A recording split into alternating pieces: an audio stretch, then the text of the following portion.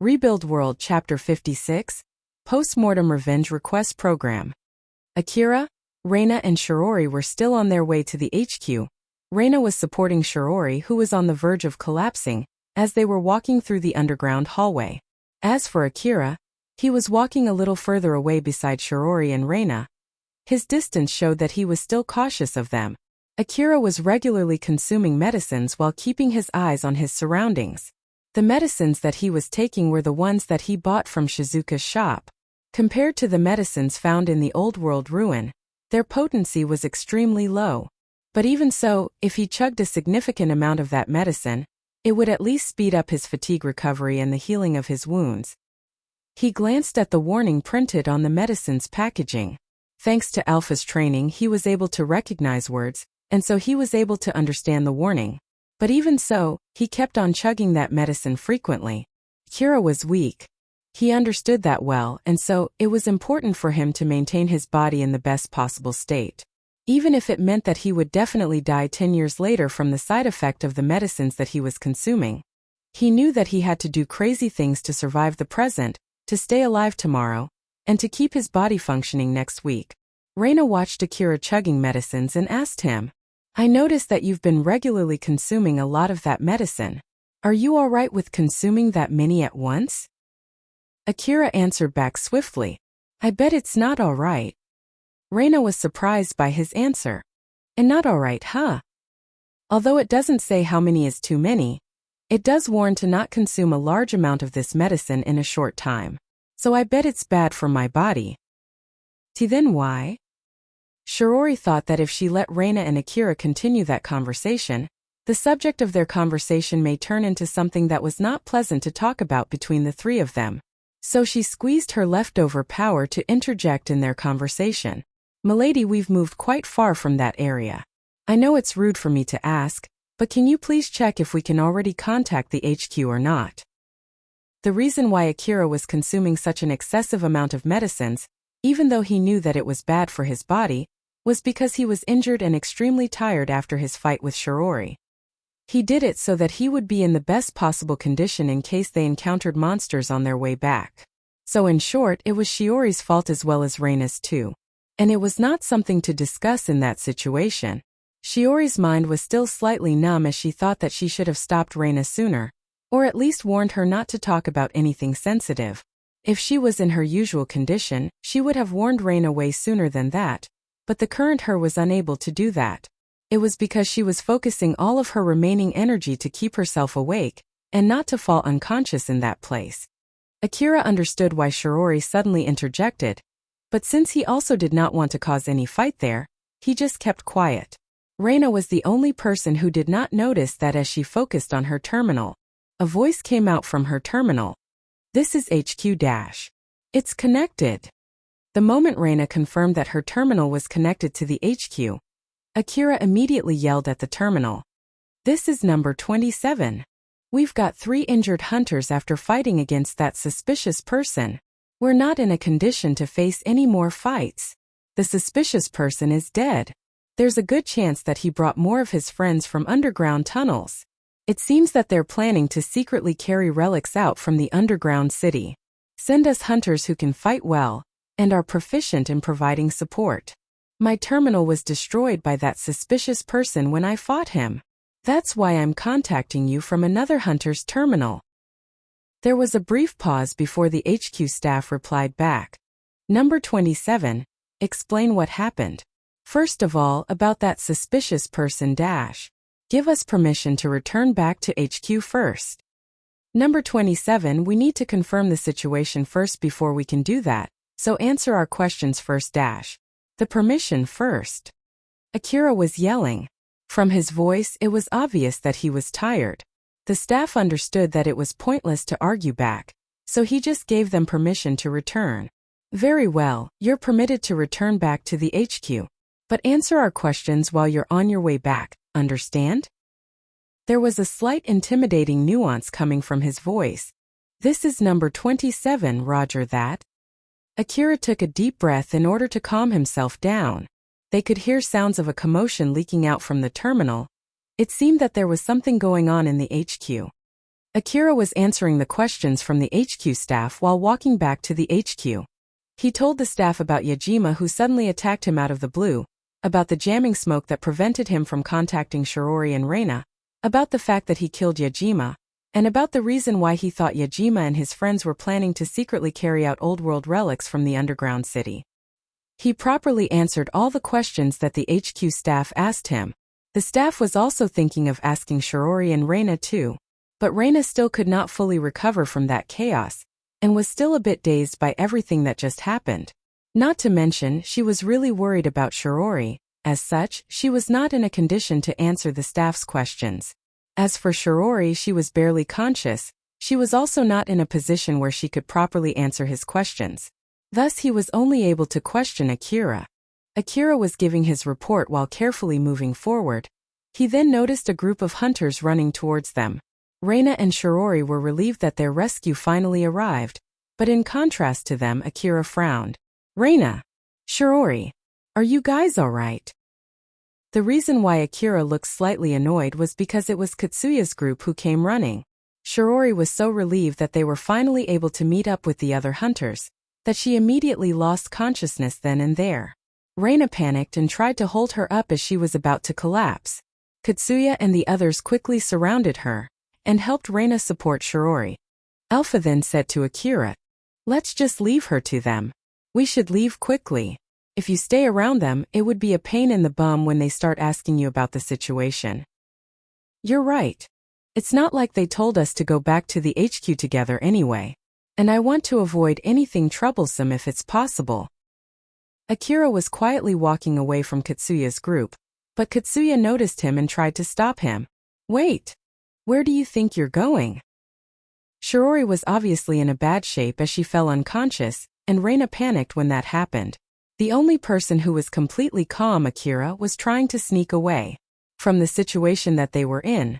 Plus his distrust of Akira, Katsuya thought that Akira was the real cause of that situation. He thought that Akira did something bad and caused Shiori and Reina to get injured. Or even maybe it was he who attacked Reina and Shiori. Akira was already running away from that place. Alpha smiled at him and warned him, "You can't stop running, okay?" "I know." Even without Alpha telling him, Akira ignored Katsuya's voice as he kept on running towards the HQ. Katsuya was at a loss whether he should chase Akira or not. Then suddenly HQ staff's voice came out from Reina's terminal, and the staff was unaware that Akira was already gone from that place as he asked a question. "Number 27, what was that sound? What's going on over there?" Katsuya sounded obviously angry when he replied back. "This is Katsuya from Drankum. We just met up with the injured hunters." "Who? What number?" "It's number 52. Where's number 27? Is he not there? I heard that there were 3 injured people including number 27. Katsuya realized that number 27 was Akira as he answered back as if he was venting. "If it's that guy, he looks completely fine and ran away. I don't even know where he's going." "I see. The rest of the injured hunters are from Drankum, right? Number 52, I'll put the other 2 back in your team. You take the command from here and on. That's all." Katsuya yelled at the terminal. "Wait! Are you telling me to bring Reina and Shiori around rather than sending them back? Your duty is to confirm your situation. Check how bad their injuries are and decide whether to bring them along with you, or to let them rest in the defensive point. You can even bring them to the medical team if their injuries are serious. You guys decide what to do from there. Whether you would send some people back or not, or proceed with your duties with the remaining hunters, or whether you bring your whole team back since it doesn't seem like you can continue with your current situation. It's up to you guys from Drankum to discuss and decide on your own. Don't ask us for every single thing on what to do. Ask Drankum instead. Only inform the HQ if you decide that it's necessary to do so. We're also busy here, you know. That's all." The HQ staff ended the call after saying that. Katsuya could feel that the HQ was taking Shiori and Reina's situation lightly. His face was twitching with anger. He then quickly decided on what to do next. "We'll take Shiori and Reina back to the HQ." Taking everyone back to the HQ could be interpreted as abandoning his duty. Eri understood it, so she asked Katsuya, "What about our duties?" Katsuya smiled as he answered back. They told us to decide on our own. We'll return back to HQ, leave Reina and Shirori with the medical team, and then return back to our duty. After all, our friends' lives are much more important than our duty, right? Seeing how Katsuya prioritized his friends' lives over his duty, the other young hunters in his team looked at him with approving gazes. Although Yamaina was not sure whether it was a good idea to bring everyone back, she felt like Katsuya would decide to be the one staying behind if she said anything, so she just kept quiet.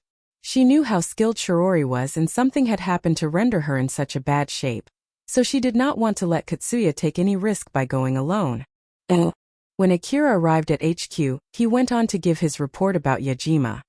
He thought that the staff would be asking him a lot of questions again, but instead, he was let go after giving a simple report.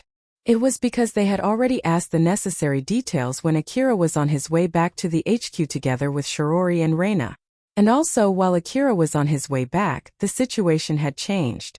There seemed to be more of Yajima's friends found in the underground city, and they killed some hunters that the HQ had dispatched. Akira let out cold sweat when the HQ staff told him that there were some deaths reported after the clash between them.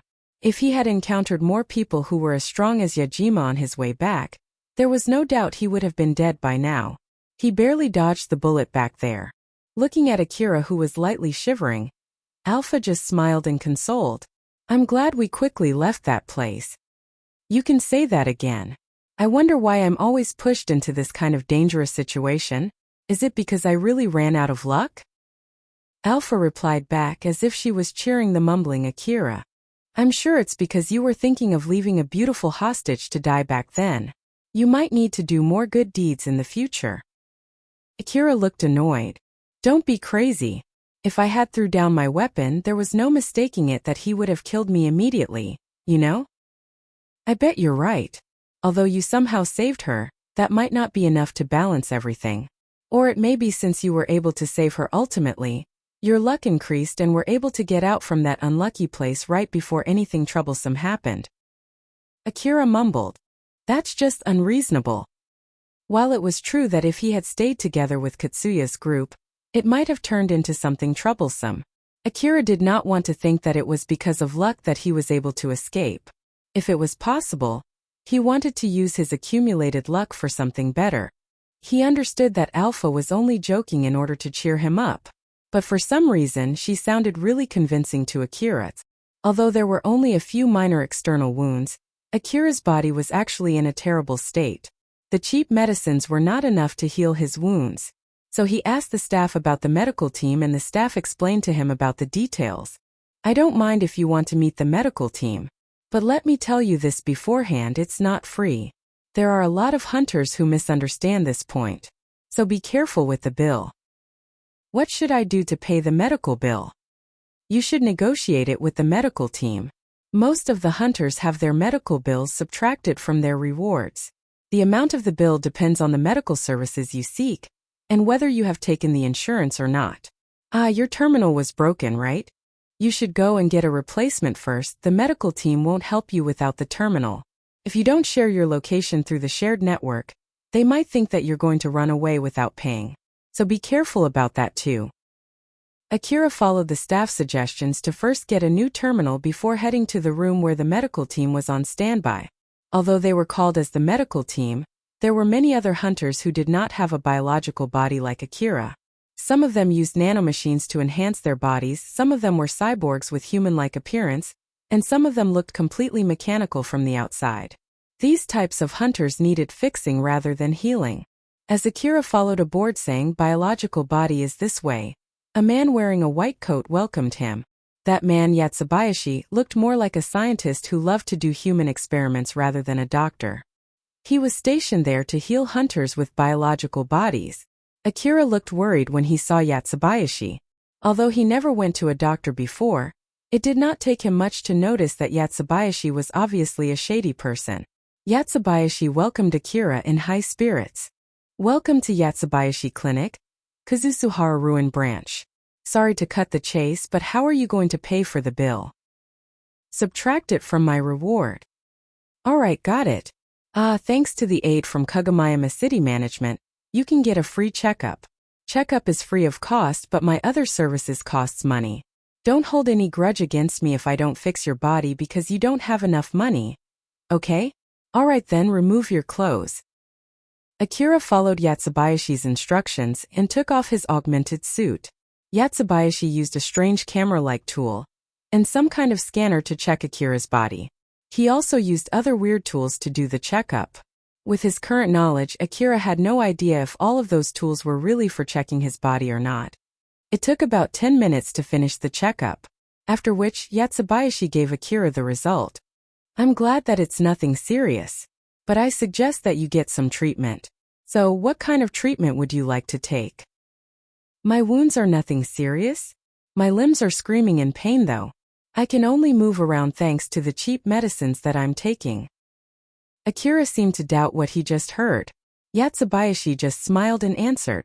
Serious injuries are those cases in which you have lost your limbs or have your internal organ gouged out or even destroyed.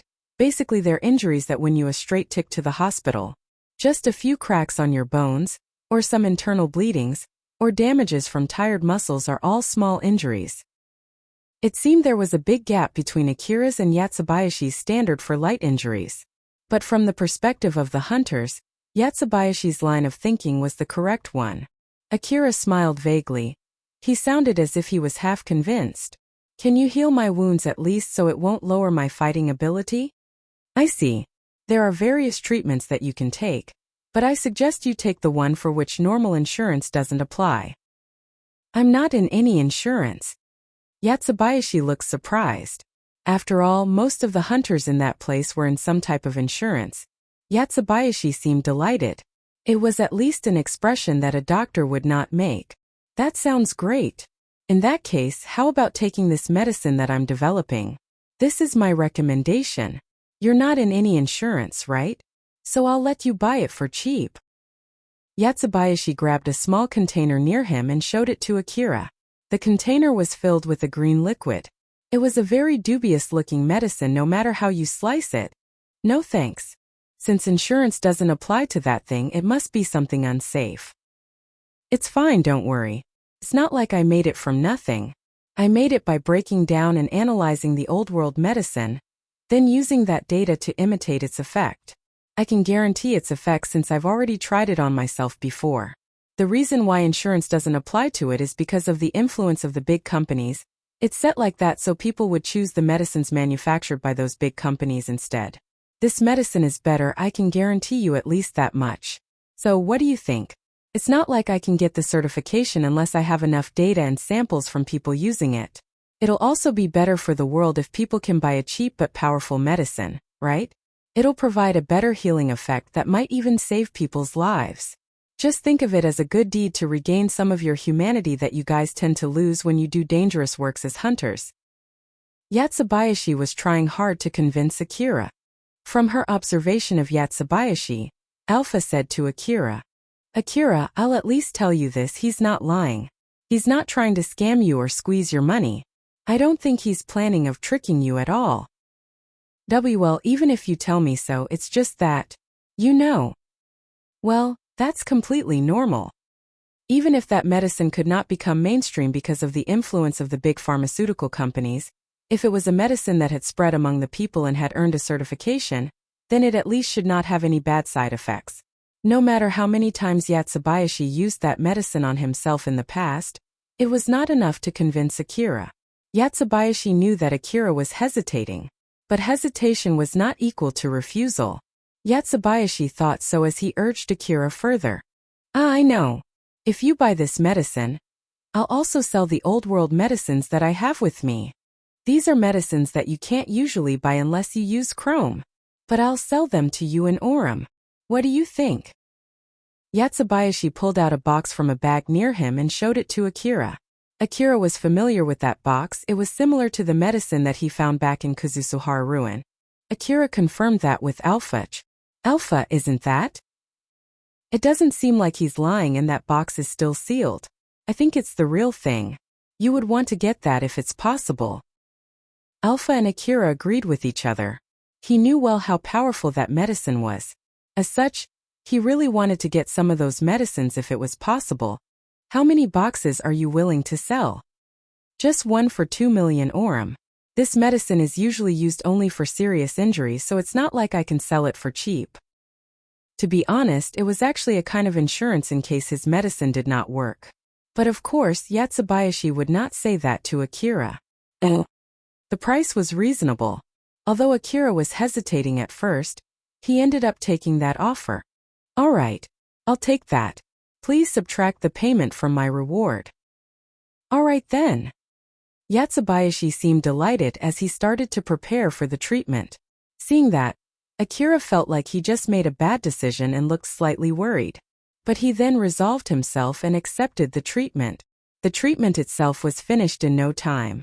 They only put bandages soaked in that green liquid and injected that green liquid at some points in Akira's body. That's it. Just take a rest for the time being. Let's say for about the next 1 hour. It won't kill you if you move around, but its effect will be maximized if you just take rest. And also, don't tell anyone that I sold you that medicine, okay? It's not something that I usually sell, you know? So it would be troublesome if other hunters come to me asking for the same thing. All right. How much for that treatment? 100,000 orum. You can look forward to its effect. Since insurance doesn't apply for this one, I gave you a big discount for the treatment here. Thank you very much for cooperating with the treatment. Yatsubayashi smiled suspiciously. Akira frowned since he found some words that Yatsubayashi just said to be very questionable. Akira did not know whether it was expensive or not. If it would recover his body to the point that his injuries would not lower his fighting ability in 1 hour, he thought that it was rather cheap. Not to mention he also got a powerful medicine, so he could use that in case if anything bad happened. Alpha also did not stop him, so it should be okay. So he just decided not to worry about that in order to conserve his mental strength. Suddenly things got pretty busy around him. Akira looked over to the source of the commotion and saw some hunters with severe injuries being carried to the medical team. Some of them were drenched in blood. Some of them lost all of their 4 limbs. There was even a hunter who had lost half of his body. Yatsubayashi looked at those hunters and said, "Whoa, we have an emergency here. Everyone with light injuries would only get in the way. I'm sorry, but can you guys move somewhere else? I want to save as many people as possible." Even if you say so, some of them are already dead, aren't they? That might not exactly be the case. Some of them have half-mechanized brains and some of them are using nanomachines that would allow them to stay alive even after losing their neck for a short time. We might still be able to save those people if we hurry up. Well, of course that is if they have enough money to pay us though. It's not like we can turn you into a cyborg with zero cost after all. They might have to work for their whole life to pay the debt, but it's not our problem. So there you have it, make way, make way. Akira took another look at those hunters.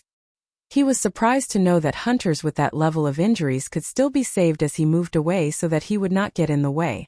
Alpha smiled at Akira, who was looking at those hunters. It's good that you only get light injuries. Yeah, you're right. Akira would have joined that line of hunters if he had made even the slightest mistake. He even bet that he would be dead if that had happened. Before putting back his augmented suit, Akira replaced the energy pack in his augmented suit with the new one. He noticed that he had used way more energy than he had expected. We've used quite a lot of energy, don't you think?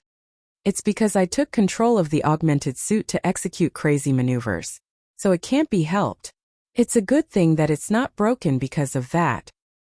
In order to make sure that Akira would survive the fight, Alpha controlled the augmented suit in a way that would definitely shorten its lifetime.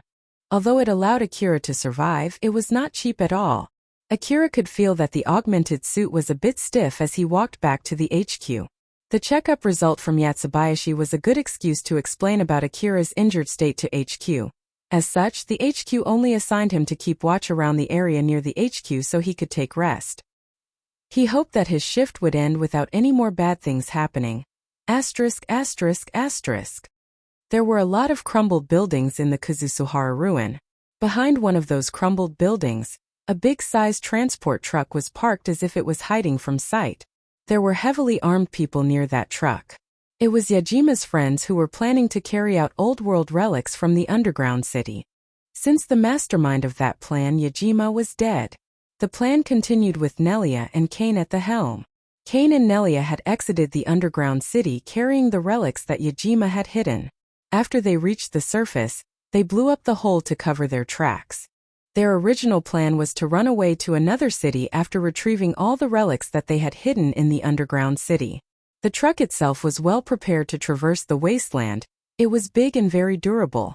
There was a huge amount of expensive old-world relics piled on its tray. They only needed to escape that place together with their friends and they would be rich. Of course, that was if they could escape that place with those relics. For some reason, they were still gathered in that place. It was because they encountered a problem. Countless terminals that were fixed into Nelia's powered suit were connected to the truck. She was connecting to the truck's control device. Among all of them, she was the second best when it came to operating the control device after Yajima died. She was now trying to take control of the truck's control device. While Nelia was still trying to take control of the truck, Kane asked her. He did not even try to hide his displeasure. "So, how's it going?" "Kneel." Nelia waved her hand as if she was giving up when she said that to Kane. Hearing those words, Kane vented the feelings inside his heart. Damn it! That damn Yajima. How dare he leave us with this shitty souvenir? Kane smacked the truck. His powered suit was big-sized with equally big power. Thus it made a loud sound when he smacked the truck. The truck was originally Yajima's. It had an advanced control unit so that even an amateur would be able to drive that truck just fine.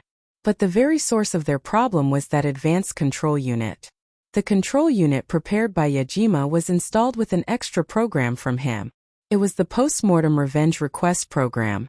It was a program that the hunters could download from the dark web of the Eastern District Network.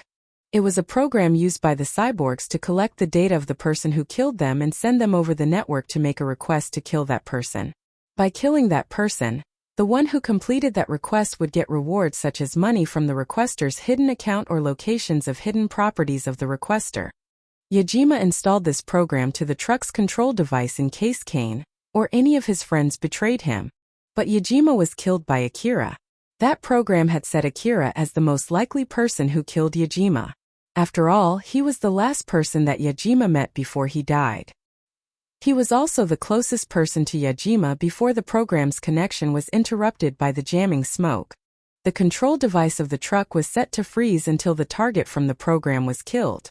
Of course, they could just rip out the control device, but in order to install a new one, they would need a special set of skills. And they did not have that skill nor a spare control device that they could use. The program could confirm the target's death using different methods depending on the setting of the program. Some badly made programs could be fooled using a similar mannequin doll. It might also be unable to confirm the death of the target even after the target of the request was killed. As for advanced programs, they confirmed the death of the target from submitting the image of the dead target. Nelia was trying to bypass that confirmation process. But all of her trials ended in failure thanks to the advanced control device and the advanced program that someone spread in the darknet. She also did not have the skill to hack through the program. Since Nelia could not do it, it meant that no one here could do it.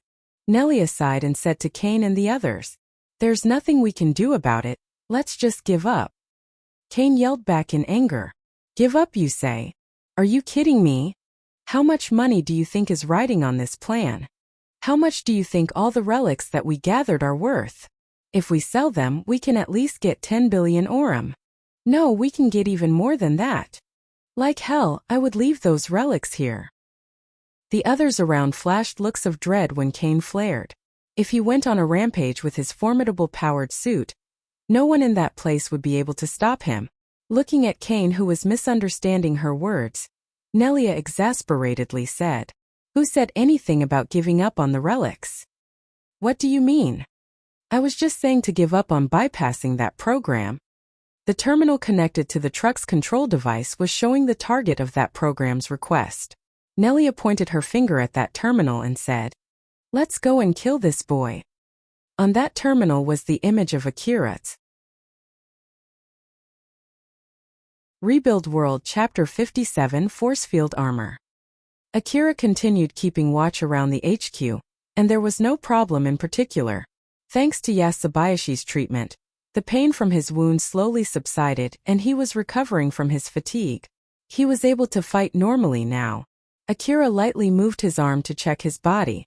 It seems that treatment actually works, huh?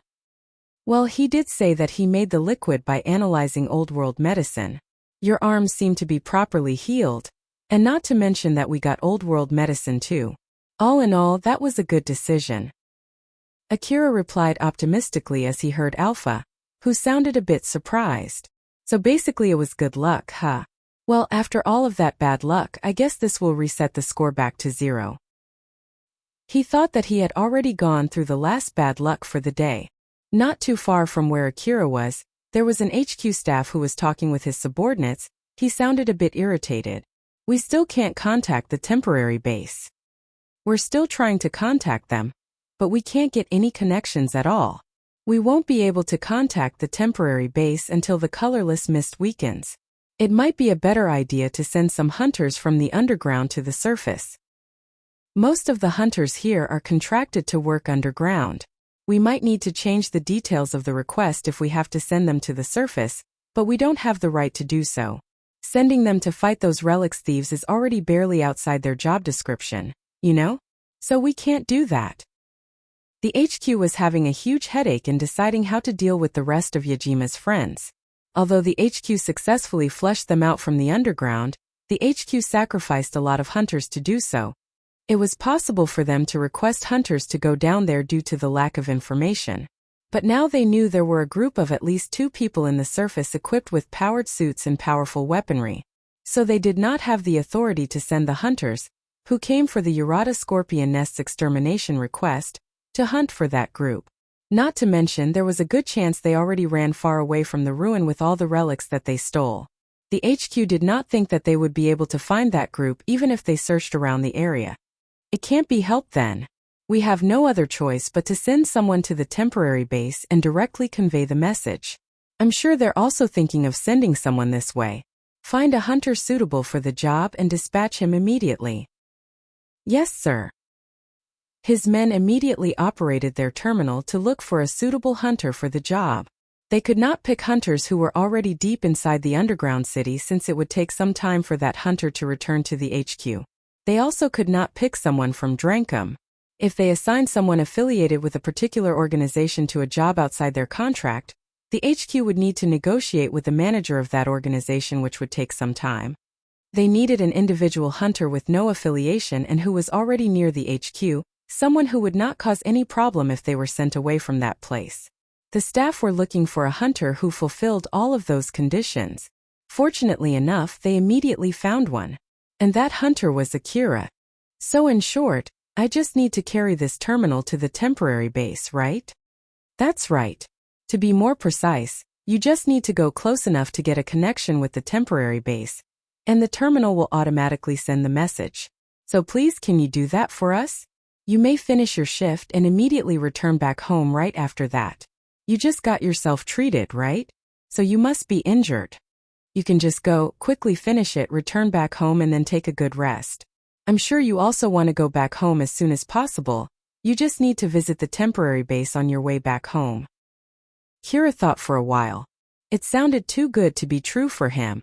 Welp, it seems that I really exhausted all of my bad luck for today. I guess I should quickly go back home, take a good bath, sleep well and get myself ready for my tomorrow's share of bad luck. Since he was told that he was allowed to finish his shift and return back immediately after doing that, it made him really want to go back home as soon as possible.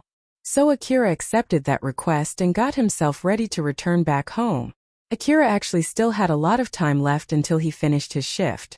So he was happy that he could leave the underground city sooner than expected. He went to pick up his bike that he parked not too far away from the building connected to the underground city. He was smiling happily as he said to Alpha, "My job for today will be finished after I visit the temporary base. Let's finish this, quickly return back to the inn and take a good rest." "Yep, let's do that. Your augmented suit is also damaged, so you might want to send it for repair as soon as possible. It would be great if we can get it temporarily fixed in Shizuka's shop though." "Well, in that case, I guess I have to visit Shizuka-san's shop on my way back." Akira got on his bike and headed to the temporary base. Most of the rubbles and wreckages were already cleaned out from the road connecting to the temporary base. If nothing bad happened, He would be able to reach the temporary base in no time. Alpha looked relaxed as she said to Akira. Akira, it seems that the colorless mist around the temporary base is getting thicker. Just to be safe, I'll lower the speed. Roger that. How about this area? Your detection ability falls off inside a thick colorless mist, right? It's alright. Although we're in a thick colorless mist, my detection ability is still better in this open place compared to when we were in the underground. Huh. That only makes me not want to go back to the underground even more. I wonder if we can come up with some kind of excuses so that the city would reduce the length of my contract. Your only chance is if you pay someone with good negotiating skill. I have neither the connection nor the money to do that. Akira just gave up as he rode his bike through the wasteland. He paced his bike to the temporary base. But in all actuality, it was Alpha who was controlling the bike. He was just gripping on the handle and sitting on the seat. But since Alpha was also controlling his augmented suit, it could be said that it was her who was gripping the handle too. So in short, he was actually doing nothing, it was all done by Alpha. Thus Akira was caught off guard when Alpha suddenly made a 90 degrees turn. He turned to Alpha in reflex and asked her why she did that so suddenly. Alpha, why did you do that? Akira's face froze the moment he saw what was coming at him. He was leaning so low that his shoulder almost touched the ground as he turned his head away from the ground. Far away from him, he could see a tall building crumbling down against the backdrop of the blue sky together with hundreds of small missiles that were pouring down in his direction. The countless small missiles cut through the colorless mist and left traces in the sky as they rained down on the area around him. Some of them hit the ground while some of them hit the walls of the buildings scattered around the area, followed by loud explosions that echoed through the area. They wrapped the area with explosions and smokes as they destroyed buildings and the paved road, leaving the area filled with new rubbles. Kane and Nelia were standing not too far from the area where the missiles rained down. Since the surface was wide open compared to the cramped underground, they could freely use the new heavy weapons that they installed on their powered suits. Especially Kane, he was carrying nothing but heavy weaponry. He was even carrying missile pods that were normally only installed on a special type of tank or vehicle. Kane was the one who unleashed those small missiles toward Akira. He detached the empty missile pod from his powered suit. The missile pod made a loud banging sound as it fell to the ground. He sounded delighted as he said, "And here I was at loss on how we are going to kill that boy. But to think that he would come out to the surface by himself. We're really lucky, aren't we? There won't be much trouble now to remove the lock from the truck's control device." Kane was in high spirits. He was savoring the feeling of satisfaction from killing his target by pouring down countless missiles at him. But that was not all. It was also because he thought he was finally able to remove the person who was preventing him from carrying all the old world relics that he had gathered. Nelia sounded completely normal as she replied back. "Although I've prepared so many different plans to go back to the underground, I guess they're all for naught now, huh? Well, it doesn't really matter, it's a good thing that he reduced the work for us." Kane and Nelia were gazing towards the Kazusuhara ruin, which was blanketed in smoke, through the camera of their powered suits. Kane emptied one whole missile pod at Akira, so he thought that Akira would be dead for sure. "Nelia, is the lock on the truck removed yet?" Nelia sent the image captured from her powered suit's camera to the truck's control device. If the control device could confirm Akira's death from that image, it should be able to remove the lock on the control device. Nelia checked the control unit. Nope. It's still locked. Huh. But how? That should kill him, right? How would I know? Either it can't confirm the kill because of the smokes or that boy is still alive and kicking. I'm sure it would be able to confirm the kill if we show the corpse up close or at least the head of that boy. I don't mind if you use big explosives to kill him, but if the program can't confirm the kill because of that, it would be all on you, okay?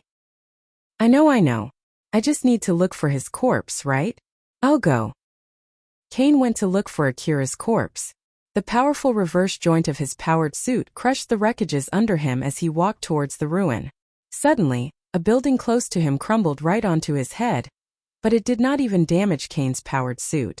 When he arrived at where Akira was, he used his head camera to look for Akira's body. But he could not find anything, not even a trace of flesh or blood. Nope, nothing at all. Nelia could hear Kane's mumbling, so she snapped at him. Don't give me that.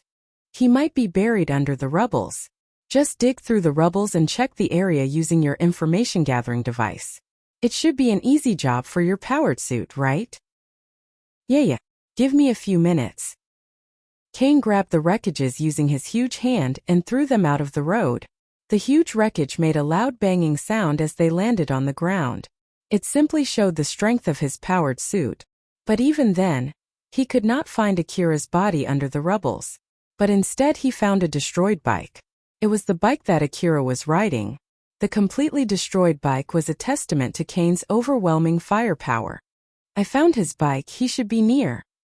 There's nothing we can do with the bike, find the body. I'm searching for it right now. Kane had vented his irritation by using his overwhelming firepower. He regretted his choice now as he thought that he should have used something that would have caused less damage to the area. He thought that Akira's body should be around, so he pulled out his information gathering device to scan the area. With its current setting, it should be able to find any corpse buried under the rubbles. Kane was looking for Akira's body, while removing the rubbles that were reducing the accuracy of his information gathering device. But he still could not find anything. Still nothing. Did his body get thrown away because of the explosion? He thought so and increased the scan range of his information gathering device.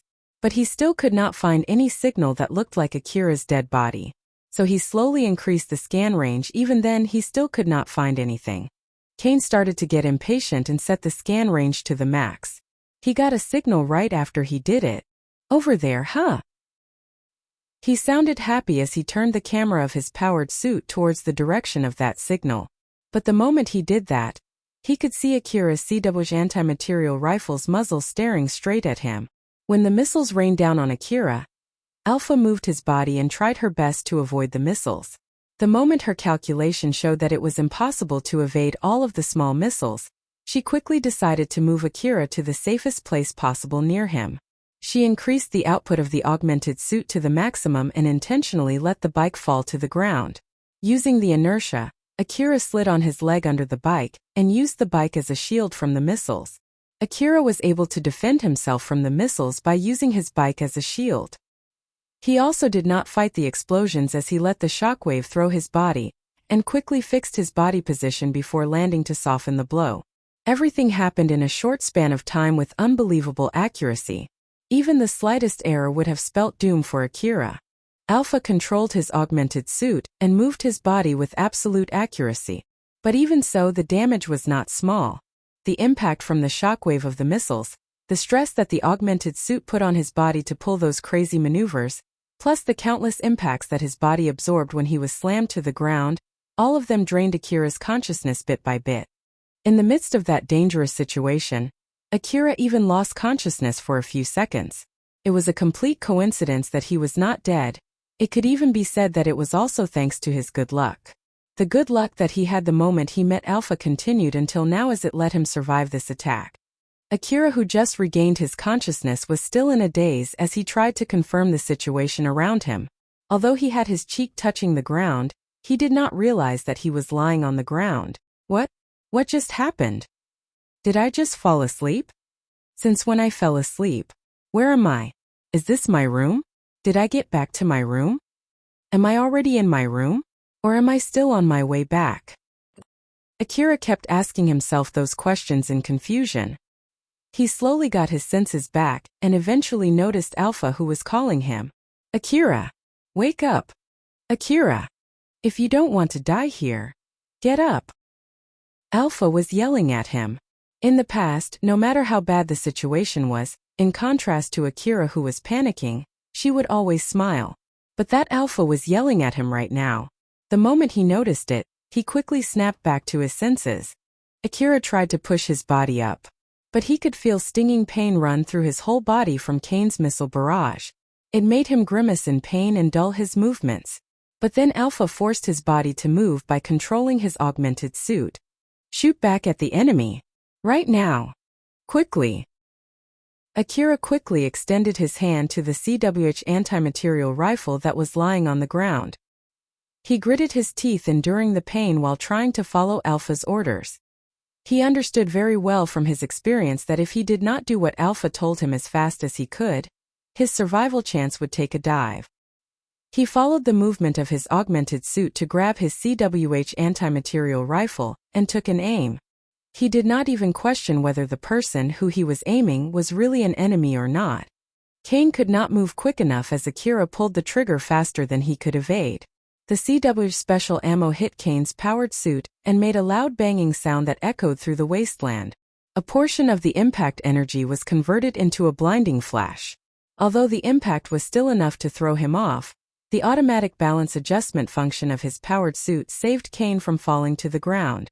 Kane used all the weapons that his four arms were carrying to shoot back at Akira even before he could regain his balance. The heavy weapons that were handled using his strength-focused powered suit released countless bullets towards Akira. The bullets were able to pierce, destroy and crush any rubbles and wreckage along their way. The moment he saw Kane's arms move, Akira quickly took evasive action. Thanks to that, he was able to avoid the bullets' barrage. Nelia called Kane. "Kane? What just happened? Did you find a monster or something?" Kane answered back in panic. "It's that boy. He's still alive." "Is that so? Was he on the verge of death? You adjusted the missiles to at least leave a corpse behind, right? So then, did you just shoot him to make sure that he's dead? Did you properly kill him this time?" "Oh, that's not it. That boy evaded the missile's barrage. Moreover, he got a shot at me. And he also evaded my shot just now. He even depleted a huge chunk of my force field energy with his shot. Was that CWH special ammo? That's the ammo you usually use for hunting tanks or mechanical monsters, right? Isn't there only Urata scorpions in the underground? So why the heck he's using that ammo? This is just too strange." The level of firepower that was normally used to fight Urata scorpions would not be able to breach Kane's force field armor. But it was a completely different story if it was CWH special ammo. Kane could not help but get panicked. After all, he thought that it would be an easy job, a one-way fight thanks to his superior equipment, but instead he found himself fighting for his life now. Judging from the flash of light that the force field made, his shot packed a powerful punch. "Nelia, you sent me first since you knew that this would happen, didn't you?" "Like hell if I knew. But I did expect him to be someone pretty strong since he killed Yajima. You should at least know that much, right?" "Well, you're right, but still." Nelia made a guess about the situation and said to Kane. "Before he died, Yajima did say that it might be an agent sent by the city, remember? So that might be him. Yajima might have made a mistake during the planning and got the whole plan leaked out. Or at least something leaked out and the city somehow got suspicious that he would be stealing the relics. So that boy might be an agent who was sent by the city to blend in with the hunters in the underground. It won't be strange for him to be using CW special ammo if he was expecting to fight against relics burglars." Although Nelia was absolutely wrong, her explanation fit the current situation. Kane was getting more and more panicked now. What should we do then? If that's true, then in the worst-case scenario, the city might even have sent its army this way, you know? There's no way we can deal with that. If the city was seriously expecting this to happen, there's no way they would send him alone like this. So in short, he was sent just for caution's sake. There should be no problem if we kill him quickly. Fortunately, thanks to the colorless mist, he shouldn't be able to contact the temporary base at the moment, so we have some time to kill him. In short, we just need to kill him fast and get out of this place, right? Yep, that's right. Let's go. Kane and Nelia chased Akira. There was a good chance that the defense squad from the city was heading their way. But fortunately, they had plenty of time to kill Akira. The relics that they had gathered would earn them a huge amount of money. Because of that, they just could not easily give up on killing Akira. After escaping the barrage from Kane, Akira was running among the ruins. His bike was already destroyed, so he had no choice but to use his legs. Akira popped out the medicines that he bought from Yatsubayashi. The intense pain slowly subsided from his body, but it was no more than the effect of painkillers from the medicines. His body was still in a very bad condition. He wanted to move his body with his own will, but his limbs were not in the condition to listen to him. As such, Alpha was forcefully moving his body through the augmented suit to make him run. Akira looked grim as he said, "Alpha, that guy just took the CWH special ammo head-on and survived. That's a force field armor. The impact energy from the bullet was converted into that flash of light. The force field can reduce the impact from external force by converting a portion of the impact energy into light. You see. That's not it. I wasn't asking about how he did that, I was asking what I should do now.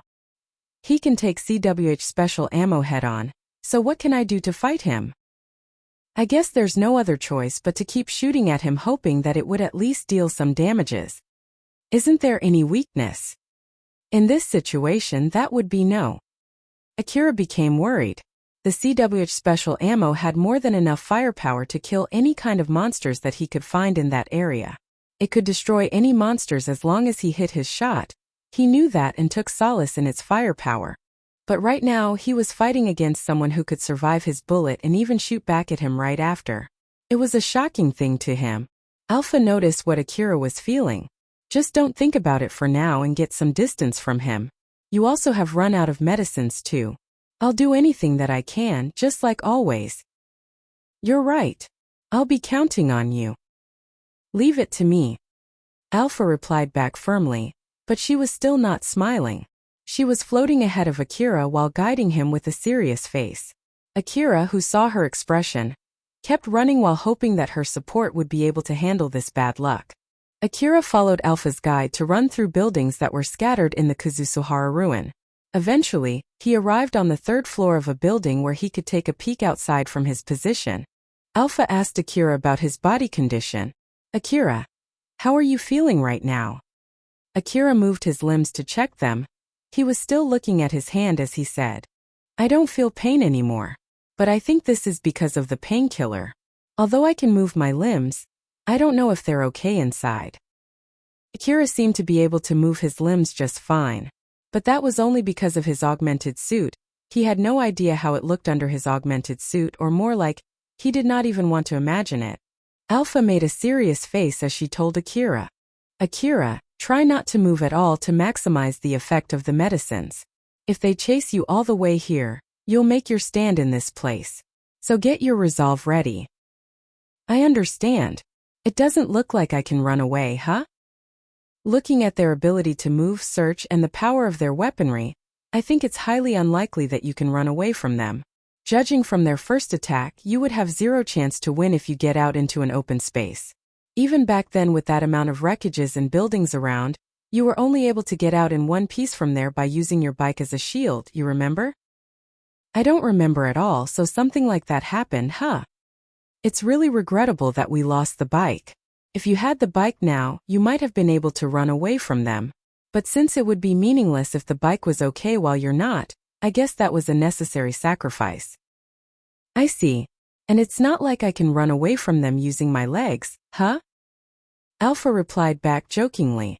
"Want to try running away from them, hoping that you're lucky that they don't have the expected mobility, or scanning range or firepower?" Akira smiled bitterly. "No thanks. I'm not expecting to find any more good luck after I met you." Akira used all his life worth of luck when he met Alpha. That was why during his dangerous hunter work, he would try to do good deeds to replenish his scarce supply of good luck, and then use it in tandem with Alpha's support to overcome any problems. She also told him something similar to that in the past, and he believed it. That was why he subconsciously believed that the moment he met a problem that Alpha's support could not deal with, he would not be able to do anything against it with his own power and he would just drop dead. Of course, he would fight back as hard as he could. After all, he had resolved himself to fight back as hard as he could in the face of death. But even so, although he was planning to fight back, there was a trace of resignation since he also knew that it would be pointless, and it would not change the outcome no matter how hard he fought. As Akira replied back through telepathy, a part of his feeling and emotion that he did not convert into words were also unintentionally sent to Alpha. Alpha, who received that message, said to him resolutely, "Akira, I'll say this to you up front. I have no plan of losing. Do you think that my support is something so worthless that it would not be able to fight back this level of a bad situation?" Akira stared at Alpha as she stared back at him. It was not like Alpha was actually there. Akira was only seeing her image that was added into his vision. He understood that very well, but even so, he kept his eyes locked at that image of Alpha. The image of Alpha that he was staring at was looking back at him. It was not like those eyes were actually looking at him, but even so, Alpha kept staring at him. Akira, get your resolve ready. If you do so, this will just be like business as usual. Alpha smiled.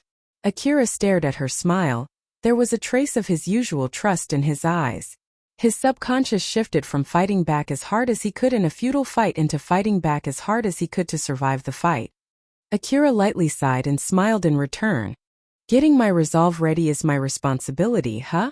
Alright, I'm sorry I got all pessimistic. Alright then. I'm ready.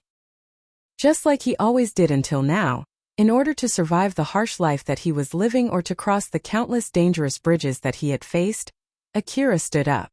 Alpha smiled and said, "That's the way I like it."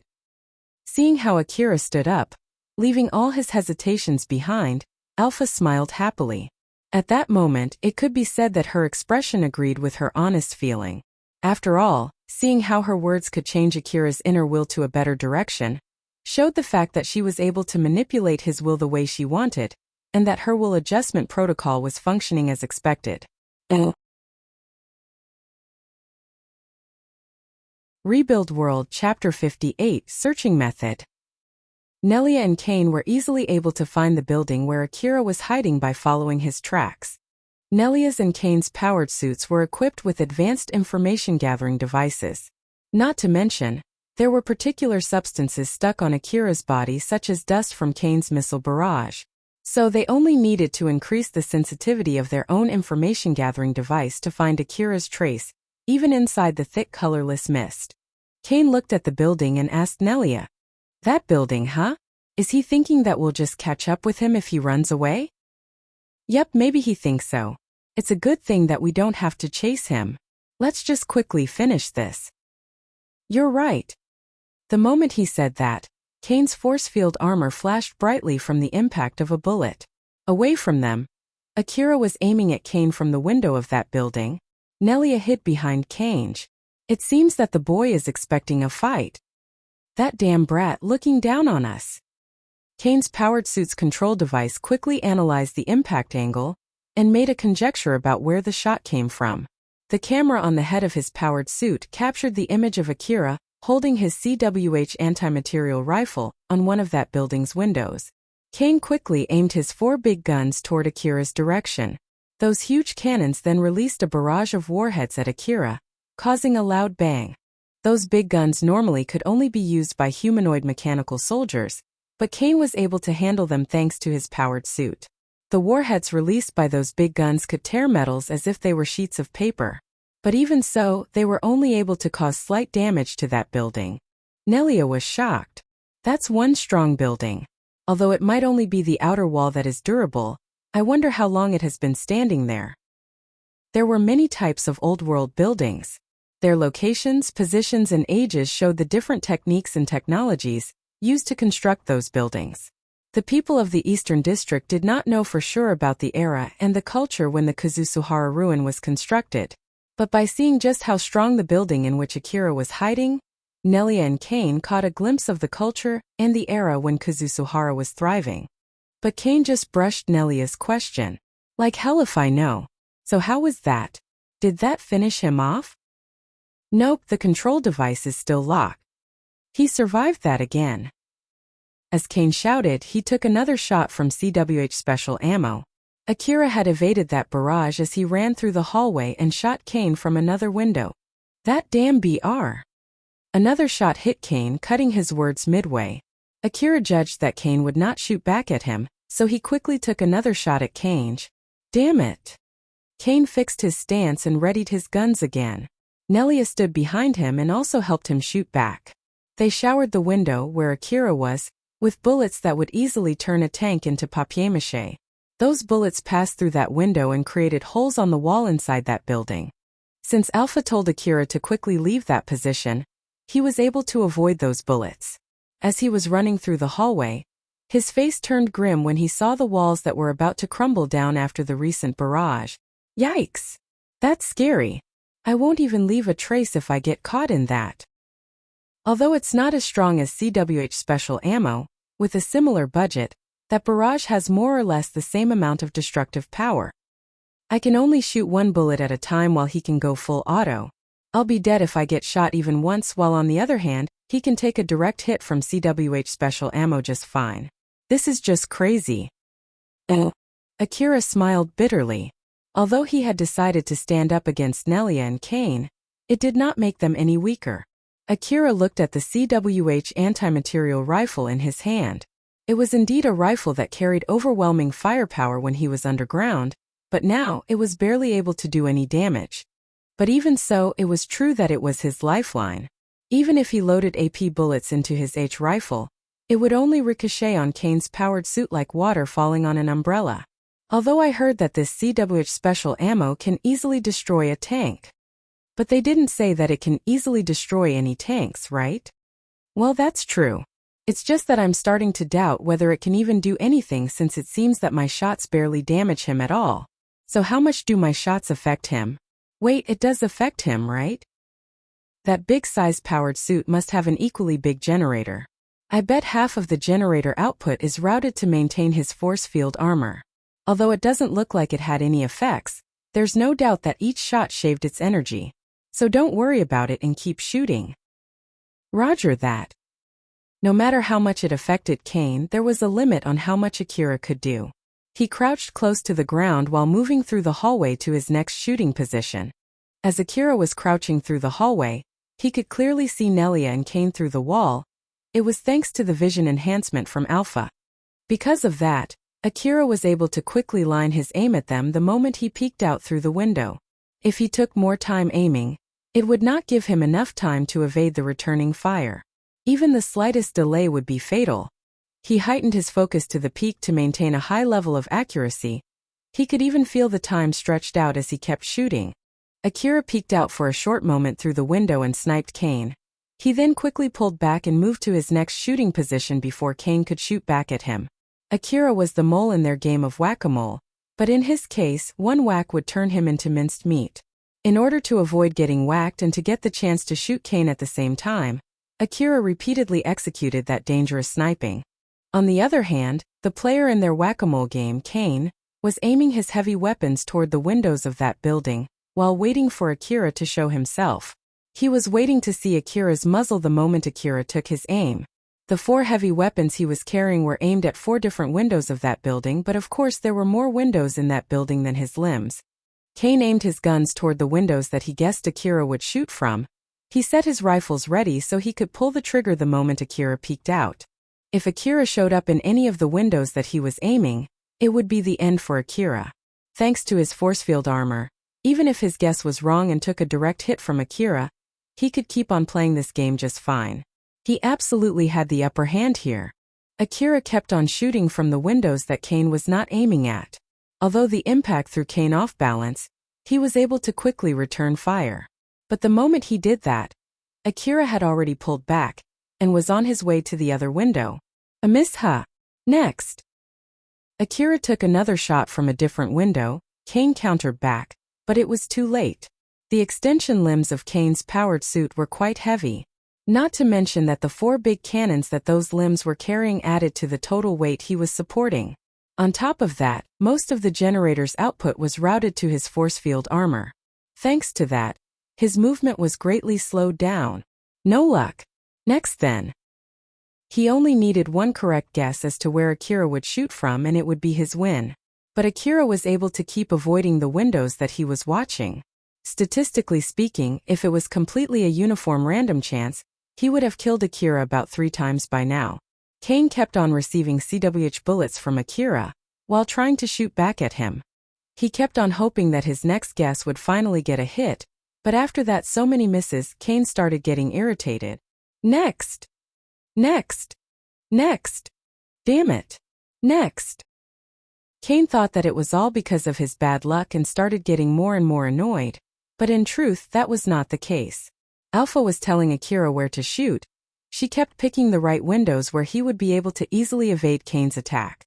With her superior detection ability, Alpha was able to ascertain Kane's stance and accurately calculate where he was aiming. She knew exactly where he was aiming and she placed Akira in the safest window when he sniped Kane. Kane noticed that Akira was somehow able to read his guesses. He didn't notice it until now because Akira was only able to barely evade getting hit. If Akira was able to perfectly evade his aims without any trouble, he would have found out sooner. Akira's lack of skill made him notice it later. Damn it! Damn it! King damn it! Kane yelled in anger. Nelia looked annoyed as she said, Kane, you're too noisy. If you want to shout, cut the connection first. Nelia, you should take a better aim than that. I'm doing that even without you telling me. He's evading my shots too. Moreover, I never thought that he could evade this well. As expected of someone who killed Yajima, he might really be an agent from the city. Nelia continued wording out her guess. This means that he's somehow able to accurately read our movements, huh? I guess that's also the reason why he could survive that missile barrage from you. Kane sounded surprised as he replied. What do you mean? Even if he's really an agent from the city, does it have anything to do with his ability to evade our attacks? Or is it that he's carrying some kind of advanced information gathering device to read our movement since he's an agent? That's just impossible.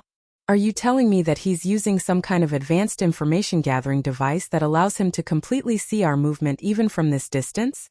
We're under the colorless mist right now, you know? Wait, it's possible that he's using one, but that level of an information gathering device is something that the hunters in the front line would use. There's no way someone around this area would use something like that. That's not what I'm saying, but I guess it's something similar. Kane got more irritated since Nelia was being cheeky. Yeah, right, so what? Just tell me already.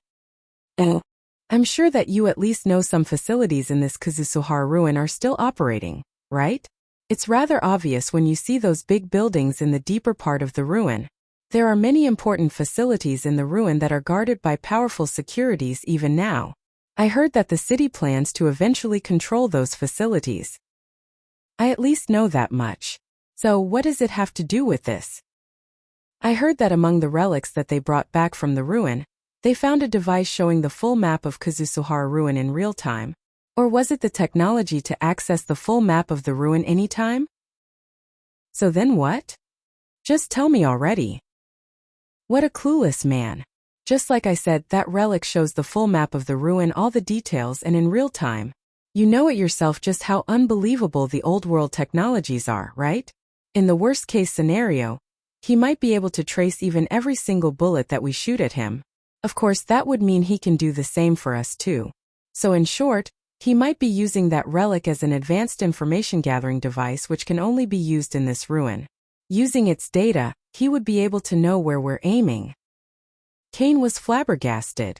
Seriously? Well, it's just a possibility. Although it's just silly talk, there's another rumor coming around the same time when the rumor about that relic spread. That ghost story of the Kazusuhara ruin, the beguiling ghost. I heard that the people who could access that full map by some kind of means were able to see that ghost and always ended up dead. Well, it might be just some kind of rumor that the city spread to prevent people from trying to connect to that network which somehow leaked out. That's why, if he's really an agent from the city, he might be connected to that network. Nelia seemed to be enjoying boasting her knowledge, but she suddenly realized that Kane had gone silent. Kane? Kane! Kane shouted. He sounded very irritated. That damn brat! The mole in this whack-a-mole game knew exactly where he would hit. Kane was so angry since he felt as if Akira was playing him for a fool. I'll King kill you. Kane readied his gun to shoot all the windows in that building. Akira was in the midst of moving to his next shooting position, but Alpha suddenly said to him with a grim face, Akira, go deeper into the building. Alpha moved his augmented suit the moment she said that. She moved him to the deeper part of the building through the hallway that connected the outer side of the building. Akira did not try to resist as he ran through the hallway. Akira ran through rooms filled with wreckages as he tried to go as far away as possible from where he was. He understood from Alpha's voice and expression that it was extremely dangerous to stay there, but he did not know why.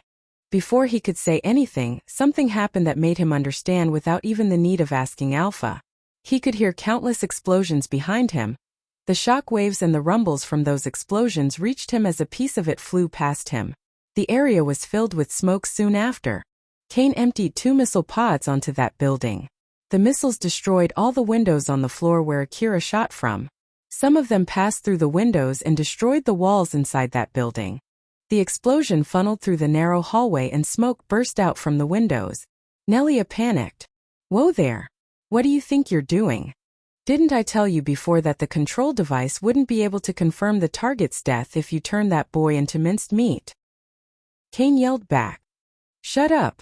If he's really an agent from the city, his corpse would at least get left behind. And this is way better than wasting our time trying to hit him. Or more like, if this doesn't confirm his death, the death confirmation feature of that thing might be broken in the first place. The program should be able to recognize that the key target to remove its lock was in that building. So how was that? Did you get the kill confirmation?" "Wait for a sec, I'll check. Nope, still locked." "Huh. Is it saying that the target is not dead yet according to the configuration of that program? That Yajima, it's not like he set the program so it would never get unlocked, right? As far as I can check, there's no trace that the kill confirmation function was ever modified in the past." Cain was obviously irritated, knowing which, Nelia sighed. "It can't be helped then. I'll go up close and check it myself. I'm sure I just need to get close enough to find at least a piece of his dead body. But in case if he's still alive, I'll just go ahead and kill him myself." "Are you going alone? It would be bad if you try to blow him up again for no good reason. It'll be better if I go alone." Nelia's powered suit opened up and she jumped out from it. Just like Yajima, Nelia was a cyborg. She looked like a young girl from the outside. It was because she adjusted her cyborg body to look like a young attractive girl. If it was a fully all-natural organic body, she would not be able to get such a level of beauty unless she was born with that kind of blessing. Nelia was using a half-transparent, thin bodysuit. Some cyborgs regarded their bodies as if they were replaceable articles like a piece of cloth. That was why those people had no problem with showing their skin. There were also some cyborgs who used sexy clothes to boast to other people that their artificial bodies were no different from natural bodies. Either she was one of them or maybe even both. The bodysuit she was using only covered half of her body. There was a cord coming out from one of her exposed body parts. It was connected to her powered suit.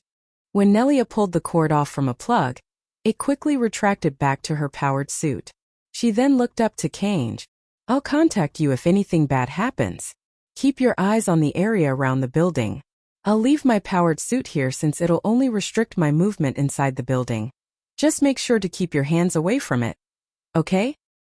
Cain replied back. Yeah, you're not going to bring a rifle with you this time? If you want one, I'll lend you mine. It's a bit huge though." Cain sounded as if he was teasing Nelia as he moved one of his big guns. "No thanks, it won't be useful in close quarters." Nelia smiled confidently. She then pulled a belt from her powered suit. That belt housed a rusty knife and so many other sharp objects. Akira was lying on the ground. His hand twitched. Although he could feel pain all over his body, he was fully conscious. "I got blown away again, huh? But I didn't faint this time." This was the second time his body got thrown by explosions today. If he was given the option, he would prefer facing 2 swarms of monsters on the same day instead. Akira looked up. He could see Alpha squatting near him while looking at him. "Akira, if you're awake, then get up." "Roger that." Looking at Alpha's expression, Akira knew that he just survived through some life-threatening situation, but at the same time, his life was still in grave danger even right now. "Once you get up, take some medicines. There's no need to move from this place, you can take a rest here for now." "Alright, but I already ran out of medicine, remember? You still have some of the cheap ones. It's better than nothing."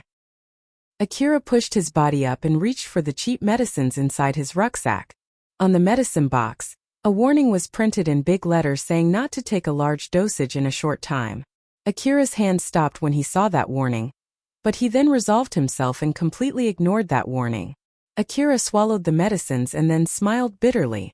"No doubt about it, this is bad for my body. I feel like I'm going to faint again like back then."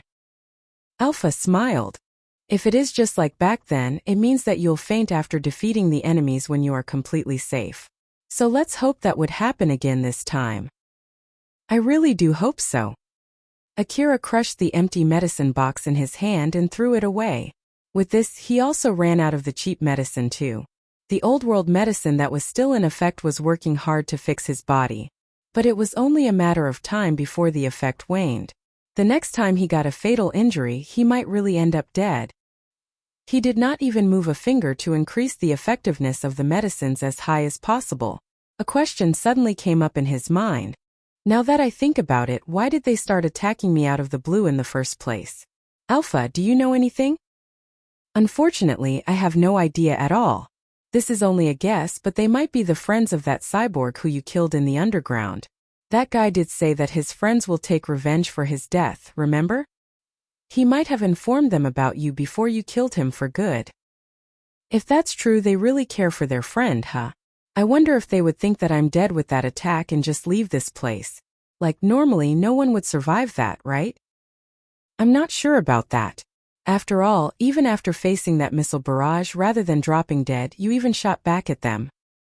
Ah, you're right. If I knew this would happen, I would have stayed underground. My luck is really the worst. Is it because of that? Is it some kind of karma because I was planning to abandon the hostage back then? But result-wise, I saved the hostage too, right? Akira mumbled those words out. It somehow reinforced his thinking as he sighed. Looking at him, Alpha smiled. Nelia, who was already inside the building, stopped in the middle of a hallway. Nelia's cyborg body was also equipped with an information-gathering device, although it was not as strong as the one installed in her powered suit. Because of that, she was barely able to use that device to scan the area. The scan range is really bad because of the colorless mist. I guess it's the same if I just turn this off. Nelia smiled. She then turned off the information-gathering device installed inside her body and lowered her ability to detect the enemy. But even so, she was still smiling. The reason for that was because of the other object that she was carrying. To think that I got a chance to test this thing so soon. Nelia and her friends had transported a huge amount of relics into their truck, but she secretly took some of those relics for herself. Among the relics that she took, there was a relic that would allow her to connect to the network where she could see the full map of the Kuzusuhara ruin real-time. It was the relic that she was talking about with Kane just now. Well, now, let's see if this thing still works. Nelia turned the device on. The data received by that device was then organized and converted before being added to her vision. Thanks to that, she was able to see the details of the building. She smiled since it was working as she expected. That went well. Since I limited the data only to the area around this building in order to reduce the amount of the incoming data, my data processing capacity should still be fine. But still, it's receiving a huge amount of data right now. I guess it really is impossible to process all of the data unless I use an information-gathering device too. But well, in this thick colorless mist, I guess this is better than nothing. Now then, where's that boy? Nelia looked around searching for Akira. Although the data that she was receiving was only limited to the area around that building, it even allowed her to see past the walls. Thus, she was able to quickly find Akira. Nelia was surprised the moment she saw Akira. She then contacted Kane. Kane, how's the situation over there? Nothing worth noting. How about you? Did you find the corpse? Kane, the death confirmation program was correct. That boy is still alive. What the heck? He might really be an agent from the city. Something like a child-sized cyborg. With his cyborg body, it's nothing weird that he could survive that barrage and evade our shots. But why would the city even go as far as to use a child-sized cyborg agent? It's not as strong as an adult-sized cyborg, or at least, it's not cost-effective at all. Isn't that because the agent wanted to blend in with the other hunters as a young hunter? After all, it seems that there are many young hunters under Drankum working in the underground. I see now. Wait, doesn't that mean that the city somehow had enough information to make them send an undercover agent? Where exactly did the information leak from? No idea. But one thing for sure, he must be heading to the temporary HQ to report back after encountering Yajima. Since he can't contact the HQ through the colorless mist, He has no other choice but to go there and give his report in person. So it's lucky that we can ambush him on the surface, huh? It would at least slow the defense squad from reacting. So then what should we do? If he's really an agent, then he's pretty dangerous, you know? Of course we'll kill him. It's kind of obvious, isn't it? Or do you think that I will lose in a fight in a narrow space like this? You just wait there and keep watch. I'll finish this in no time. Roger that. And also hurry up, okay? Nelia then disconnected the call. Although she looked surprised at first when she saw Akira, she already returned back to smiling. But still, to think that there are two of them. So it's not like he ran to this building purely by coincidence, huh? Did he come here to meet up with his comrades? Past the multiple walls that separated them, Nelia could see Alpha, who was standing beside Akira. The reason why she did not say anything to Kane about Alpha was because she wanted to avoid getting found out that she secretly took some of the relics for herself. Well, it doesn't really matter anyway. Nelia smiled and pulled out a rusted knife. The knife's cutting edge was completely dulled. It did not seem like it had any cutting ability whatsoever. Rebuild World Chapter 59 An Expensive Death Match. Alpha had changed her clothes before Akira realized it. Alpha, why are you wearing this now? Alpha was wearing an augmented suit that looked much like Akira's. Although its shape was different due to the difference in their build and gender, it more or less looked like another series from the same type of augmented suit. Alpha smiled. I just thought that it might be fun to use the same suit as you from time to time. What do you think? Even if you ask me so, it looks normal. When she was training Akira for CQC, Alpha was usually in an augmented suit. But it was not a common augmented suit. It had the old-world feeling with a daring design that showed the difference in their culture. Compared to that augmented suit, the one that Alpha was wearing now looked very normal. Although it had a striking curve to house her voluptuous body, it was way better compared to her usual augmented suit that had a mysterious useless opening in the front. Alpha looked exasperated. That was a straight and boring reply, as I thought it might be a good idea to train you in that department. Akira looked slightly annoyed. Even if that's true, this is not the time for it. Well, you're right. Let's talk about something else then. Akira, one of the enemies has entered the building. It's the one with the smaller powered suit, while the other one is watching from the outside right now. Akira tensed up. He completely forgot about Alpha's appearance in an instant. As I thought they won't leave, huh? Even if you say that it's a smaller powered suit, it's still a pretty big one. So how did that girl get in this building with that powered suit? The hallway where Akira was in was rather narrow and short.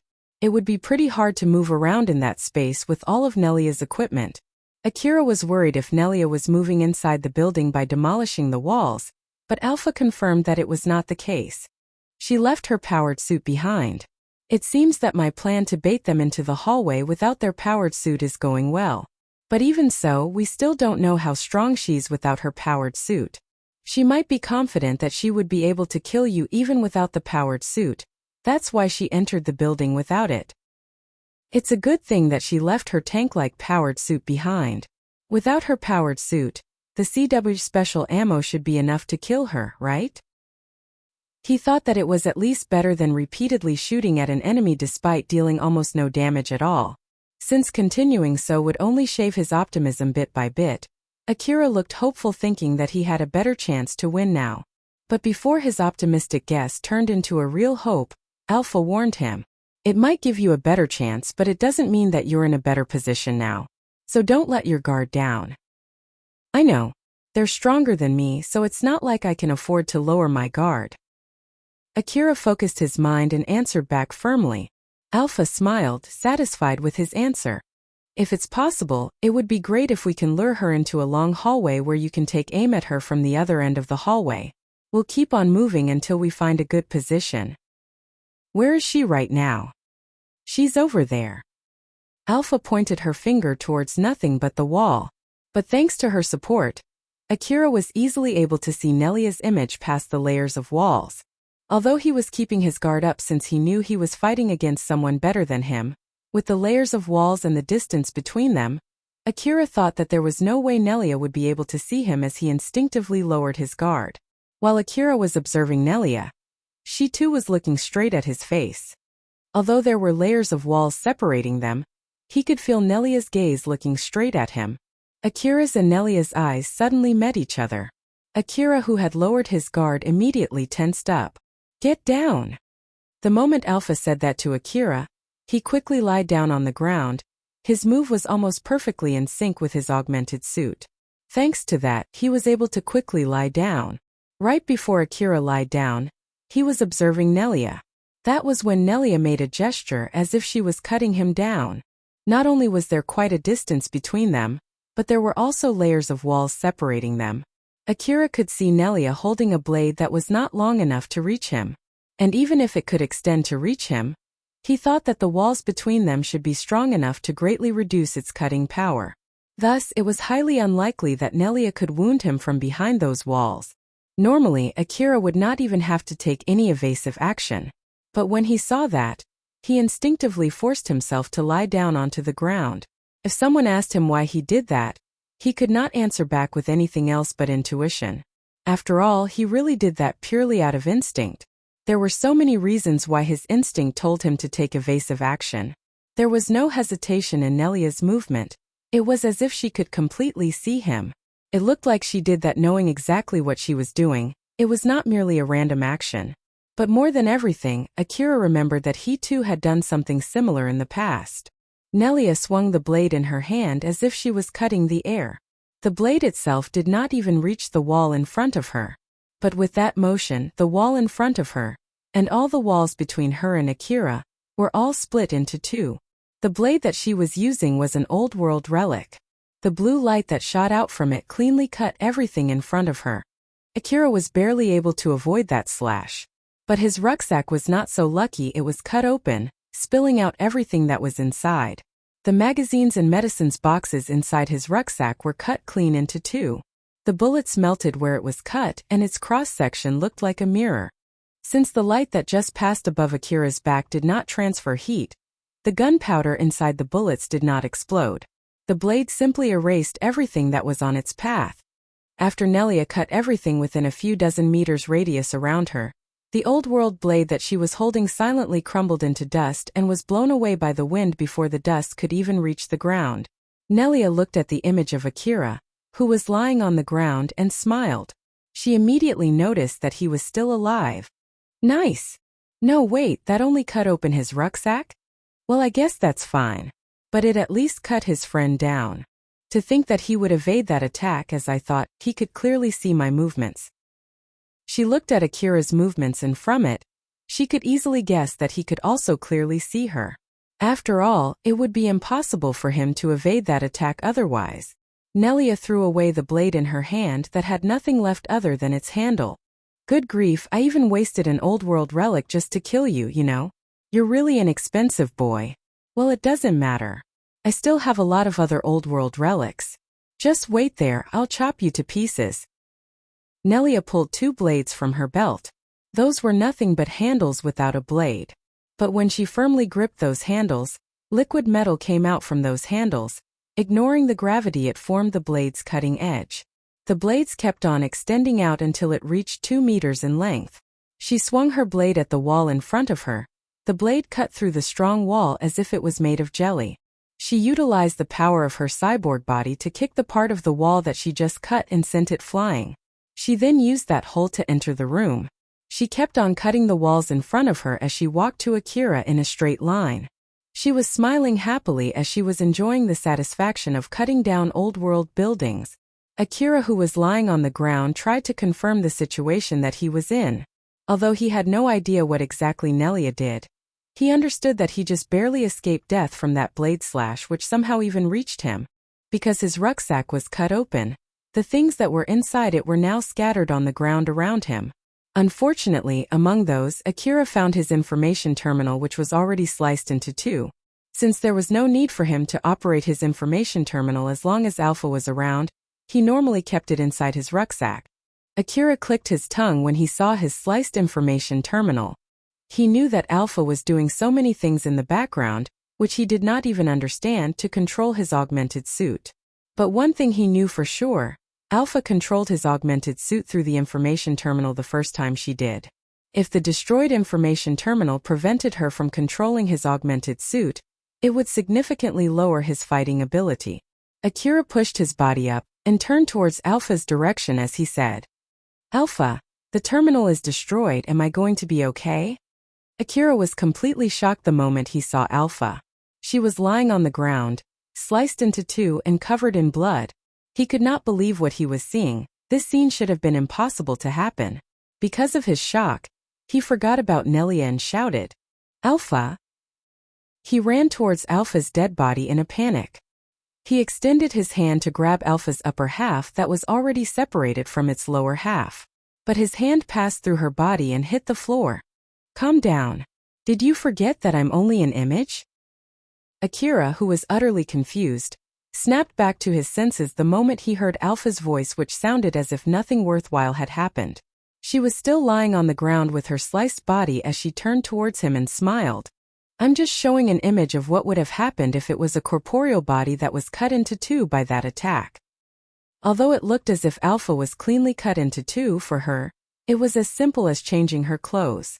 Akira felt relieved as he understood that she was completely fine. But he then asked her while looking totally surprised, "Why would you even do this?" Akira thought that it was not like Alpha did it just to surprise him. When he asked her that question, he started to think for any valid reason. But she quickly stopped him. "Save your questions for later. I'm completely fine. Keep one thing in mind, in this battle, you'll fight the enemy in close quarters. Get yourself ready. I'll stay like this for a while, but you can still talk to me normally and it won't affect my support for you too, so don't worry about that part." The moment he heard the word enemy, Akira tensed up. He put all of his questions for later and focused on Nelia, who was coming at him. Akira quickly got on his feet and aimed his CWH anti-material rifle at Nelia. He hesitated for a moment since he could only see a wall where he was aiming, but he kept the muzzle aimed at the image of Nelia behind the wall and pulled the trigger. The bullet that he shot at point-blank range made a crater on the wall, but it did not create a hole that Akira could pass through. The CWH special ammo could not penetrate the wall although it was shot at a point-blank range. Akira was surprised at how durable the wall was. "Whoa, this wall is crazy hard. How the hell did she slice through it?" "She used an old world relic after all. You two did the same thing before, remember?" Akira remembered that he once used an old world blade to cut through the building wall together with the thug who attacked him. But at that time there was only a single layer of wall separating them. So, Nelia was clearly using something more powerful. "That thing, huh? What a huge pain in the ass. What should I do now?" "You have no other choice but to somehow lure her to a place where you can get a clear shot at her. I don't know how far you can fight with your augmented suit, but one thing for sure, you'll have to do crazy maneuvers. So just grit your teeth and get yourself ready." "Alright, I get it.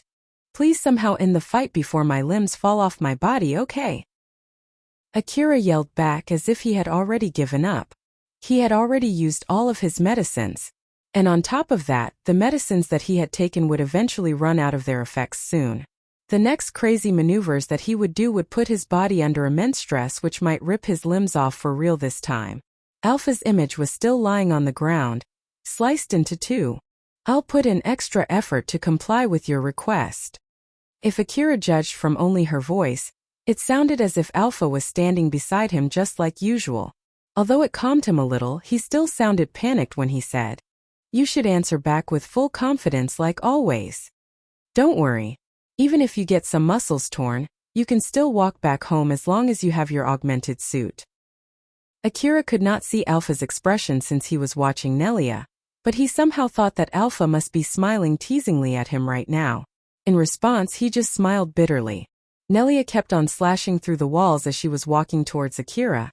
Eventually, she reached the last wall that separated her and the room where Akira was. She could see Akira holding his CWH anti-material rifle aiming it at her. Waiting for the moment she would step into the room, she stopped in front of the last wall and smiled. "Standing there means that you've done the same thing in the past too. You know that I can't use the old world relic that I just used to cut down your friend." "That's correct, I can't use that old world relic twice. Although, to be honest, it would have been really great if you had dropped dead with that attack. Good grief, you're really a troublesome boy. Nelia readied her blades. You can't shoot me with that gun through this wall, right? Although my blade can cut through the walls, I can't cut you from far away. So we're basically at an impasse here. If we just stand here waiting, the colorless mist will go away, and you'll be able to call for reinforcement. You might be hoping that would happen, but I'm sorry, we're in a hurry here, you see. She spun the blades in her hands in a full circle on the ground. That's why I'll go there right away. She then raised her leg above her head and swung it down at the floor. The part of the floor that had been cut in a circle cracked and collapsed. Nelia smiled and fell to the floor below together with the crumbled pieces of the floor on which she was standing. Thanks to Alpha's support, Akira could clearly see Nelia's actions behind the wall. He was surprised when he saw her fall. The moment he noticed that she did that deliberately, his face turned grim. Akira quickly jumped out from where he was hiding. A few split seconds later, 2 silver blades protruded from the floor below him. Everything that those 2 blades touched were cut clean. Fortunately, the blades only cut through the air and a few strands of his hair. Nelia, who was in the room below, also noticed that she failed to cut Akira. Nelia aimed her blades at Akira from the floor below. With her cyborg body, she jumped close enough to the ceiling and slashed towards her target, who was above that ceiling. The silver blades in her hand could easily cut through the wall that CW's special ammo could not even penetrate. So of course, Akira's augmented suit would not stand a chance against them. Akira was desperately evading the blades that were coming at him from below. He could not afford to get cut by those blades, and it was not like he could use his rifle to block them either. In the worst-case scenario, the blades might cut through his CWH rifle as easily as they cut through the walls, which would render his rifle useless.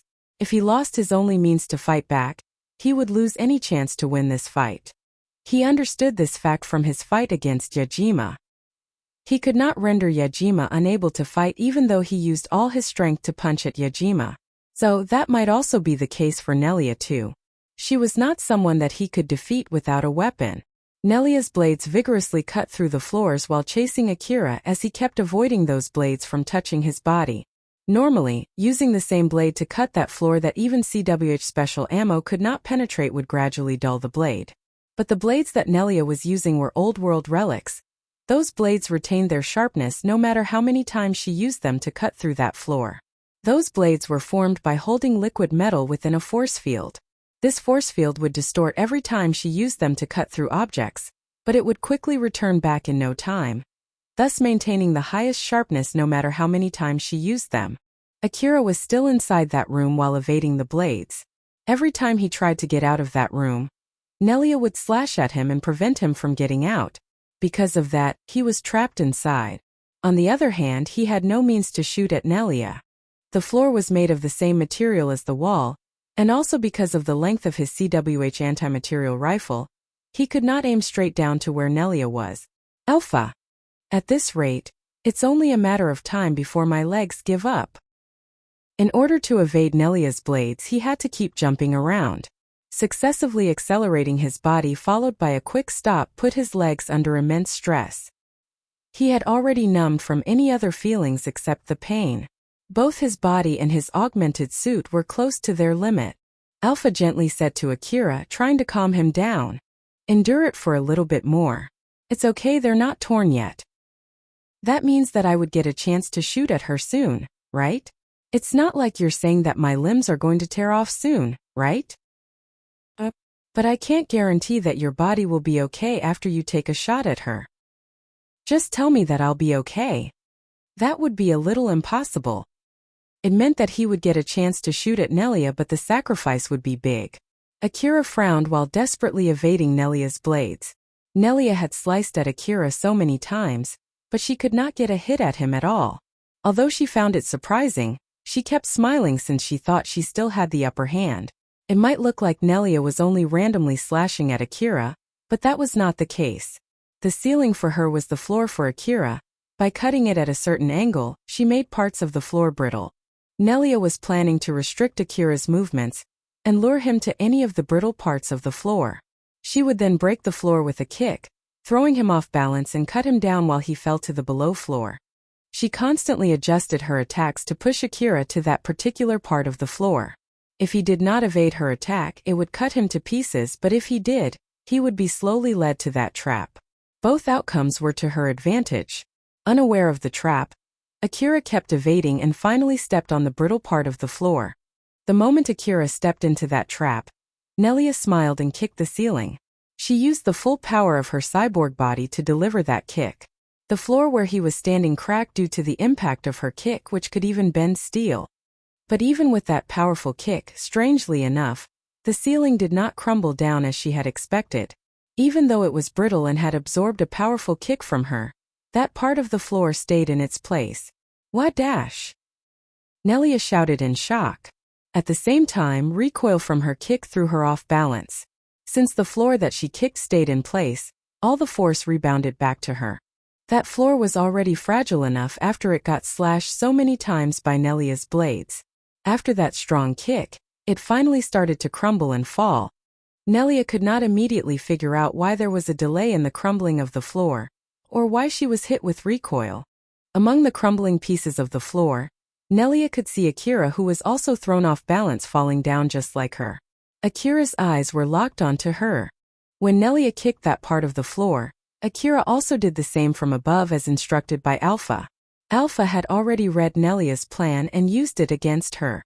Right before Akira kicked the floor, he pointed his CWH anti-material rifle upward and pulled the trigger. The kickback from that shot was absorbed into his augmented suit, and increased the force of his kick that he released after pushing his augmented suit to its limit. His kick more or less packed the same amount of impact power as the kick from a cyborg body. The reason why the floor did not crumble when Nelia kicked it was because Akira's kick balanced the force on the floor. In that short chaotic moment, Akira, who was thrown to the air due to the recoil from his kick, looked at the crumbling floor he was standing just a moment ago. The floor was breaking up into chunks as it crumbled down. He felt the time slow down. This sudden change confused his perception so much that it felt like he took forever to load a new magazine into his CWH anti-material rifle. He still did not have a clear shot at her. He could only see the image of Nelia, who was on the other side of the rubbles because of Alpha's support. What should I do? I won't be able to hit her even if I try to shoot her now. I'll be falling down at this rate and she might try to cut me while I'm in the air. I won't be able to evade when that happens. It's not like I can freely move in midair. What should I do? The time still felt like it was running slow as Akira was thinking hard on what he should do. But his body suddenly moved on its own. It was Alpha who was controlling his augmented suit. Akira quickly pointed his CWH anti-material rifle straight up again, and pulled the trigger the moment he finished loading another round. The kickback blasted his body down and pushed other rubbles between him and Nelia down with him. Nelia tried to attack while still in the air. She was about to throw the blade in her hand. But Akira, who was falling down fast because of the kickback of that shot, brought all the rubbles between them along with him and smashed onto her, preventing her from throwing the blade at him. After they crashed onto the floor below, Akira and Nelia were once again got thrown off to the air. The impact made both of them let go of their weapons, but they quickly regained their balance and grabbed a weapon near them as they landed on the floor. They were now ready to fight again. They stood against each other with their weapons ready in their hands. Nelia was standing ready with the blade's handle in her right hand, while on the other side, surprisingly enough, Akira was also gripping the same object in his right hand. Nelia smiled at Akira. She then turned her blade on just like before. Liquid metal came out from its handle and formed a blade. Too bad. What are you planning to do with that handle? It's not like you can get the blade out just by grabbing it, you know? Old world relics have security measures installed in them. Unless you know how to remove it, you won't be able to dash. Nelia was smiling contently, thinking that there was no way Akira could use that weapon. But her words were cut short when a blade came out from Akira's handle too. She was completely taken aback by what she saw but quickly regained her composure. Ah, I see.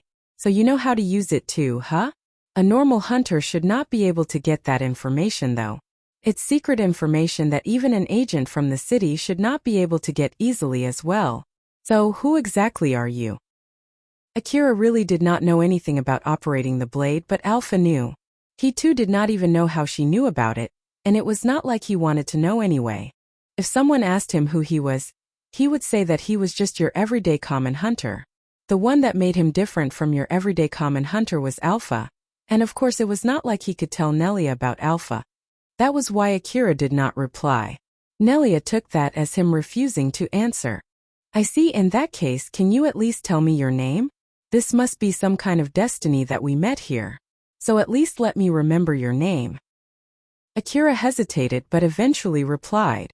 Akira. I see. I'm Nelia. I'll remember your name until I kill you. To be more precise, that would happen in about 30 seconds.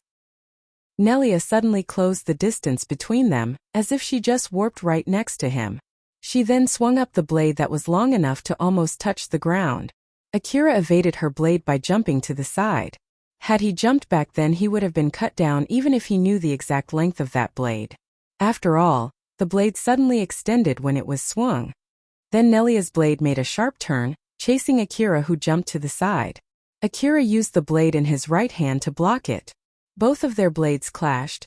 Nelia's blade broke at the contact point. The broken part turned into liquid metal and splattered on the ground.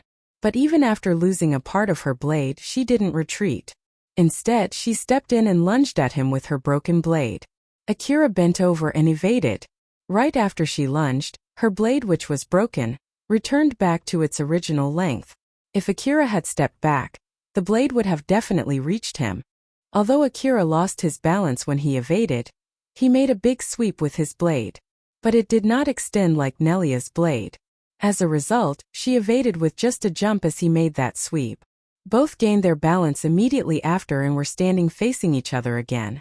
Akira made an extremely grim face, while Nelia was smiling leisurely. While adjusting the distance between them, she said, "Anyone else would have normally died after my previous attack. Seriously though, who exactly are you? Looking at your movements when you evaded, you're properly trained. Not to mention you also know how to use that weapon. A normal hunter should not be able to do these things." Akira did not give any reply. After all, he could not answer the question to which he himself did not know the answer. "Alpha, I still didn't get any chance to strike back though." "Well, at least we've escaped the situation where she was one-sidedly attacking you. Originally, I was planning to shoot her with the CWH special ammo while we were falling down, but the rebels were blocking your shot, so it was impossible to do that. Unfortunately, it seemed that you didn't have enough luck to execute that plan. If only you had better luck and was able to take that shot, you would have won by now." "Well, I guess I'm really left with a scarce supply of luck. No wonder I always get to be in this kind of dangerous situation. By the way, why won't my blade extend like hers? The liquid metal stock in your handle is low." She might have intentionally emptied the liquid metal stock of the blades that she was using when she was attacking you from below. "So basically I got the handle with the less liquid metal, huh? Did she go for that handle knowing that it has more liquid metal? Or was it simply a pure coincidence?" "I think it's pure coincidence." "I see. Good grief, what the heck is going on with my luck? I'll also give my best to substitute for your bad luck." "Well, thanks for that." He knew for sure that the moment Alpha's support could not substitute for his bad luck, he would get killed. Looking at how Nelia was smiling leisurely, Akira tried to disturb her mood in order to change the flow of the fight and to get the upper hand. He mockingly said to her, "It's already well past 30 seconds, isn't it?" Akira hoped that Nelia would get annoyed after hearing that, or at least it would make her movements rougher. He tried his best to make a mocking expression towards her. But instead, Nelia laughed at him. "I'm happy that you remember what I told you." Akira frowned. How in the world did she even come up with that reply? He was a bit overwhelmed by that unexpected reply. Nelia kept making an unwavering happy face in front of him.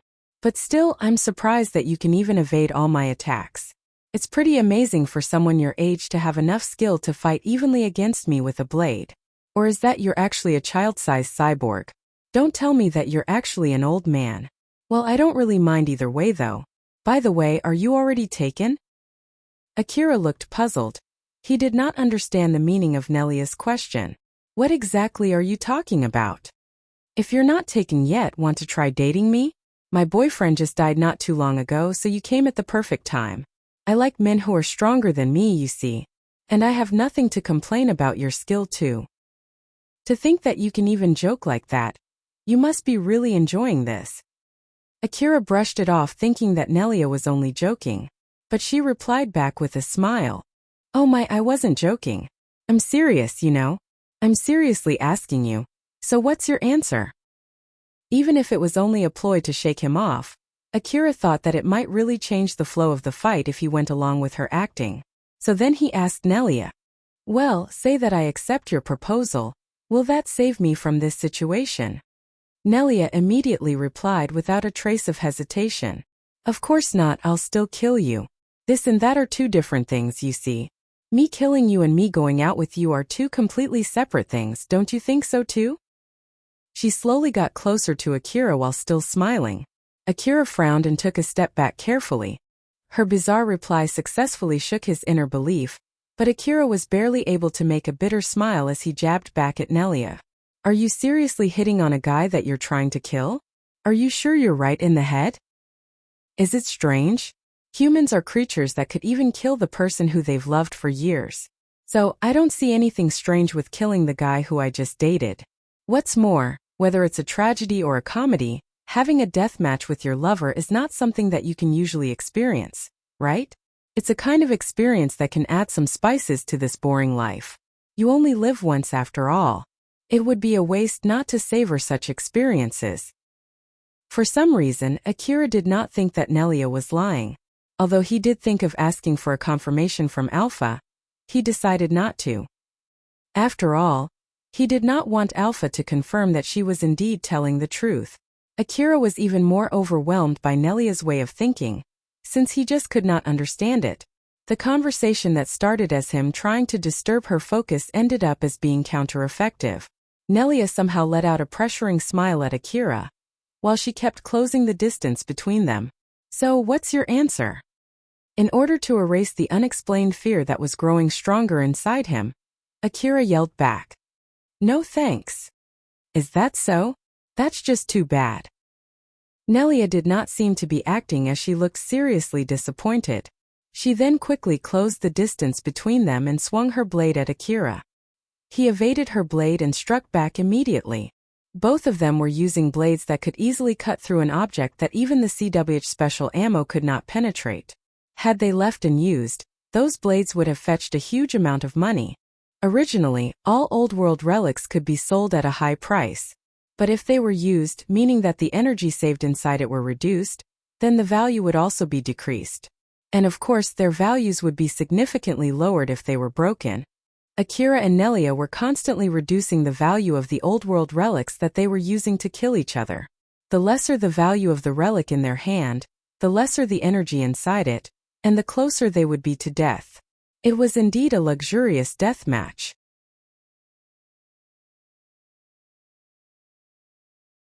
Rebuild World Chapter 60 Time for Goodbye. Kane kept monitoring the situation around the building. He was using the information-gathering device installed in his powered suit to check everything around him. Every little change in the area was displayed in his enhanced vision. It was also showing a warning that the scanning sensitivity was worsened because of the colorless mist.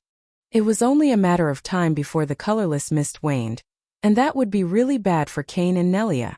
If the colorless mist stopped preventing Akira from contacting the temporary base, the base would know about their existence and there was no doubt that it would send the city's defensive squad to that place. As such, they had to withdraw from that place before the base comes to know about them. She's taking too long. What the heck is Nelia doing? With her ability, she should be able to make a short work of that brat. Kane thought highly of Nelia. He even thought that no one would be able to win against Nelia in CQC. She might even be able to kill him and all of his companions by herself if they were not in their powered suits and were forced to fight her in close range. So, he thought that Nelia should be able to quickly kill Akira and come back by now. But even so, she still had not come back from the fight in that building. It was not an exaggeration to say that it was really alarming.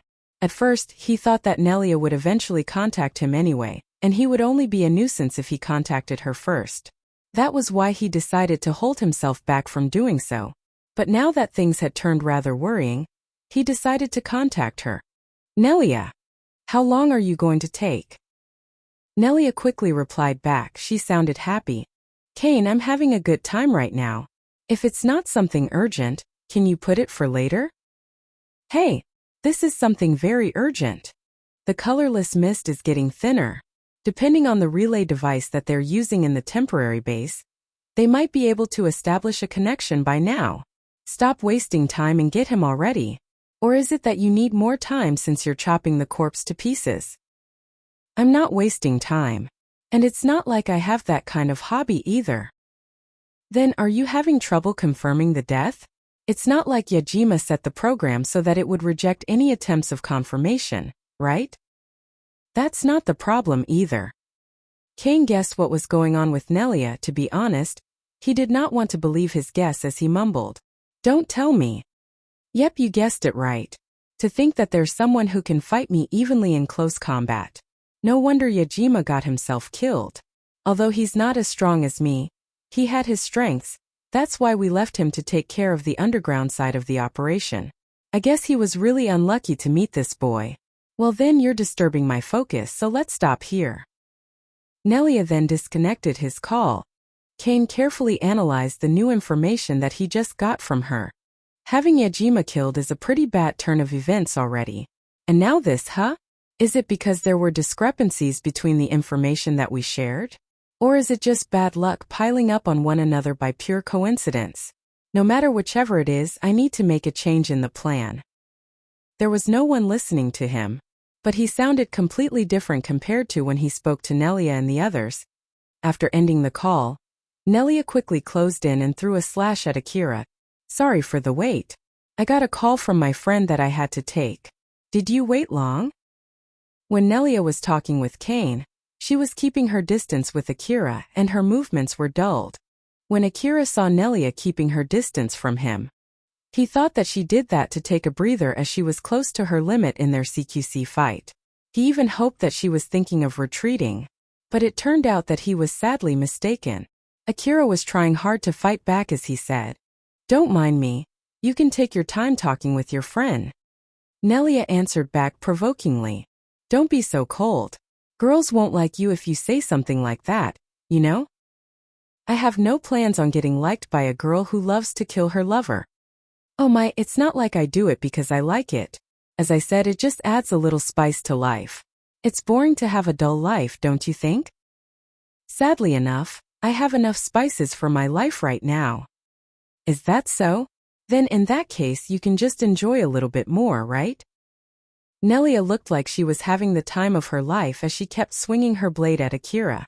Her cyborg body that was designed for dexterity, rather than strength, danced gracefully in the middle of the battlefield as her beautiful slender arm swung the liquid metal blade in her hand.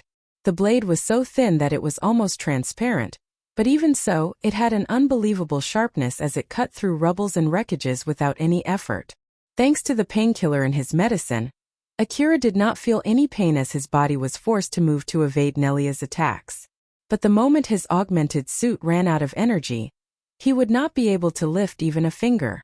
Even though he was in the midst of battle, his brain kept telling his body to shut down, while on the other hand, his survival instinct was telling him to stay awake no matter what. Akira was close to his limit, while on the other hand, Nelia had a lot of leeway during their fight. If things kept going at this rate, there was no mistaking that he would end up dead. But there was something else that had hit its limit before Akira. It was the very place where Nelia and Akira were having their fight. Nelia had sliced and diced the ceiling of that room. After that, they both released a powerful kick to the ceiling at the same time. The floor of that room was also sliced so many times during their fight that it was significantly weakened. The ceiling that was destroyed earlier was crumbling, and its pieces were falling over Nelia and Akira. Normally, with their ability, it was not a hard thing to evade those falling rubbles. But it was an entirely different story now as they were closely watching each other's movements for any openings. They both knew that even the smallest opening would be fatal. In order to get the upper hand over one another, they were mostly ignoring the falling rubbles. The impact of the falling rubbles damaged and cracked the already weakened floor. As Akira and Nelia were fighting while keeping their eyes on each other, suddenly, they were swallowed up by the crumbling ceiling and floor, and fell down to the lower floor. One of the piles of rubbles on the lower floor moved. Rubbles were shoved aside and Nelia stood up from within the pile. Good grief, to interrupt our date like this, what a bunch of rude rubbles. Nelia looked at the handle in her right hand. It had lost its blade. Although she tried many times to recreate the blade, the silver blade just would not come out from the handle. It was either the handle was broken during that fall, or it had run out of liquid metal, or it had no energy left. Nelia threw that handle away and looked around. She could not find Akira anywhere. She thought that he might be buried somewhere. At least, after that fall, there should be no possibility of him pulling off an ambush. After scanning the area, she could see Alpha's body. It was still sliced into two as it was lying on a pile of rubble. She could see Alpha's location with the map of the Kazusuhara ruin that she was connected to. That is his friend, right? The one who I killed earlier.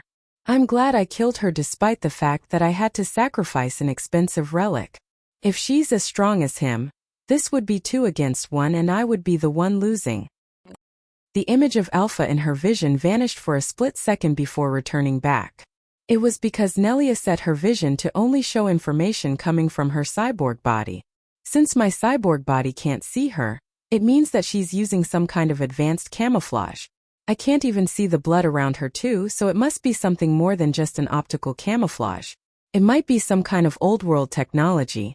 Was it because she thought I couldn't see her that she was caught by surprise back then? Nelia judged that Alpha was really there. It was because she was seeing Alpha's sliced body in front of her. That body was bleeding out and leaving traces just like a real body should, thus judging solely on what she was seeing, there was no doubt that Alpha was really dead. After confirming her surroundings, Nelia turned her attention to the most important thing in that location. Akira. Akira popped out and stood up from a pile of rubbles. He wobbled for a short moment before falling over. Nelia approached him. She was also all wobbly.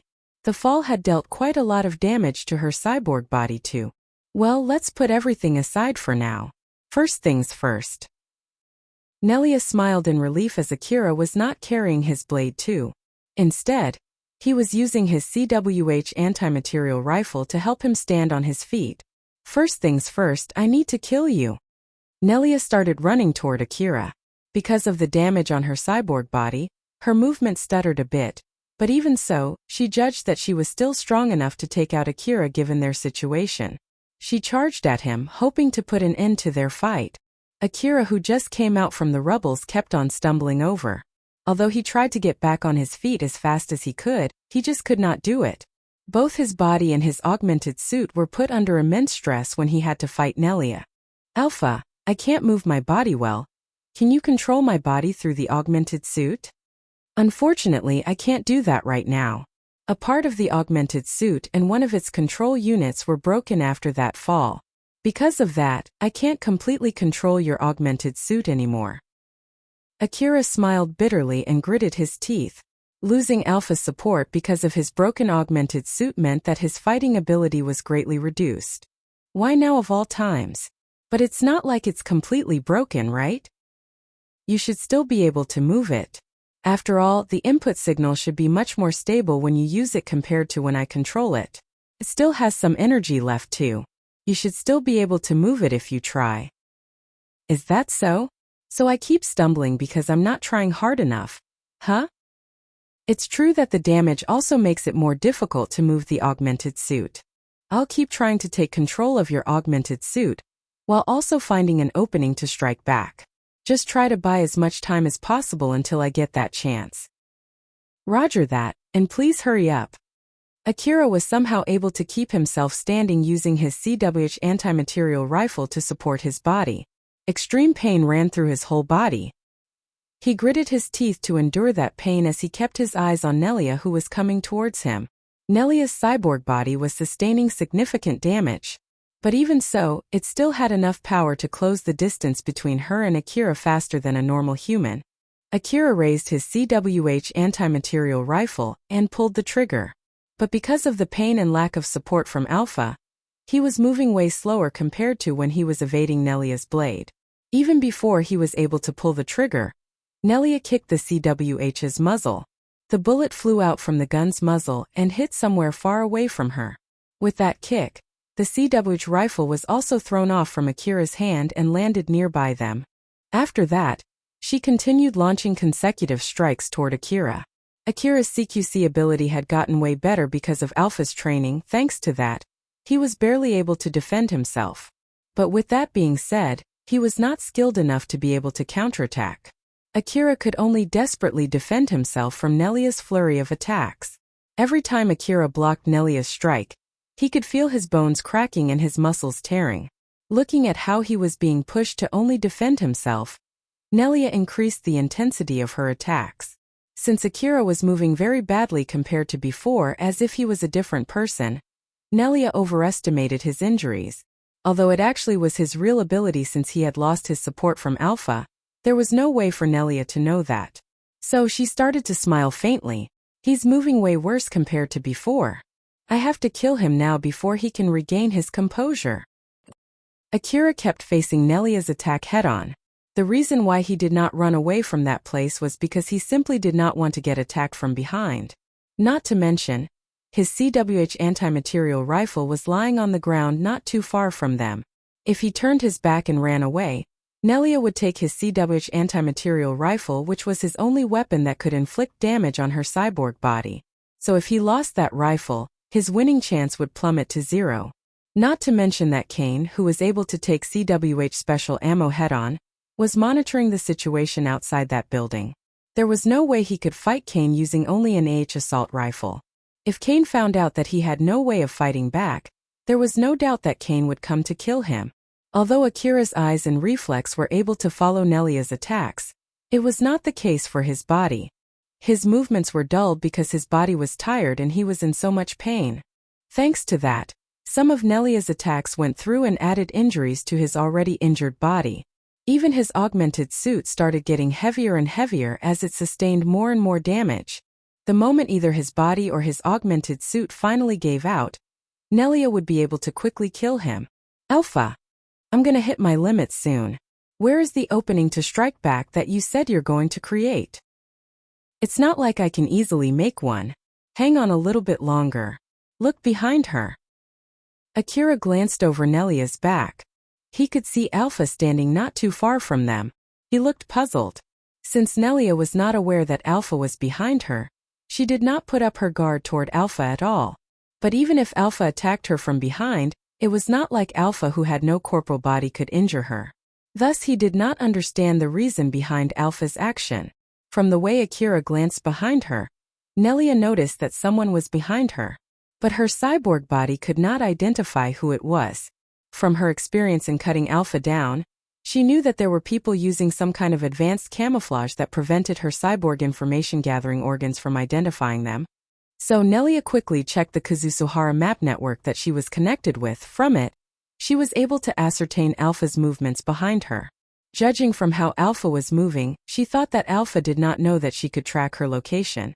She quickly turned around and sent a roundhouse kick.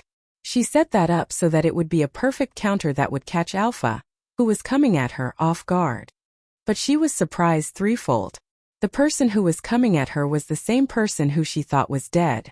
Then her kick just passed through that person as if she was only kicking through the air, throwing her off balance. Then at the same exact moment, Akira kicked her and sent her flying. She did not see that coming at all. Akira released that kick with all of his strength and it sent Nelia, who was already off balance, flying into the air. Although it was not enough to damage Nelia's cyborg body, it was enough to overturn the table. Nelia was totally confused. All the questions that were flooding her brain prevented her from thinking clearly.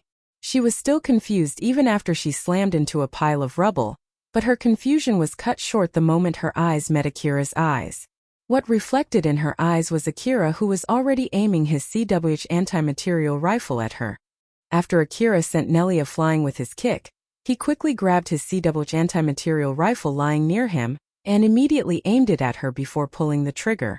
The CWH special ammo hit Nelia on her torso. The impact ripped her cyborg body into two.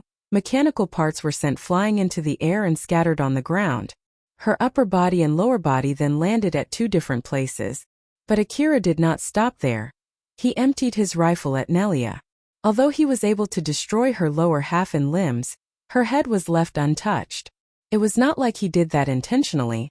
He had aimed at Nelia's head when he released those shots, but all of them missed their target. Akira clicked his tongue. It was obvious that Nelia was using a cyborg body, so he needed to at least destroy her head to make sure that she would not pose any more danger. When he kicked Nelia, it was actually Alpha controlling his augmented suit. Alpha was already able to control his augmented suit at that time. The reason why Alpha did not immediately give her support to Akira was to catch Nelia off guard. She knew that even with her support, Akira would not be able to win if they did not somehow catch Nelia unprepared. Nelia took that bait more than Alpha thought. Thanks to that, she was able to take full advantage of that opening. All of that hard work turned her plan into a big success, and Akira was able to turn the table around. Akira realized that Alpha's support was back when she controlled his augmented suit. So he thought that his shooting support should be recovered too. But all of his shots missed the target. He sounded slightly panicked as he said, "I can't hit her at all. What's going on here?" The augmented suit is too damaged, so it's not working properly and disrupting your aiming. Not to mention that the CWH special ammo adds an extra kickback for each shot. So it's rather impossible to control that kickback using your damaged augmented suit. Even that shot at her torso would have been impossible without my support, you know? Akira loaded a new magazine while listening to Alpha's explanation. What should I do then? You'll have to get closer before shooting at her. I don't recommend leaving her alone. Even in that condition, she might still be able to control the powered suit which she left outside. I wonder if the other guy would run away if I kill her. I hope that would be the case too. Akira and Alpha worded out their wishful thinking as they hoped that such a thing would happen. Kane was still monitoring the situation outside the building. The colorless mist had already thinned out. He was pretty sure that Akira should be able to contact the temporary base by now, but Nelia had not contacted him yet. As such, he concluded what to do. I guess this is time for goodbye, huh? Kane's powered suit opened up from behind. It looked more like the powered suit used him as its control unit rather than him using it as a powered suit. He then stepped out from his powered suit. Although his limbs were folded in when he got out, he extended his limbs in midair and landed smoothly. In contrast to his bulky powered suit, Kane himself was a slender man. His limbs were thin, so was his torso. His hair and skin did not look like a human. He looked more like a robot with a human appearance. From the outside, it was obvious that he was not a cyborg that resembled a human, but more of a humanoid battle cyborg. The only part of his body that resembled a human was his 10 fingers, and even that part was fully mechanical. A heavy machine gun and a sniper rifle popped out from behind his powered suit. Both of them were huge rifles that a normal human would not be able to use. But he caught them both with his thin arms and carried each rifle on either arm. Although both of them were heavy rifles, it did not seem like it bothered him at all. It was unbelievable that he could produce that much power with those slim arms. Nelia's powered suit suddenly started moving on its own. Kane, who saw that, understood Nelia was remotely controlling her powered suit from inside that building. So, it confirmed his suspicion. He remotely controlled his powered suit to aim the big guns in its arms at Nelia's powered suit and showered it with countless warheads. It blew Nelia's powered suit to smithereens almost instantly. I'm sorry, it's just to be safe. It would be problematic if you're tailing me after all. Kane then abandoned his powered suit behind and left that place alone.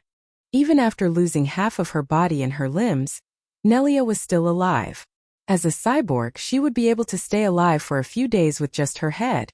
But that did not mean that she could survive her present situation, which was simply hopeless. Akira was walking towards her with a loaded CWH anti-material rifle. Akira wanted to make sure that she was dead for good. She herself understood that the only reason she was alive was not because Akira wanted to beat her to death, but it was because he kept on missing his shots at her head due to the tiredness and his injuries. Akira took another aim at Nelia's head and pulled the trigger. He frowned as his shot missed again. He then carefully walked closer to her while still watching his surroundings and took another shot.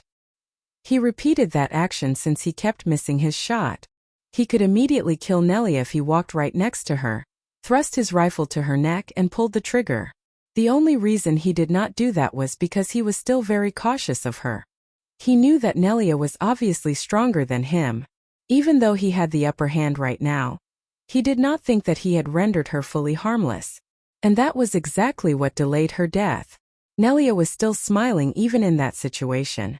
To Akira, it looked like she still had an inkling on how to win that fight.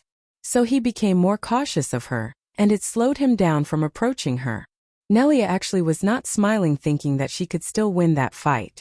She was actually smiling in order to numb her feelings from death.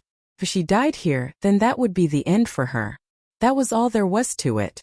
She was only smiling because she understood that fact. But it was not like she wanted to die either. So she still tried everything that she could think of. That was why, although she thought that it would not make it, she still called her powered suit which was outside the building to come to where she was. But suddenly the connection to her powered suit got cut off. Did my powered suit get destroyed? What the heck happened outside? Right as she was wondering what happened outside, Kane called Nelia. Since they were talking through their internal organs, no one could hear their conversation. Nelia, how are you over there? Kane, I'm actually having a hard time here. I'm sorry, but can you please help me out? Nelia answered back as if there was nothing special happening. It was because she wanted to increase her odds no matter how small it was. But Kane answered back casually. I see, so you lost, huh? If she told him the truth, it was unlikely that Kane would help her. So Nelia answered back as if she was doing fine. As I said, I'm just having a hard time here. Although it would be a big help if you could hurry up. But then Kane replied, at least you have been done in to the point that you can't move, right? Not to mention that you got beaten in your speciality, CQC. If that's not the case, you wouldn't have moved your powered suit to get you out from the closed space like that room, right? About that though. I'm sorry, but I destroyed your powered suit. That's why it's pointless to wait for your powered suit. Oh my, you're so mean. Didn't I tell you not to touch my powered suit? My bad. I have reasons why I had to do that. Nelia sounded as if it was completely normal. And Kane also replied back as if they were just having an everyday banter. Both of them were abnormal people. Forget about other people's lives, they did not even worry about their own. Kane continued, well, I do apologize for destroying your powered suit. But as an exchange, I'm sending my powered suit to you. Thank you so much. Wait, sending? Yeah. I'm sending only my powered suit. It's on autopilot as I'm running away from here.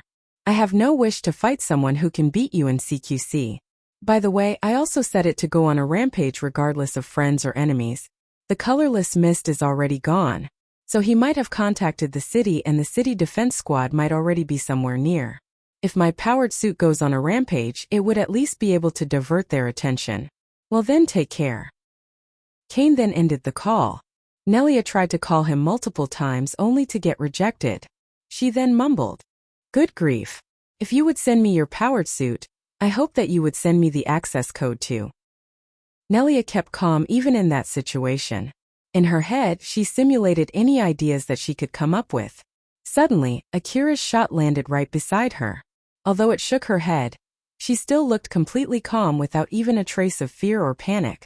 Well, I guess I'll at least do everything I can. Nelia smiled as she placed all her hope on her new plan that she just came up with.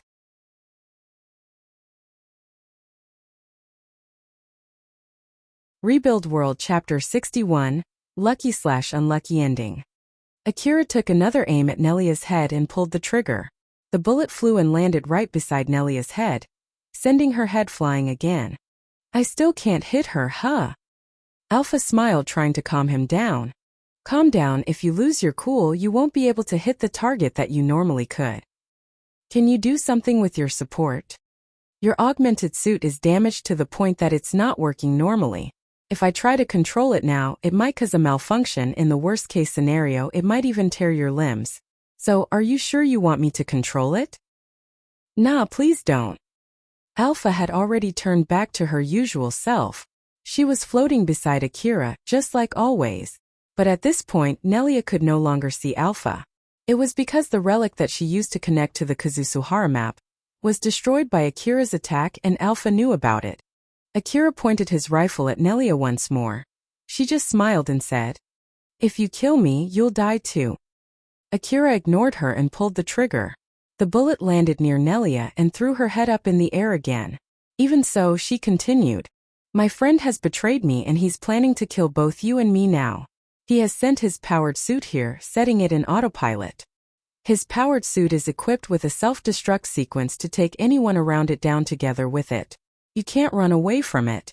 It's set to chase you no matter where you go. And it'll explode the moment you get in its explosion radius. I bet it's loaded with enough explosive to take down this whole building.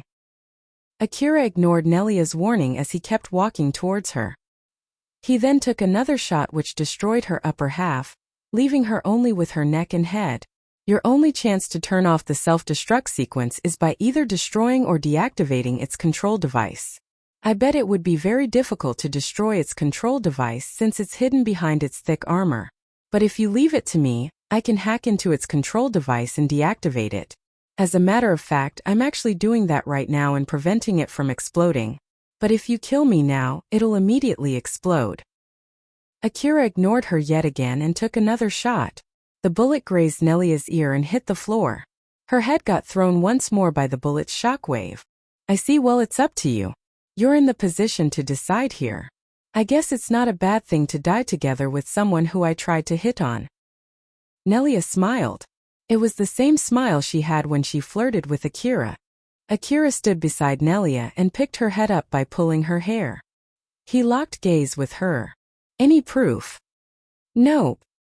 Akira asked her if it was only a lie to save herself, or she had some kind of proof that she was saying the truth.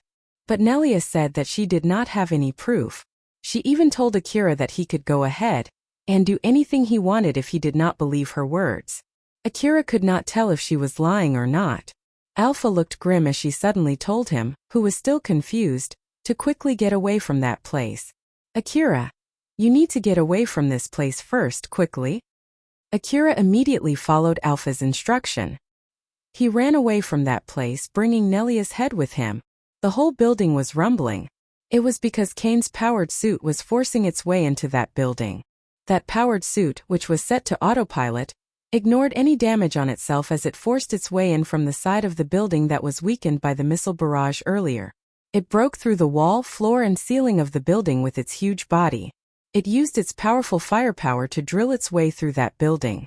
It did not care about its energy expense or its output safety limit as it headed straight to where Akira was. Although it could not accurately detect Akira's location, with the absence of colorless mist it could at least guess where he was. It kept shooting with its huge guns towards Akira. But the warheads released by those guns could only hit the walls in front of it and turn them into dust. The inner walls of that building were not as strong as its outer walls, so they were no match for the warheads. The walls and ceilings inside that building crumbled down into a big pile of rubbles. The autopilot did not give any regards to its remaining ammo. It would keep shooting until it ran out of ammo. Akira quickly ran away from that place, away from Kane's powered suit. He asked Nelia while still running, "Why do you guys want to kill me that much? Or is that thing only to cover your friend while he's running away?" "That's not it. We can't take the relics that we gathered if we don't kill you." "How is that even connected to killing me?" "The guy that you killed, Yajima, he had his post-mortem revenge program set you as its target. Because of that, the truck that we're using to transport the relics won't move unless we kill you." Akira remembered the words that Yajima left before he was killed. He did say that his friends would take revenge if Akira killed him, but at that time, Akira thought that it was only an empty bluff. Akira's face twitched. He was obviously annoyed. What a huge pain in the bum. So you can even get that kind of program, huh? Yeah, you can. If it's not for that, we won't even spend our energy trying to kill you. If you can believe me now, how about we make a deal? I'll stop Kane's powered suit, and as an exchange, you'll help me. I'll just keep on running like this. It'll take a lot of time for that powered suit to push through the building, so I'm sure I can outrun it by then. Didn't you run to this building since you knew you can't outrun it? There's no guarantee that you won't use it to attack me after you take control of that powered suit. After all, you can get all of your relics if you kill me, right? Well, you have no other choice but to trust me on that one. You beat me real good, you know? I have no wish to fight you again. Not to mention that my friend even chose to run away from here in order to avoid having to fight you, even if it meant leaving behind the expensive relics that we gathered. I don't think it's a bad offer since it'll save your life too. Well, I won't go as far as to demand you to be my boyfriend though. After all, I don't want to get a boyfriend by threatening him. Nelia was still smiling even though she was only left with nothing but her head. Akira frowned seeing her expression. Alpha, is she telling the truth? You can detect it if she's actually lying, right? Alpha shook her head. Unfortunately, as I said before, I can't read whether she's lying or not because of her cyborg body. So I can't say anything else other than I can't say for sure now. Akira looked obviously troubled. If he took Nelia's offer, not only would he let go of the enemy who he had pushed to a corner, there was also a possibility that she would use the powered suit to attack him. While on the other hand, there was no guarantee that he would be able to outrun that powered suit outside that building. If he went outside that building, Kane might also use his cyborg body to quickly catch up with him and kill him. So either I risk it by running away from that powered suit or by placing my trust in her offer. As Akira was still thinking about what to do, Alpha came up with a third choice. You do have another choice. You can try to fight that powered suit. But that thing will explode if I get too close, right? First of all, we don't know for sure if it really has a self-destruct sequence. And even if it has one, there's no real proof that she's trying to prevent it from setting off the explosion. Since it hasn't exploded yet, it might mean that the explosion radius is actually pretty small, so you can just keep your distance from it to make sure that it won't explode. As for the self-destruct sequence, it might have explosives installed inside it, or it's set to make an explosion by rerouting the energy inside it. If it's the latter, it should also be using a portion of its energy for its force field. So if you keep shooting at it and shaving its energy, you might exhaust its energy and prevent it from creating an explosion. And if it goes well, you might even be able to destroy its control device. It was not like Alpha had any proof when she made those guesses. She was only speaking of possibilities. But it did not change the fact that it presented Akira with a third option. So either I take her offer or run away or fight it, I can only give you suggestions. All of them depend on your luck, so I have no recommendation on which one to pick. You should decide, Akira. I'll give you my full support no matter which one you pick. I understand. Akira threw Nelia's head to the ground. Nelia stared at Akira while he made his decision.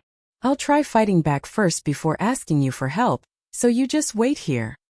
After saying that, Akira started running back to fight Kane's powered suit. Nelia was smiling as she watched Akira run. Although Kane's powered suit was following an autopilot program, it was not a smart autopilot program. It was not clear whether it was targeting someone inside that building or just randomly rampaging. It was not like it was aiming its guns accurately at Akira. It was only attacking any signal picked by its information-gathering device. That powered suit was set to attack any human-like signal that it could find. Even if there were some obstacles between it and its target, it would not take alternative route but use its guns or its body to push them aside. 2 of the 4 big guns on its arms had already run out of ammo and turned into mere decorations. With the help of his enhanced vision, Akira could see the big powered suit that was on a rampage not too far from where he was. He could notice that some of its guns had already run out of ammo. Wait, if I just hide, won't it use all of its ammo at this rate? Well, yes it would. But I hope it won't explode the moment it runs out of ammo.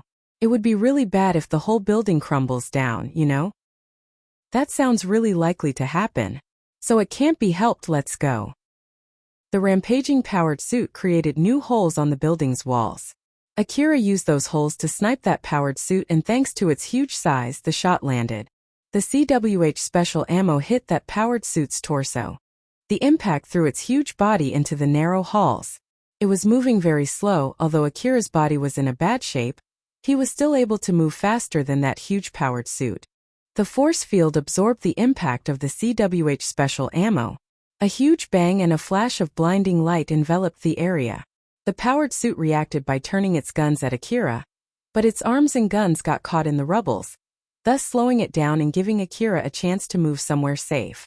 Akira kept doing that hit-and-run sniping and hammered that powered suit with CWH special ammo, while at the same time, that powered suit kept on shooting randomly inside the building, destroying the walls, floors and ceilings as warheads flew around the area. Although it seemed like Akira was one-sidedly shooting at that powered suit, One hit from it was enough to kill him.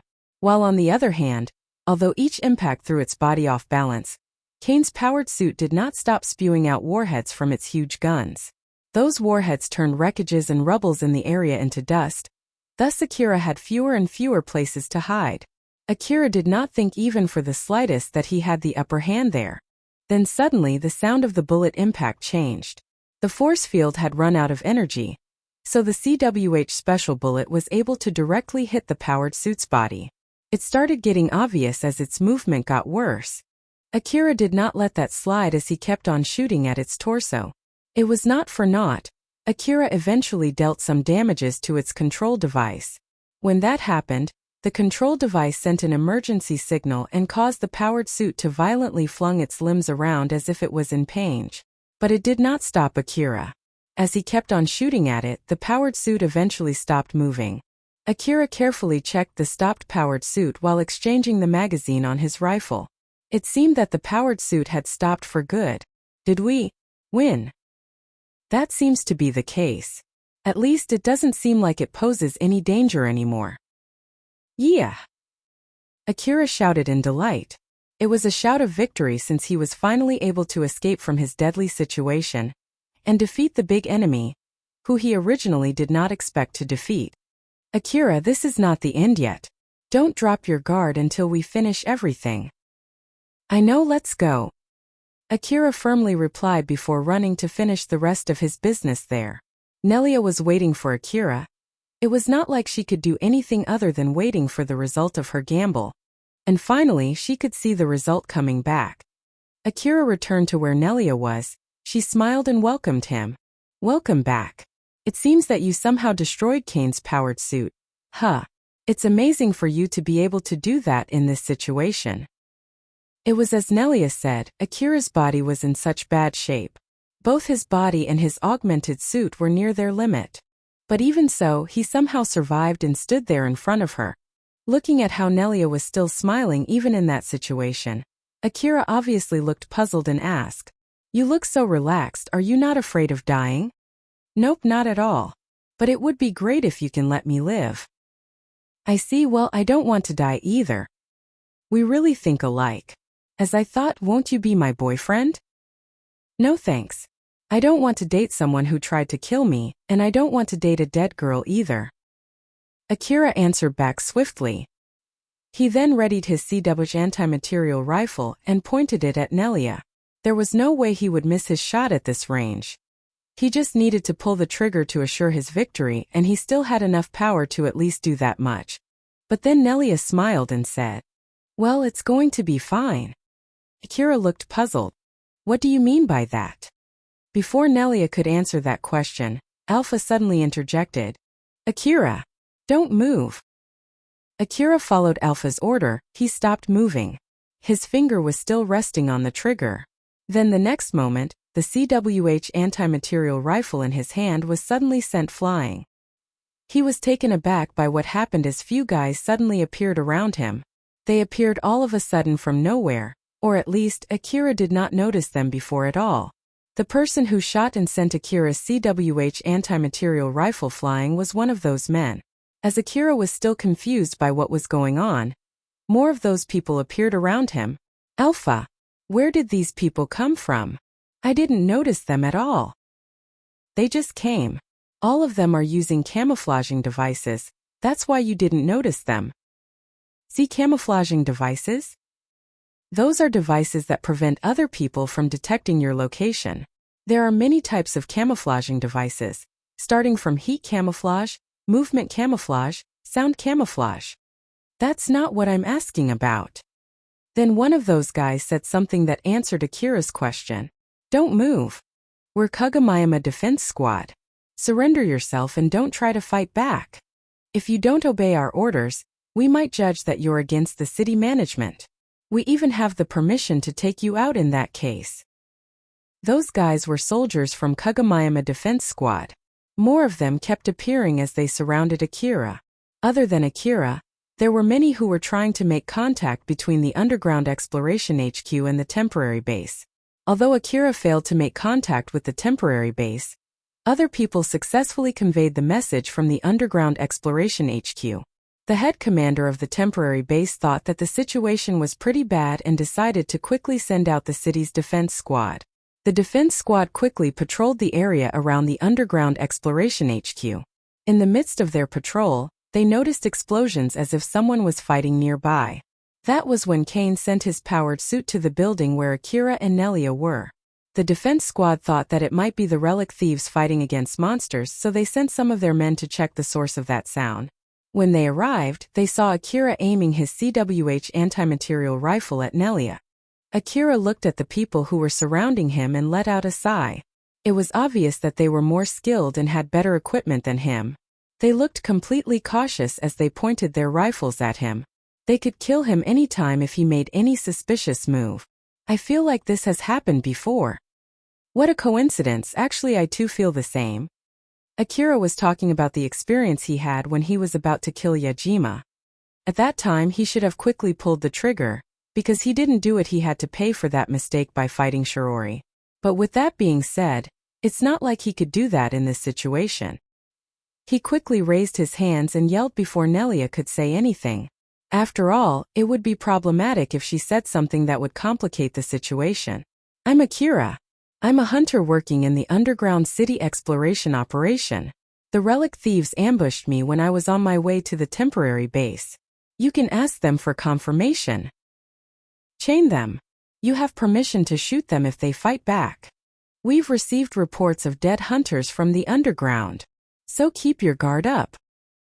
I'm just a hunter. A few men restrained Akira and handcuffed him. He did not fight back when they did that. The defense squad then took him and Nelia away from that place. Akira could feel the tension inside his body and mind loosen. No matter what the outcome was, his battle had finally come to an end. Both his body and psyche were very tired. Akira, who did faint once, did not have the ability to fight back that tiredness now. His eyes were slowly closing. Before he lost consciousness, he could hear Alpha's voice. It's okay, don't worry, just take a good rest. Alpha smiled to reassure Akira. It was a smile telling him that there was no longer any danger. I see. Good night then. He was relieved as his consciousness slowly faded away. The defense squad panicked as they supported Akira, who suddenly went unconscious. The target has lost consciousness. Check for his vitals and respond accordingly. He might be one of the relic thieves. Don't let him die no matter what before we can extract all the information that we can get from him. Call the medical squad from the Underground Exploration HQ and tell them to be on standby. B squad, search the building. There might be more relic thieves around. If you find any of them, take them alive if it's possible. If it's not, you have the permission to kill. The rest of the men quickly got into their job, following their commander's order. Just like Akira, Nelia was also secured by the defense squad. Although she was only left with her head, the device installed inside her head allowed her to make a long-range call with other people, because of which she came to know about the situation outside. Although Nelia could not control her body, she caught a glimpse of Akira when she was carried away. You see, just like I said, it's going to be fine. Nelia was smiling. She knew that if she bought time until the defense squad arrived, she might be able to get out of that situation alive, and she actually did. Her luck allowed her to survive. It could also be said that it was Akira's luck that allowed her to survive. Kane escaped until he reached the outskirts of the Kazusuhara ruin. He met up with some men there. Although they looked different from one another, it was obvious from their appearance that they were cyborgs just like Kane. They then saluted Kane. The representative among those men stepped forward and said, "Welcome back, sir." Kane replied back, "Thanks for the hard work. Give me a sit rep." "Yes, sir. We've withdrawn everyone that we've dispatched. We've also received reports that our moles have successfully pulled back." "I see. We should pull back too. Just to be safe, we'll not visit Kagamayama City and head straight to another city. Let's go." "Are we going to just leave them alone?" When they mentioned them, they meant the people who Kane was working with when he was stealing the relics from the underground city. They were still waiting for him and Nelia near the truck, but they were no longer his friends at this point. "Yeah, I'm sure the defense squad would take care of them for us. If we take care of them ourselves, it would only make it easier for the defense squad to track us. Although it might be okay if they discover about me, it would be a hindrance to our operation if they found out about the others too. Roger that, let's move out. Kane then left that place together with those men. In the middle of their travel, one of those men asked him, "Sir, I heard that you changed the plan during the last hour. Is there any reason why you did that?" The main reason was because a guy named Yajima got killed. He was responsible for the transportation. Things got complicated after his death. Because of that, we had to cancel our original plan. Was it impossible to somehow save that man? His death shouldn't have caused much trouble in our original plan. That man was supposed to be alive only until he brought the old world relics to our place. If you want to mock me for my inability to predict something like this, which had turned the whole operation into a failure, you can go ahead and do that, I'll take full responsibility. No, that's not it. I can understand that something bad happened which was outside of your control and it was not something that we can deal with. I apologize if my question rubbed you the wrong way.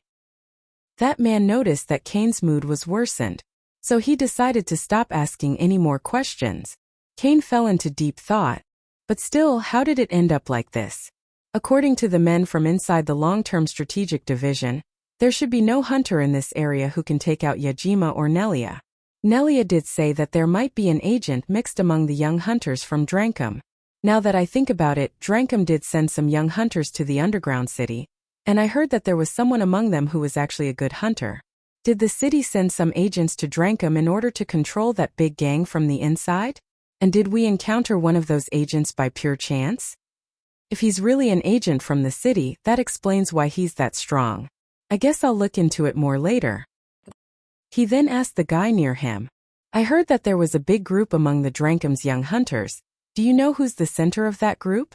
Since we're talking about a young hunter here, simple propaganda should be enough to pull him in. They should at least come up with such a plan." Certainly. The target name should be Katsuya.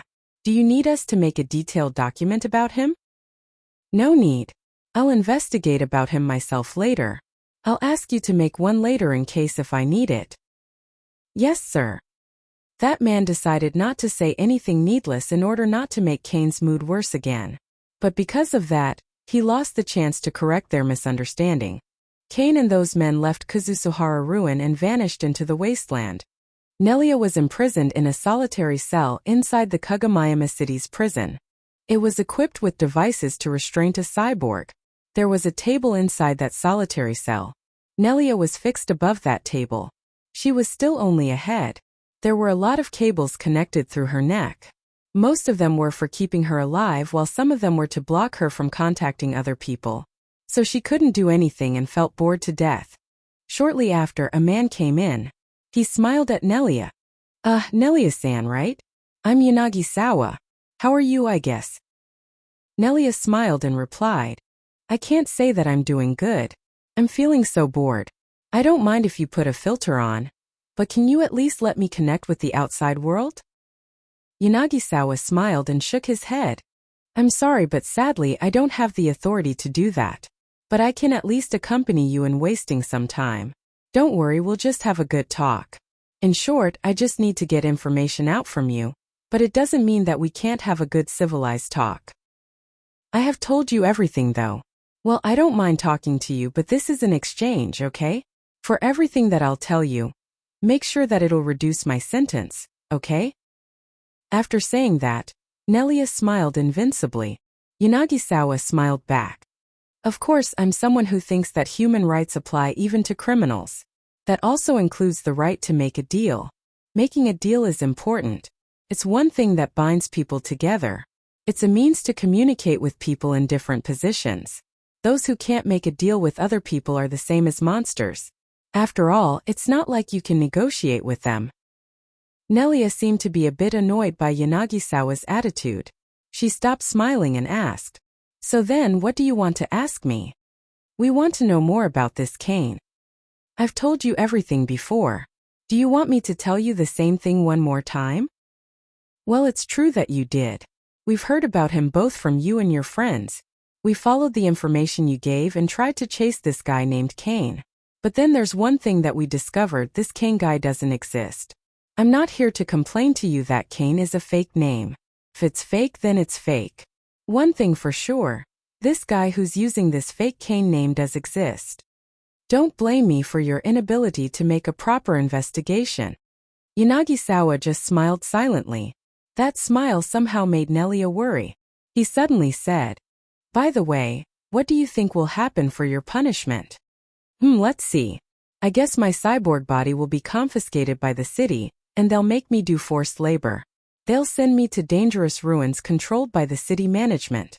Then they'll use me like an expendable good until I can repay my debt to the city. So until then, I'll be spending my days excavating relics from that dangerous ruin. Yanagisawa smiled and said, "That's correct. But there's only this one thing that you are misunderstanding here, you see. What you said would be your punishment if you're a relic thief. That is if they think that you're only a common relic thief that you can find in abundance in this eastern district." Nelia's expression turned grim. Even when Akira pointed his rifle at her, she did not make this face. "What do you mean?" Yanagisawa smiled. It only made her even more worried. "We believe that this guy by the name of Kane is one of the nationalists. Moreover, he's not a goon. He's one of their upper echelons." Nelia was shocked. Looking at her, Yanagisawa's smile widened as he continued. "We have quite a lot of problems in the Eastern District because of those nationalists, you see. Not only do they encourage common thugs to steal relics from under the city management, they then rob them off those relics. They cause the city management so much losses to the point that we can no longer ignore them. Then we notice from all the troubles that happened around the city that there must be someone orchestrating them, but we didn't know for sure who that person was. We believe that Kane is the person in question. The defense squad that secured you guys were all well armed, right?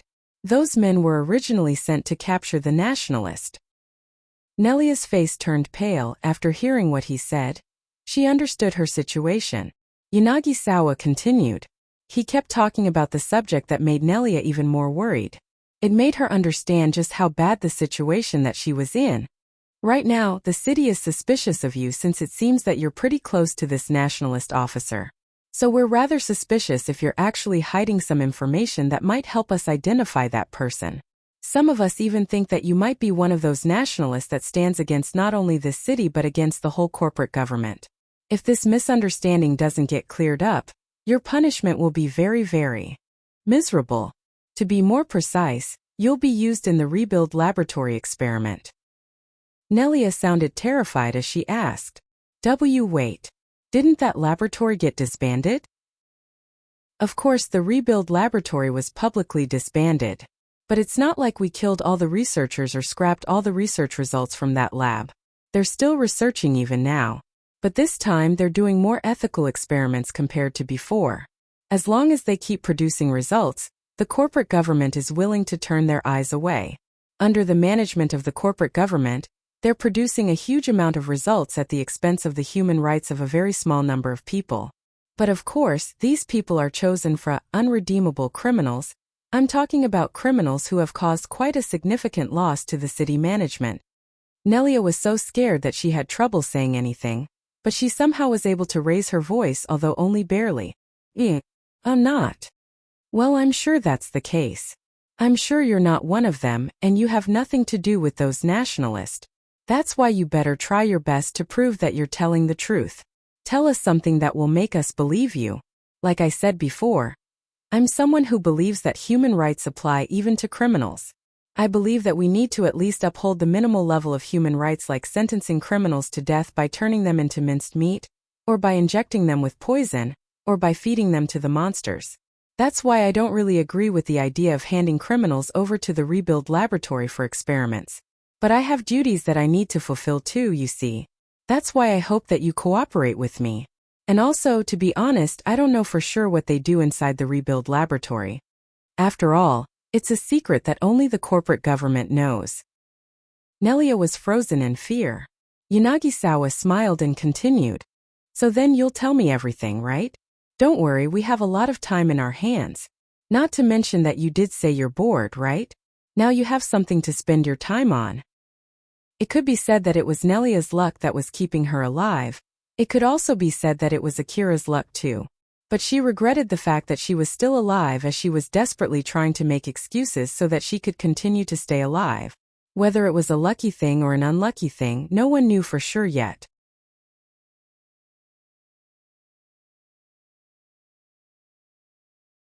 Rebuild World Chapter 62, The Value of a Battle Record. Akira was standing in the middle of a white world. His mind was cloudy. But even so, he somehow understood that he was dreaming, and it was the same world that he once visited in the past. He could see Alpha not too far from him. And just like the last time when he was in this world, Alpha did not seem to have noticed him at all. Alpha was completely expressionless while talking to herself. Evaluating the 499th try. Calculating the possibility of the subject stepping into the targeted area. Less than 1%. Calculating the possibility of the subject returning back alive from the unexplored territory. Less than 1% unsuitable. Recommending increasing the subject's fighting capability. Alpha continued. Constructing a plan on how to direct the subject. Making sure to take into account the reason why the previous subject broke the contract. Predicting the factors that steered the previous subject's judgment.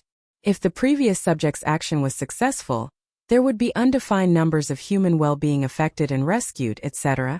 As such, this unit needs to be careful so that the current subject would not even consider taking the same action that the previous subject took. Alpha continued. Now, taking into account the character of the current subject, it's unlikely that the current subject would take the same decision as the previous subject. This is based on the fact that the current subject doesn't trust other humans, is apathetic toward others, and tends to be egocentric. It's highly unlikely that the current subject has the same moral values, tolerance, morality and principles as the previous subject. Alpha continued. In order not to repeat the same mistake as the 498th try, it's recommended to keep watch of the current subject's possible change of attitude. Akira's consciousness waned. The world was once again enveloped in darkness. His dream had ended. Akira woke up inside a sick room. He felt like he just saw an important dream, but he could not recall what it was. It only left him with the feeling that he saw a similar dream once before. The sick room where he woke up was a room for one, filled with devices to treat a human with an organic body. As Akira tried to sit on the bed he was lying, he saw Alpha. "Good morning, Akira. Did you sleep well?" "Morning, Alpha. Yeah, I feel like it has been a long time since I slept so well." He felt completely refreshed and his body felt better than usual. His injuries were fully healed as he no longer felt any pain. His body was in tip-top shape now. Akira scanned the whole room. There were no railings on the window and it seemed like the camera installed in the room was not to prevent the patient from running away, but to check the patient's condition. It was not a bad place at all, but it did not tell anything about his current situation. So then where am I? Kagomayama City's hospital. They brought you here to get you treated. Is that so? There was a big public hospital inside the city that both Kagomayama City and the Hunter office relied on. It was designed to be able to treat organic human and cyborg. As such, it was naturally expanded into a huge facility. Most of its patients were people who regularly went into battle, such as hunters and soldiers who guarded dangerous places. This hospital mainly focused on treating injuries than curing diseases. It was so specialized in its treatment that it could heal someone who had lost 4 of their limbs by using an expensive procedure to regenerate them back, or fix people with a modified body, or even transplant some of their body parts, or install cyborg body parts with better and more powerful parts, or even revert a cyborg body back into an organic body by regrowing body parts. Akira had fainted when the defense squad was transporting him. He was suspected to be one of the relic thieves. As such, it would not be strange if he had woke up inside a cell. What do they think of me now? I believe that someone would come here to explain that. But don't worry, they no longer suspect you to be one of the relic thieves. So don't worry about that part. That's good to hear. Akira stroked his chest in relief. Although he was in good shape, it was not like he could just go out of the room. So he just spent his time inside that room talking with Alpha. It did not take long before a city staff came in, and it was Kobayashi. For some reason, Kobayashi looked like he was in a really good mood. "We meet again. It's good to see that you're as reckless as always." Akira appeared to be puzzled as he looked at Kobayashi. Kobayashi realized that Akira did not remember him. "It's me, Kobayashi. The guy who gave you that bike, remember?" "Akira, he's the person who gave you the bike when you decided to accept the SOS request, when a swarm of monsters from Kazusuhara Ruin headed to Kagomayama City. He's the hunter office staff from that time." Akira vaguely remembered Kobayashi's face, and after listening to Alpha's explanation, he recalled immediately. "Ah, I remember it now. If I'm not mistaken, you're the hunter office staff who was driving the truck, right? And from that SOS request too." Kobayashi nodded happily. "That's right, so you remember me now, huh? I was there as a hunter office staff, but today I'm here as city staff. It's good to see you, Akira." Kobayashi extended his hand, expecting a handshake. When Akira grabbed his hand, Kobayashi excitedly shook it up and down. It seemed that Kobayashi was really in a good mood. "Now then, to be honest, I have a lot of things that I want to ask. But work comes first. I'm here today to make a deal with you." "A deal?" "Yeah. But before we do that, I want to explain to you about your current situation. I'm sure you want to know why you are here or if the city still suspects you as one of the relic thieves, right?" "Yeah, please do." Kobayashi nodded firmly in response to Akira's words. He then handed a pile of papers to Akira. Those were documents explaining his current situation. All the details are written in it. I'll read it for you. You are free to stop and ask me if you find anything confusing. Kobayashi then started giving explanations to Akira. He also had a copy of the same documents in his hand. After the defense squad captured Nelia and Akira, they handed them over to the medical squad in the Underground Exploration HQ to receive emergency treatment. They were then transported to Kagomayama City as suspects. It did not take long for them to deduce that Nelia was one of the relic thieves.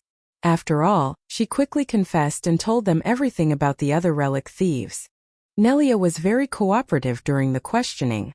She honestly told the city management about the details of her plan, the number and identity of the people who were working with her, the amount of the relics that they hid and where they hid them, and where they hid their truck. She told everything that might be of help even when not asked about that information. Of course, Nelia gave all those information in exchange for a lighter sentence. Akira found such a change of attitude really strange from the girl who he had a death match with. Nelia, was it again? Was she really being that cooperative? Yeah, I heard that she was very cooperative. Even though she only did that to reduce her sentence, it's strange that she was so cooperative. Even the person responsible for questioning her found it strange and asked her. And what did she say? She said that she's someone who doesn't let herself get stuck in the past.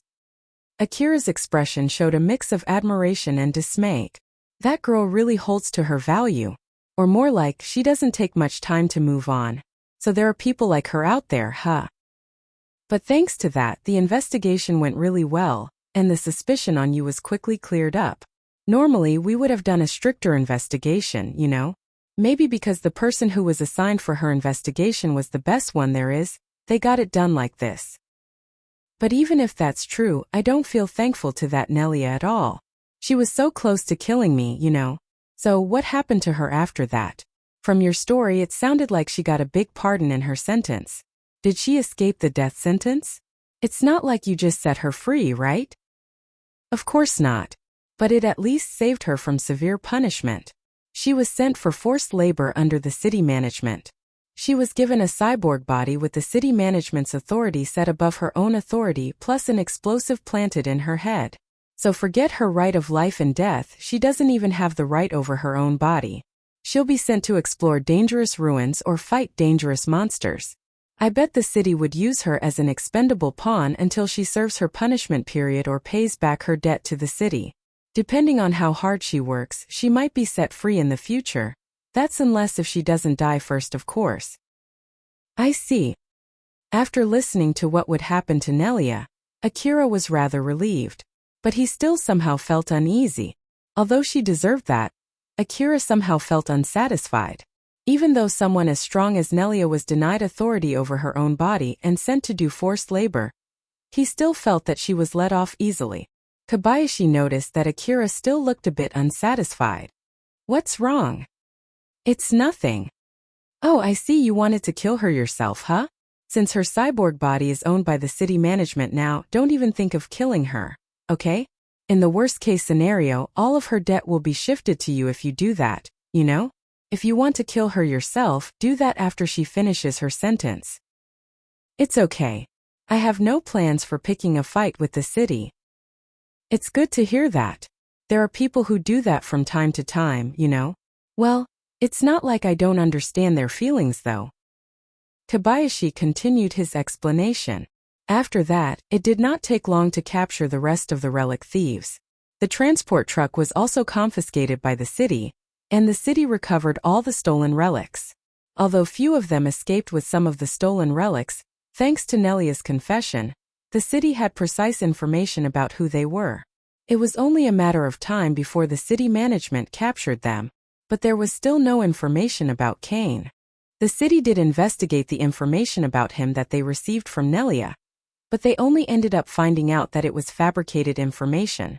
They even inspected and analyzed the powered suit left behind in the battle site, but there was no personal information that could be extracted from that powered suit. They only knew that this Kane was someone brought in by the mastermind of that operation, Yajima. When Akira fainted, the city also investigated him, and it was quickly proven that Akira had nothing to do with the relic thieves. So then he was sent to get treated until he woke up just a while back. Kobayashi then finished his explanation about the relic thieves and what happened to them after they were apprehended by the city's defense squad. And that will conclude my explanation about the relic thieves. Do you have any questions? Akira thought for a bit. He did not have any questions at the moment. Alpha, do you have any questions that you want to ask? No. Just to be safe, Akira also asked Alpha, but it seemed that she too did not have any questions either. Akira was about to say that he did not have any questions, but something suddenly came up in his mind. You guys also inspected Kane's powered suit, right?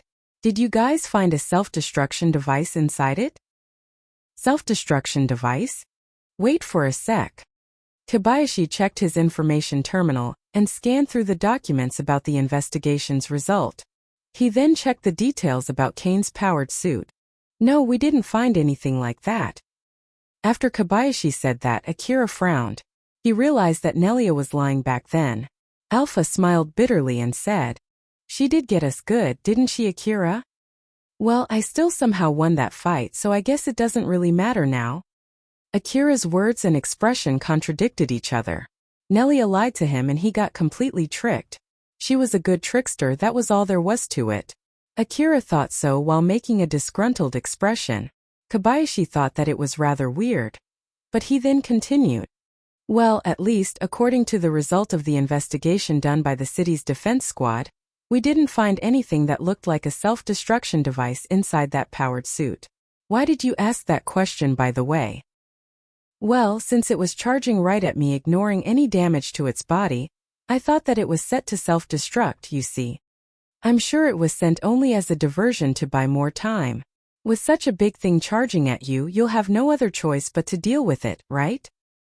I see. I guess that's all the questions I have. Well then, I'll get to the real reason why I'm here. Look at the last page of that document. Akira turned the document in his hand to the last page. As soon as he glanced at the page, he was wide-eyed, his jaw dropped. It was a bill addressed to him. After he was moved to the hospital, Akira received a lot of treatments. That bill listed all the detailed expenses for those treatments. Moreover, it also included his 1-week stay in the hospital since he had fainted. The Urata Scorpion's nest extermination request lasted for 7 days. So the bill also included the remaining 4 days cancellation fine. Putting it all together, it totaled 60 million orum. Half of it was from Akira's treatment. It was a number that was more than enough to make his face pale. Akira was about to faint but somehow stayed awake. If it was not for his tip-top shape, he would have immediately fainted right there. Looking at Akira's reaction, Kobayashi laughed lightly. That's the bill amount you have to pay right now. You might have some complaints about that amount, but let me tell you this beforehand, it's pointless to complain about it to the hospital. The cost of the treatment does make sense. During an emergency where the patient has lost consciousness, the type of treatment and its cost are both decided by the hospital. Well, it's basically just a preventive measure against a case where the hospital can't give the patient any treatment just because they can't confirm if the patient wants to take that treatment or not since the patient has already passed out. Akira replied in a panic. But just because of that, it's not like I can pay this much money, you know? Kobayashi did expect that Akira would be shocked like this. He then tried to calm Akira down. Calm down. The hospital won't charge you that amount if they don't think that you can pay it. It's not like they're running a charity after all, and even a charity would not run without money. So they'll make you pay a lot of money whenever they have the chance.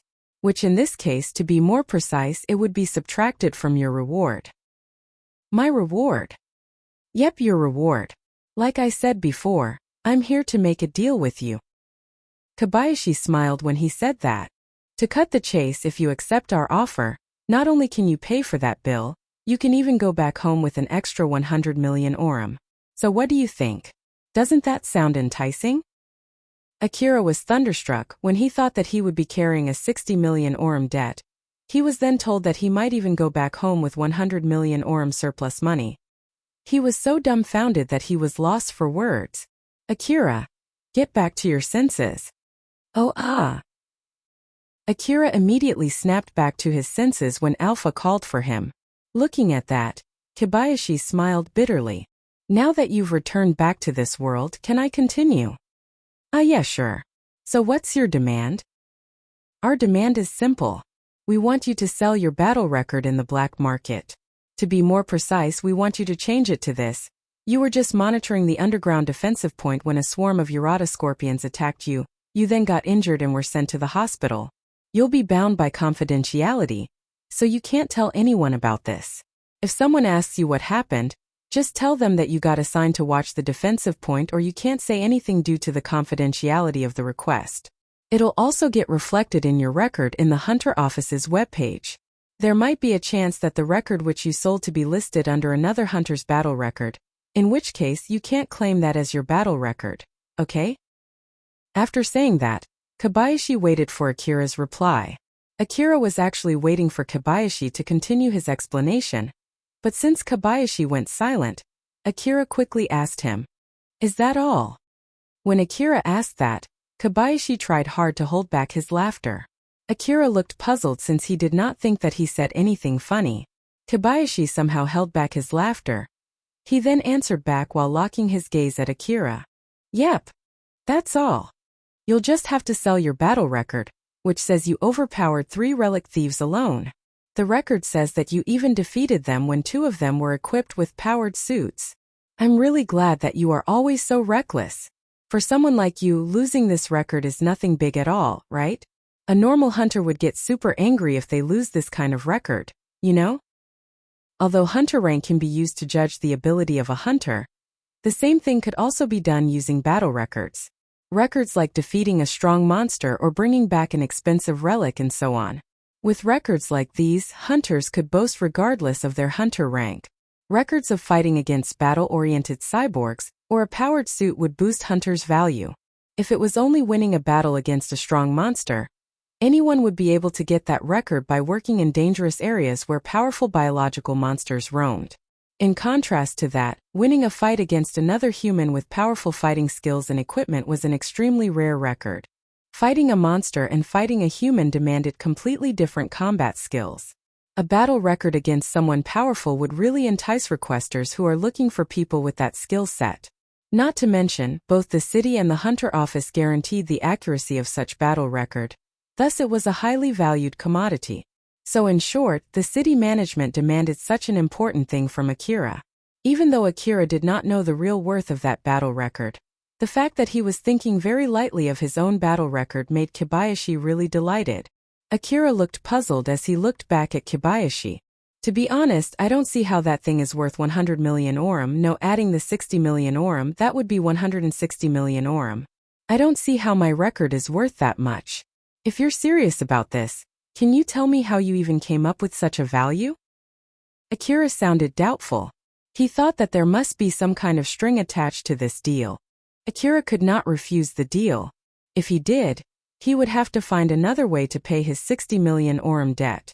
Although he might be able to pay most of his debt from the reward of the underground exploration request, there was no guarantee that it would be able to fully pay back the debt. He actually understood that the huge medical bill was some kind of a ploy so that he could not refuse this offer. But it was not like he had any means to fight back. So he was confident that Kobayashi should not be able to easily answer his question. But unexpectedly, Kobayashi swiftly answered back. I don't mind telling you, but it is confidential information. That's why I can't explain it to you unless you accept my offer first. So, is it okay if we do that after you accept my offer? All right. Okay then, put your sign over here. Kobayashi handed over a pen and a paper to Akira. Akira tried to read what was written in the paper, but it was filled with lots of hard-to-read small-sized words that Akira quickly decided to give up. But Alpha read through it in his place and summarized the information to Akira. It's all right. There's nothing dangerous written in this paper. If I were to summarize its content, it's saying that you might turn the whole city into your enemy if you were to tell other people about the confidential information. After hearing Alpha, Akira felt relieved as he signed his name on the paper and handed it back to Kobayashi. Kobayashi received the paper while smiling. Nice. With this, our deal is sealed. And my job is done. Right, about that explanation, can you wait for a bit? I need to tell the city management that we now have a deal. We're in a hurry, you see. Kobayashi pulled out his information terminal and contacted the city management. Shortly after that, another staff member came to the room. That staff then took the documents that were in Kobayashi's and Akira's hands, including the paper that Akira just signed. The staff checked those documents before putting them inside his bag. Kobayashi then continued. With this, my evaluation will also soar. You can go ahead and ask me anything, in that way I can at least give you something in return, right? Although I look like this, I am actually someone important. I even have enough authority to give you a bike as front payment. No one can just give out a city's property as a reward, unless they have high authority, don't you agree? Alright. Just give me a proper explanation first. That 160 million orum, right? It's not weird that you think it's too good to be true. It's normal to think that there must be some kind of string attached behind that offer. Well, to put it simply, it is a bribe to keep your mouth sealed. Kobayashi continued his explanation. The incident about the relic thieves had come to a closure. Fortunately enough, it did not incur much loss to the city. But this whole incident was caused by the mistakes and the lack of vigilance of the city management. It was because they did not quickly excavate the relics from the underground city.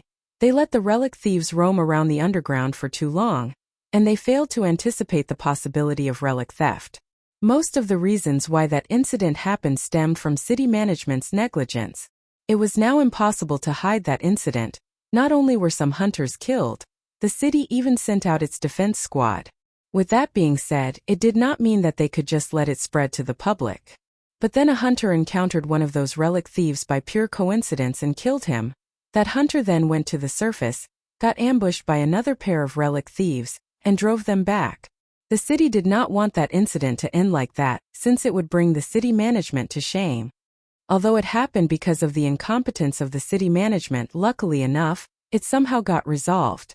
Now the city management would have to give the report explaining the incident to the others, including the people living in the city who were paying a lot of money for the defense squad's expense, the people from the other city management that they were regularly in contact with, and more importantly, the upper echelons of the corporate government.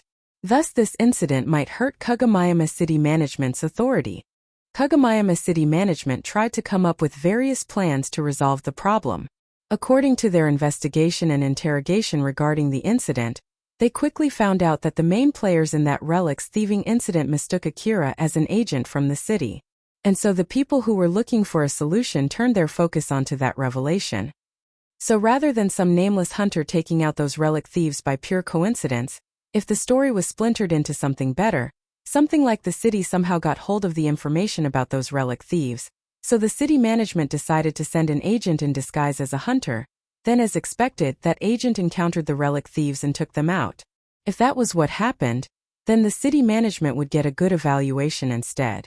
Fortunately enough, city management immediately noticed that it would not take much effort to fabricate such a story. In short, They only needed to convince Akira, who took that request himself. Another good thing was that he was not affiliated with any gangs.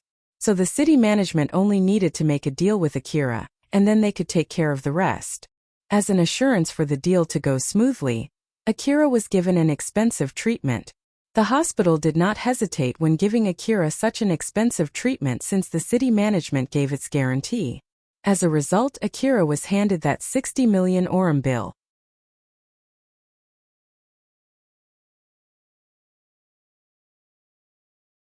Rebuild World Chapter 63 The Benefit of a Charm. Kobayashi finished explaining the summary of what happened. But of course he could not tell Akira the complete story behind that deal. After all, Akira was still an outsider in the end. Well, I guess that's the gist of it. If you want to know more about the detail, you can ask me anytime, but it'll cost you. And since it's a piece of insider information only known among the city staff, it'll cost you a lot of money. So, nah, that's enough. Akira said so since he felt that he had heard enough information. To be honest, Akira did not care if the city wanted to twist the truth. To him, it was something that lay in a world that had nothing to do with him. Akira had been living in the slum city near the lower district of Kagomayama City for all his life. As such, matters pertaining to the Kagomayama City, the other cities and the corporate government were on a whole different world that was not related to him at all. Or at least, that was the case as long as it did not cause any harm to him. I see. Do you have anything else you want to ask? Just go ahead and ask anything you want here. Once either you or I leave this place, it would be too late to ask anything. Although I said you can ask me anything, just don't ask for more reward money. It's not like the city has a bottomless treasury, you know? If you have any complaints about your reward money, you should have complained before you signed that document. But on the other hand, if it has nothing to do with money, I'll try my best to grant anything you ask. I'm very much interested in you, so I'm planning to support you the best I can. Kobayashi was telling the truth. He was really interested in Akira. But Akira did not understand the reason why. Which part of me piques your interest? Kobayashi smiled widely while telling Akira the reason. What, you ask? Your way of living, of course. The level of recklessness. Just go out there and die or go out there and live. That's really something. I'm also a part of the hunter office, so I can access information about hunters, and that includes information that is not made public. Have you ever seen your own battle record? You fought against cannon insects with just your rifle. You charged into a building full of Urata scorpions all alone and returned back alive. And you even took out more than 500 scorpions in the underground city. Then to top it off, you took out 3 relic thieves alone, although all of them were cyborgs and 2 of them even had powered suits.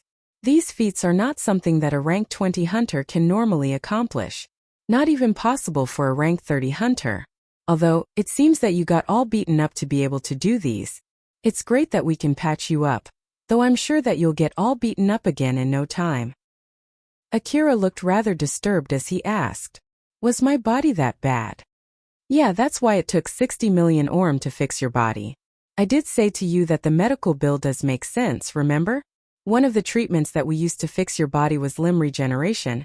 It's a treatment that we normally use on people who have lost their limbs, you know?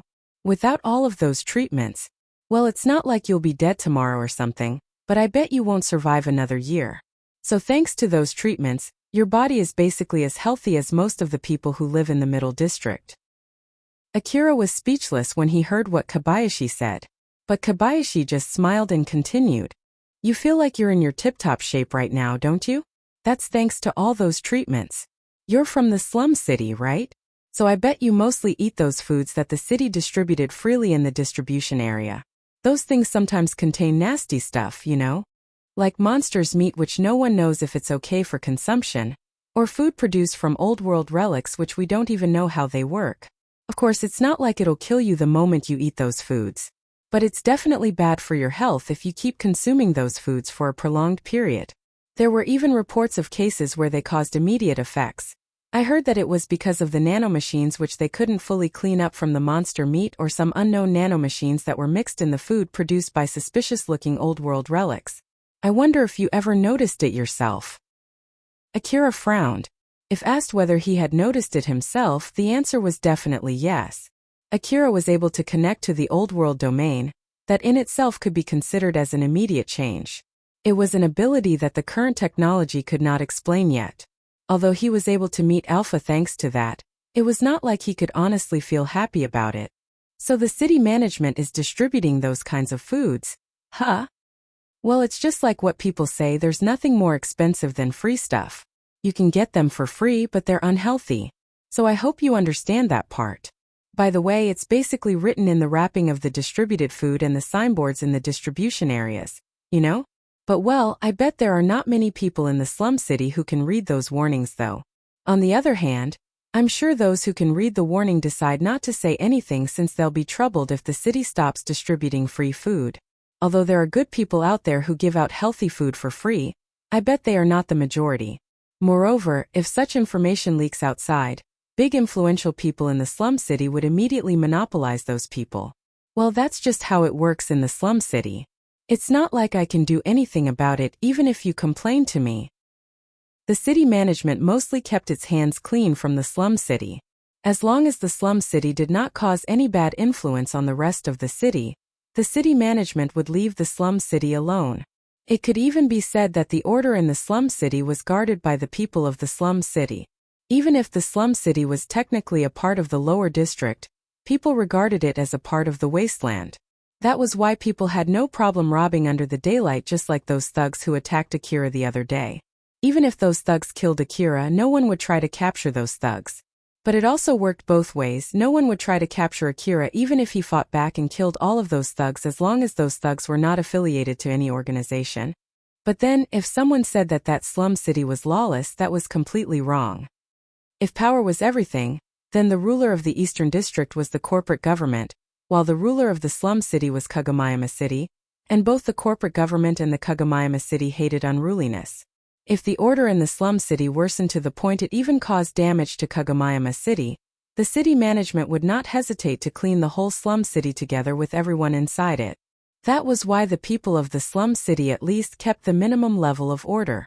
And the gangs in the slum city were overseeing that by maintaining the order in their respective territory. I don't know whether it's because of those foods or not, but the nanomachine residue in your body was pretty bad. Although I know all hunters rely on drugs, you particularly consumed a huge amount of medicines, didn't you? Yeah, that is my only choice if I don't want to die after all. I'm sure you'll keep doing that in the future no matter what I say. So make sure that you check your nanomachine residue and get them cleaned at least once per month. Most drugs for hunters contain nanomachines no matter whether it's healing medicine, accelerator, stimulant, or any other kinds of drugs. Is it bad if I get residue inside my body? Well, there are exceptions and it depends on the type of nanomachine. The effect also differs for each person. But the baseline is, the residue is basically a contaminant, so it's better if you think of it as harmful to your body. Kobayashi then explained to Akira the dangers of the nanomachine residue. There were rare cases where the person had very good compatibility with the nanomachine inside his or her body, in which case the nanomachine stayed effective and brought positive effects for basically forever.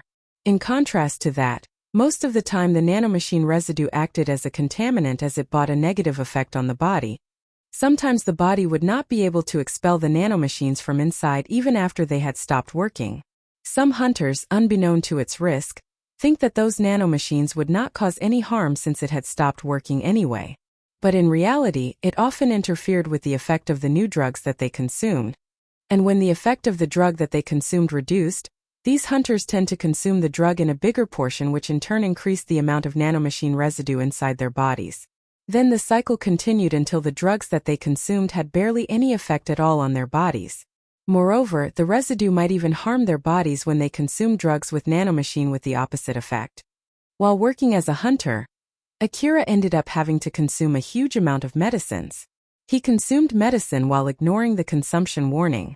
And so the nanomachine residue had been slowly piling up inside his body without him even knowing it. Kobayashi sincerely warned Akira since he still wanted to enjoy watching Akira. Basically, for a hunter, the body is their main asset. There are hunters who think that they only need guts to do impressive feats and end up neglecting their bodies. If you want to survive for long, be sure to take good care of your body just like how you take care of your rifles. If you don't take proper care of your rifles, The bullet that it spews might fly in the wrong direction, it might even explode too. There'll be a good chance that the rifle itself will explode any time you pull the trigger. Same is the case for your body as well. It's not at all funny if you die because of something as stupid as that. So make sure to be careful. Okay. Speaking of rifle. Akira remembered about his own equipment. At the moment, he had nothing other than the clothes on his body. Akira scanned the whole room one more time, but he could not find his stuff anywhere. So he then asked Kobayashi, "Where are my equipment?" Kobayashi did not know where Akira's equipment was as well, so he used his information terminal to contact another staff member. After that, he then conveyed the bad news to Akira. Nothing. Yeah. Rather than your equipment, your current personal belonging itself is 0. It's not like we could recover all of your belongings from where we arrested you. As for your belongings that we recovered, like your rifles and augmented suit, they were confiscated and broken down by the city management for inspection in order to clear your name. Right now they're under the custody of the city management as evidence. You can have them back, but all the processes will take you at least 1 month, not to mention that all of them were already severely damaged. Did you find my hunter ID at least? I don't know. Either your ID is left behind where we arrested you or it's confiscated as evidence. Whichever it is, it's faster if you ask for a reissue. Alright then, so here's my request. Reissuance of my hunter ID, an information terminal that I can immediately use, and some hunter clothes that I can wear. After all, if I go out like this, I'll look like a patient running from the hospital. Roger that. I'll have them sent to this room later. Anything else? Akira turned to Alpha. Alpha, do I need anything else? Aren't you going to ask for a rifle or an augmented suit? For the equipment, I want to buy them from Shizuka's shop if it's possible. It's not like that's a must though. Alpha knew that it was only a matter of preference, but if it was something meaningful for Akira, she had no plan trying to carelessly change his preference. Although it would mean that Akira would have to walk from the hospital to Shizuka's shop without any weapons, Alpha thought that it would be alright as long as he had her support. If he could not even avoid problems on this level, then he might as well never step outside. In that case, let's have him introduce us to some real estate agent for hunters. You need to step up from living in soon. Akira agreed with her opinion and conveyed it to Kobayashi. Introduce me to a real estate agent. I'm not sure if I can rent a good house with my hunter rank, so please find me a cheap but decent house. And also, right, hurry up with the payment. I want to buy new equipment with that money. I guess that's all I have to ask. Alright. About the payment, it should have been directly transferred to your account. Just check it once you get your hunter ID and information terminal. Just to be safe, I'll leave my contact in your information terminal after setting it for standard first use. As for the real estate agent, I'll try to connect you with a real estate agent under the city management. I'll send the details through your hunter code later, so check your terminal once you get it. So anything else? If you have nothing else, I'll leave the room. Once I'm outside, you can't ask me for anything more.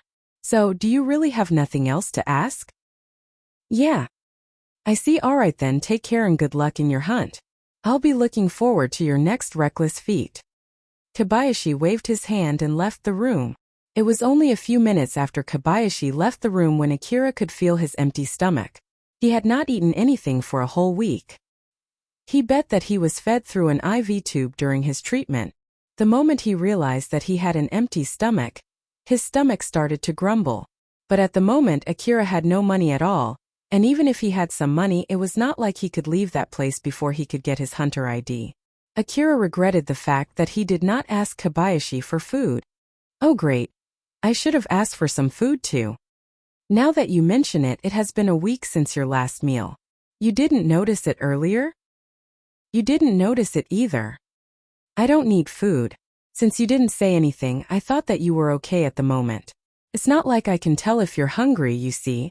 So let's just wait. I'm sure that your stuff will come soon. I should have also asked when they will arrive here. You only remember things like this once you miss your chance. That's true.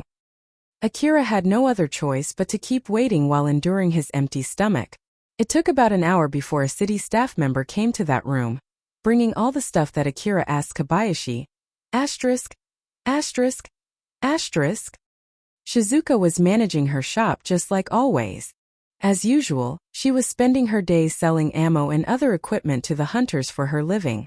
But Shizuka herself noticed that she had been sighing more than usual lately.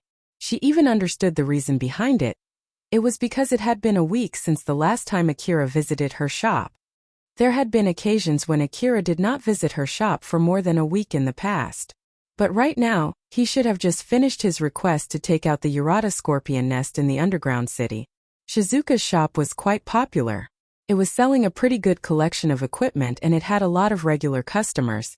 As such, she knew a lot of hunters who bought their equipment from her shop and never returned. There were hunters whom she got acquainted after they bought equipment for a few times in her shop. There were also those whom she knew well after coming to her shop for consultations or getting recommendations for buying equipment. There were even some hunters who flirted with her or even asked her hand in marriage. All kinds of hunters went to the wasteland chasing after money and fame just to end up dead. Shizuka knew that all too well. But Shizuka was running a business, and in order to protect her sanity, she was intentionally trying not to let herself be bothered by their death. After all, she was doing business with the people who might die practically any time. If she let herself be bothered by their death, she would not be able to continue the business. Although she might feel sad, she did not let it interfere with her calm life. People might call her heartless, but she had decided to accept that too. That was exactly why it was extremely rare for her to be sighing just because one of her frequent customers did not visit her shop for an extended period of time. I guess I'm too emotionally invested this time. I wonder why I did that. Shizuka kept thinking while managing her shop. To be honest, she could come up with many reasons. It might be because Akira was a small boy, and she felt like it was her responsibility to watch over him. Or maybe that it was because of her feeling of gratitude toward Akira, who saved her close friends, Elena and Sarah. Or maybe it was because she once saw how Akira's body was riddled with scars. Or maybe because Akira bought his equipment from her shop, and she hugged him before he headed to the wasteland. But in the end, none of those reasons was conclusive. As Shizuka was about to get absorbed into her thinking, the source of her worry suddenly appeared and stopped her midway. Akira looked a bit surprised when he entered Shizuka's shop. "Welcome, Akira. It has been quite a while." Yes, it has been quite a while." Shizuka was smiling as she was welcoming Akira with her usual self, or at least she was trying to act natural. But Akira replied back awkwardly as if he was overwhelmed by her smile. Although Shizuka found that a bit weird, she continued just like usual. "Are you here for ammo refill today? How about the request that you were taking the last time you came here? Are you still doing it? Since I stocked up on CWH special ammo, you can buy a lot of them if you need it. It has been a week already, so you should have finished that request, right?" Yes, that request is done." "I see. So are you here to get a normal bullet and AP bullet then?" "Well, about that, actually." Akira hesitated. Shizuka looked puzzled. Akira looked straight into Shizuka's eyes, looked away for a moment, and then returned back. He had resolved himself to say what he was about to say. "I lost all of my equipment. So can I buy one full set of equipment today?" Shizuka sounded a bit shocked as she asked back. "All of your equipment? What exactly did you lose?" "All of my rifles, my augmented suit, my information terminal, my rucksack and everything that was inside it, and the information gathering device that I bought from Elena-san. Basically everything. My personal belongings right now are just the clothes that I'm wearing, an information terminal and my hunter ID." Shizuka was taken aback after hearing what Akira just said. She knew that Akira used most of the money that he earned to invest in better equipment. Thus, it meant he had lost most of his assets. Wait for a sec there, what exactly happened? "Well, a lot of things happened. So then, can I get a full set here?" "Sure, but how much is your budget?" Shizuka thought that Akira had lost most of his assets. She did feel sorry for him, but it was not like she could give him free equipment or accept credit payment. She was running a business and she had to earn money to pay for her living. That was a line that she would absolutely never cross. Shizuka was thinking of getting Akira the best equipment with whatever the small budget that he had when she asked him how much money he was planning to spend. That was also why she was dumbstruck by what Akira said next. It's 80 million orum. I'm sorry. Just to make sure that I didn't mishear it, can you say it one more time? It's 80 million orum. Shizuka's face frowned after she confirmed that she did not mishear Akira's answer. It was not an amount of money that a new hunter could muster. It was a huge amount of money even for veteran hunters. Shizuka stared at Akira. He looked scared, but he still returned her stare. She sounded stern as she cornered Akira with her questions. Akira, what exactly happened? You should at least know it yourself that such an amount of money is not normal, right? It still doesn't explain it, even if you say that it's from the reward of your last request. No matter how many scorpions that you took out since the ammo expenses paid by the requester, the reward can't be that big, right? So what kind of reckless thing did you do this time to get that 80 million orum? Shizuka's stern voice reflected her worry toward him. Akira felt happy as well as sorry because of that. I'm sorry. I can't tell you the details because I'm bound by confidentiality with the requester. Since it'll affect my credibility, I can't even tell Shizuka-san anything.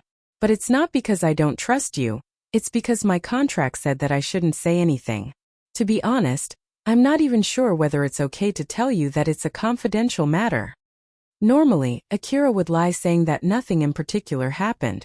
But rather than telling an obvious lie, he decided to just tell Shizuka that he could not reveal anything since it was confidential information. Shizuka kept staring at Akira, who was behaving awkwardly as she thought.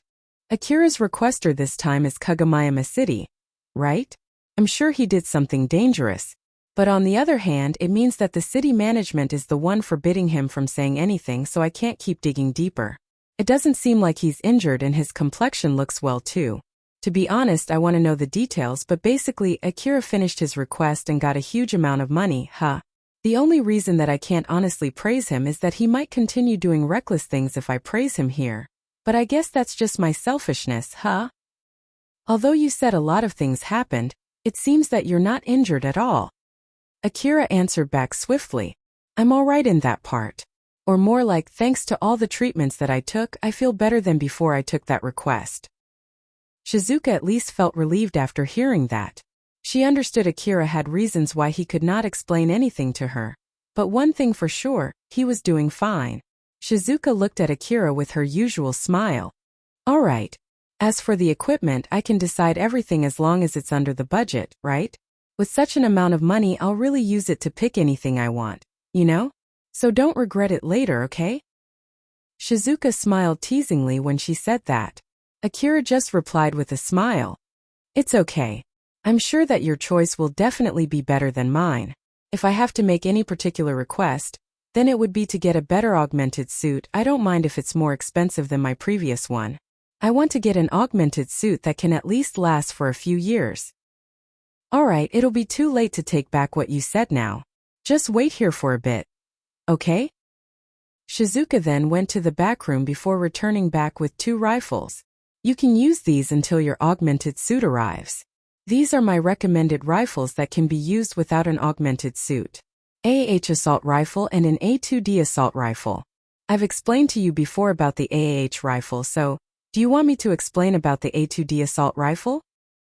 Yes, please. Shizuka had predicted that Akira would say yes. And so she continued by happily explaining about the A2D assault rifle. The A2D assault rifle was basically derived from AAH assault rifle with extra firepower and accuracy. But unlike AAH assault rifle, its parts were designed so that it could be used with AP ammo or plus P ammo without any extra modifications. Moreover, it was equipped with a grenade launcher that could be loaded with all types of grenades. It was light enough to be used without an augmented suit, and it was loved by the hunters as the next best gun to use after AAH assault rifle. It used some similar parts as AAH assault rifle, and it was a user-friendly rifle. Both of them are unmodified rifles. Just try how they feel without an augmented suit.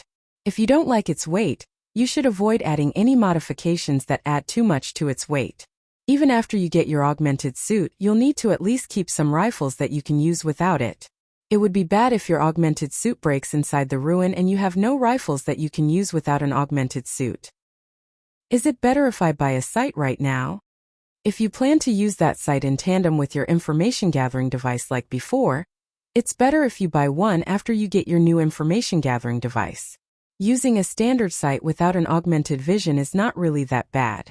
But I'm actually planning to include the information gathering device in your equipment set too, so of course I already have in mind which sight to get. Or, do you want to choose the information gathering device you need yourself? No, I'll leave everything to you. Alright then, I'll contact you once I have a good estimation of how much the total cost is, so just wait for a bit more. It'll take about 2 weeks until everything arrives after I get the total cost. Until he got everything, Akira would be without an augmented suit. So Alpha warned Akira. I'm sure you know it even without me telling you, but I'll say it again, we'll take a break from hunter jobs until you get all your new equipment. Okay? I know. It's not like I'm going to underestimate my bad luck after all. I don't want to fight a swarm of monster or more people with powered suits without my augmented suit. He remembered that he encountered a swarm of monsters when he was training outside, and he had to fight other hunters with powered suits when he was out doing hunter request. Now that he had experienced it himself, he had no plans of going out without Alpha's full support, and he had no qualms staying inside the relatively safe Kagomayama city for the time being.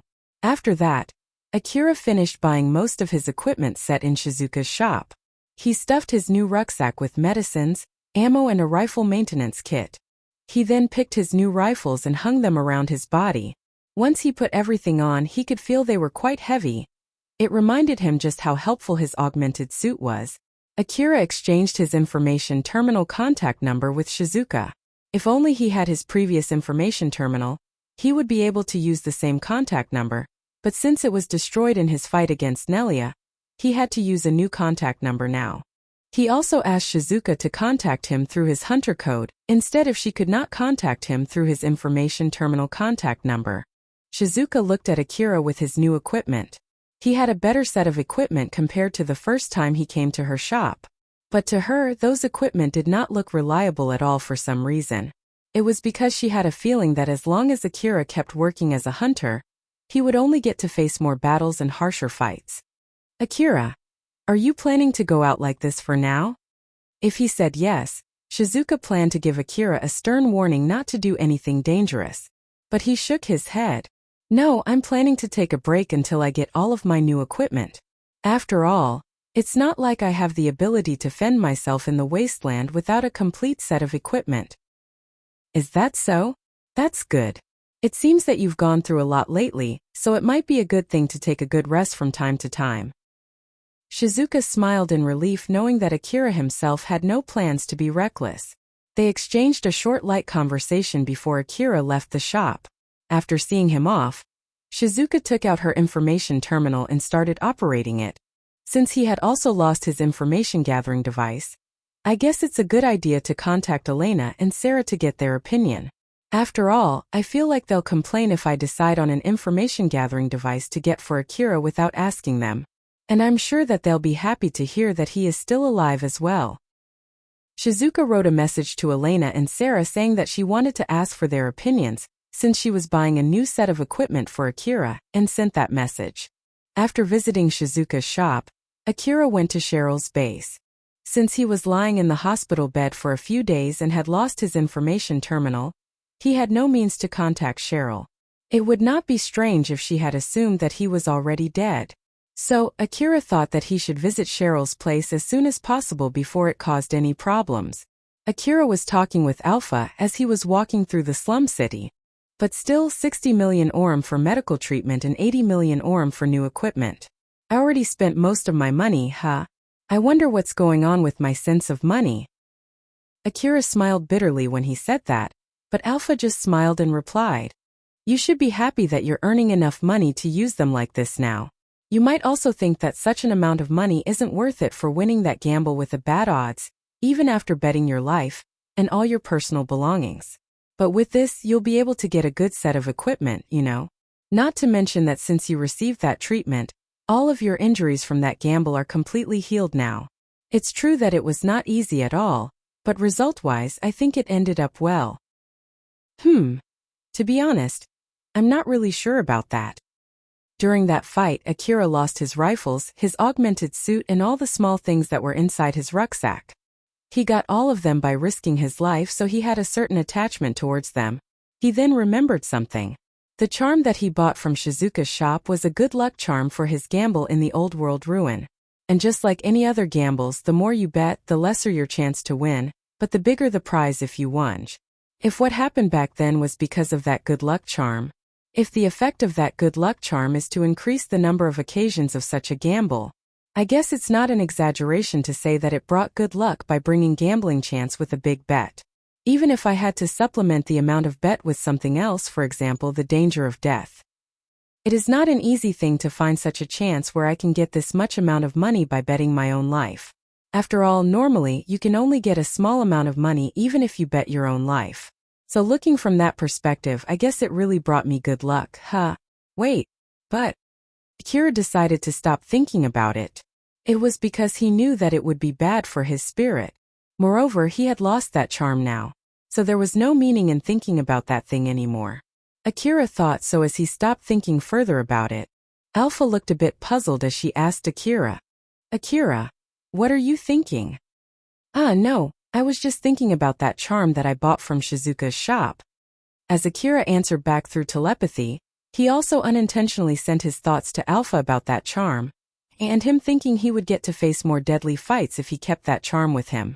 It was true that he was able to get a lot of money, but to be honest, he did not want to get into such a fight ever again.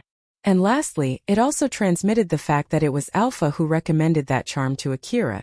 Alpha was obviously averting Akira's gaze as she said, "It's not my fault." I know. Akira lightly smiled. It was rare for Alpha to react like that.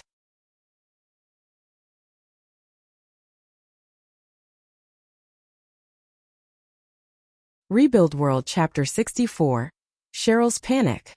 Cheryl was busy with her work inside her room. She was making a rather scary face while working on her desk. She was being way too focused on her job, as if she was trying to avert her attention from something else. She was in such a bad mood for the last few days. Because of that, her underlings were being very careful not to worsen her mood. Everyone in her gang knew the reason why Cheryl was in such a bad mood. It was nothing other than Akira, who had not visited the base for the last few days. Although it was a simple reason, it was also a serious one at the same time. Cheryl's gang was able to exist because of Akira's support. Although they were armed, they only had anti-human weapons such as handguns. And it was not like any of its members was familiar to fighting. Unlike Shijima's gang, Cheryl's gang did not have the ability to secure its position on its own. The only reason why they could stay relatively safe in the slum city was because the other gangs were being wary of Akira. The incident between Shijima and Akira had already spread among the gangs in the slum city. As long as they had Akira behind them, no one would risk their own life needlessly by picking a fight against Cheryl's gang. Because of that, her gang's safety was guaranteed in the middle of such a violent place. But Akira had not been visiting Cheryl's base lately. So it was to be expected for her to be that worried, and all the children under Cheryl's gang understood it. But there was a subtle difference between Cheryl's thoughts and her underlings' understanding of the situation. Cheryl was alone inside her room, so there was no need for her to keep up her appearance to fool the other children. But even so, she was intentionally making a scary face. Rather than to fool others, it was in order to fool herself. Cheryl was desperately trying to suppress her panic, anxiety and terror that was welling up inside her. She was putting a lid on those feelings by making an irritated expression. Up until now, she was able to fool her underlings. Everyone thought that she was only in a bad mood. But its effect on herself was running close to its limit. The reason why Cheryl was in such a panic, the reason why she was so worried, the reason why she was trembling in fear were all caused by one simple reason. It was because she could not contact Akira. Since he had not been visiting her place lately, Cheryl tried to contact Akira using her information terminal. But her call did not get through at all. It was not just simply because she could not establish a connection to Akira's information terminal, but it was because the target terminal was not found. That was what her information terminal was saying every time she tried to make a call. Akira did say to Cheryl once in the past that if she could not contact his information terminal, then she should assume that he was dead. And that was exactly what she was facing right now. Cheryl actually depended on Akira on a deeper level. Her psyche was anchored at the fact that Akira was willing to help her, to support her spirit as she maintained her position and acted as the boss of her gang. She relied on Akira's words when he said that he would help her. She noticed the ominous sound inside her which signaled a crack on the anchor that supported her spirit. She would instantly scream and cry the moment that anchor fully broke. The calm side of Cheryl was counting the number of days before her core broke down as if it had nothing to do with her. At best it would be a few weeks and at worst it would just be a few days. If anything bad happened, it might even be a few hours. As the voice inside her head was silently counting down that number, Cheryl could feel her spirit being shaved bit by bit. Cheryl kept trying to distract herself as much as possible from what was actually in front of her. That was why her eyes were making such a scary gaze. But she would not last much longer. Ario suddenly entered her room without knocking at the door. Cheryl turned to Ario. She looked terrifying as she glared at him. "Didn't I tell you to knock first before entering my room?" Ario was scared by that silent pressure from Cheryl as he answered, "I'm sorry. I'll be careful next time." "So then why are you here?" "Akira-san is here. Should I just bring him to this room?" The intense pressure that Cheryl was oozing out completely vanished in an instant when she heard what Ario just said. Asterisk. Asterisk. Asterisk. Akira, who was brought to Cheryl's room, was sitting on a sofa, his expression saying that he was really uncomfortable. It was because Cheryl was sitting on his lap. Cheryl looked delighted as she circled her arm around Akira's neck. He knew that something like this would happen and he thought that he should get used to it soon. That was why he let Cheryl do as she wanted. Cheryl looked completely relaxed as if she was in heaven. "I'm happy to get to see you. I'm sure that you're busy, but if it's possible, I hope you would come here more often." "So were you too busy? Is it okay if I ask you what happened?" "Well, I almost got killed." Akira answered back with a low voice as if he was whispering. Because of that, for some reason, Cheryl caught it as a bad joke. To Cheryl, Akira's survival was crucial. Thus, she could not just ignore such a statement even if it was only a joke. Both for the well-being of her gang and her psychical health, it would be problematic if he died. Cheryl looked worried as she hesitantly asked Akira, If it was a joke, I've heard about it before too. I'm sorry, but it's not funny. So please don't say such a thing even as a joke." Cheryl's expression was half intentional. She deliberately adjusted her expression to suit her voice. From doing her usual everyday business, she had trained her ability to control the impression that she would give to other people.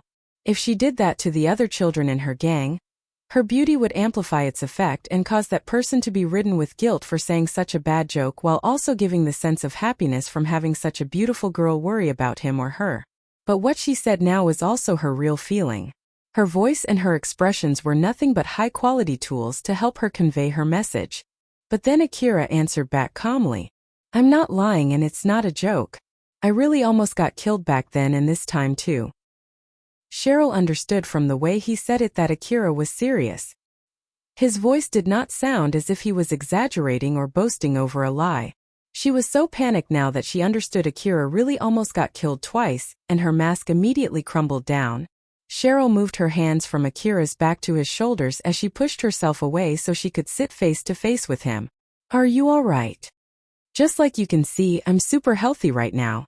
I don't feel any pain and I'm not wounded at all." Cheryl sighed out of relief. She understood that Akira did not say that just to look strong. She then returned back to hugging Akira. "Please don't make me worry like that." Most of the people would have hugged Cheryl back and told her something to reassure her in this situation. But someone as twisted as Akira just answered back calmly as if it was nothing at all. That would be impossible. Facing danger is our occupational hazard as a hunter. It was obvious from her face that Cheryl did not like Akira's answer. She then worriedly said to Akira, "That's true. But still." Looking at how Cheryl looked to be in so much pain, Akira tried to think of the reason behind it. But as expected, since he had a twisted personality, he could only come up with twisted answers. Akira thought that the reason why Cheryl was fawning over him was for the sake of maintaining her gang. And he could accept that reason. After all, he who had spent his life in the slum city knew well just how scary living in the slum city could be. Thus he could understand why Cheryl would be so desperate. Although Cheryl only did it because Akira pushed that job to her, she was also maintaining her position as the head of her gang with his support. That was why Akira thought that it was not strange for her to be so desperate in trying to stay on his good side. That also meant once Cheryl's gang acquired enough influence to support itself, it would not need Akira's support any longer, and Cheryl would lose any reason to keep her relationship with him. At that point, they might as well leave him alone. That was what Akira thought. Cheryl's expression turned more worried as she said to Akira with a shaky voice, "I'm trying my best to strengthen the gang. I understand very well that we're always relying on you. But please stop talking about your death." "Chem? All right." From how Cheryl was acting, her painful voice, and her arm that tightened around him, Akira at least understood that he should not say what he had said back then. But he did not understand just how many times he had made that mistake up until now. Akira did not know what he should say and stayed quiet. Cheryl also did not say anything while still hugging Akira. Since the time when Cheryl begged at Akira while crying and he answered her pleas, since the time when she was looking for someone to lean onto and Akira gave her a place, since the day when her spirit was broken by the truth of her situation and was constructed back up by the sense of security that Akira provided, although she seemed to be doing the same thing on the surface, the reason behind her actions were completely changed compared to before.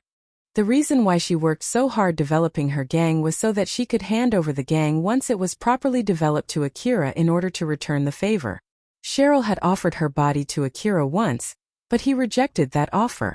She was a very beautiful girl according to the standard in that place.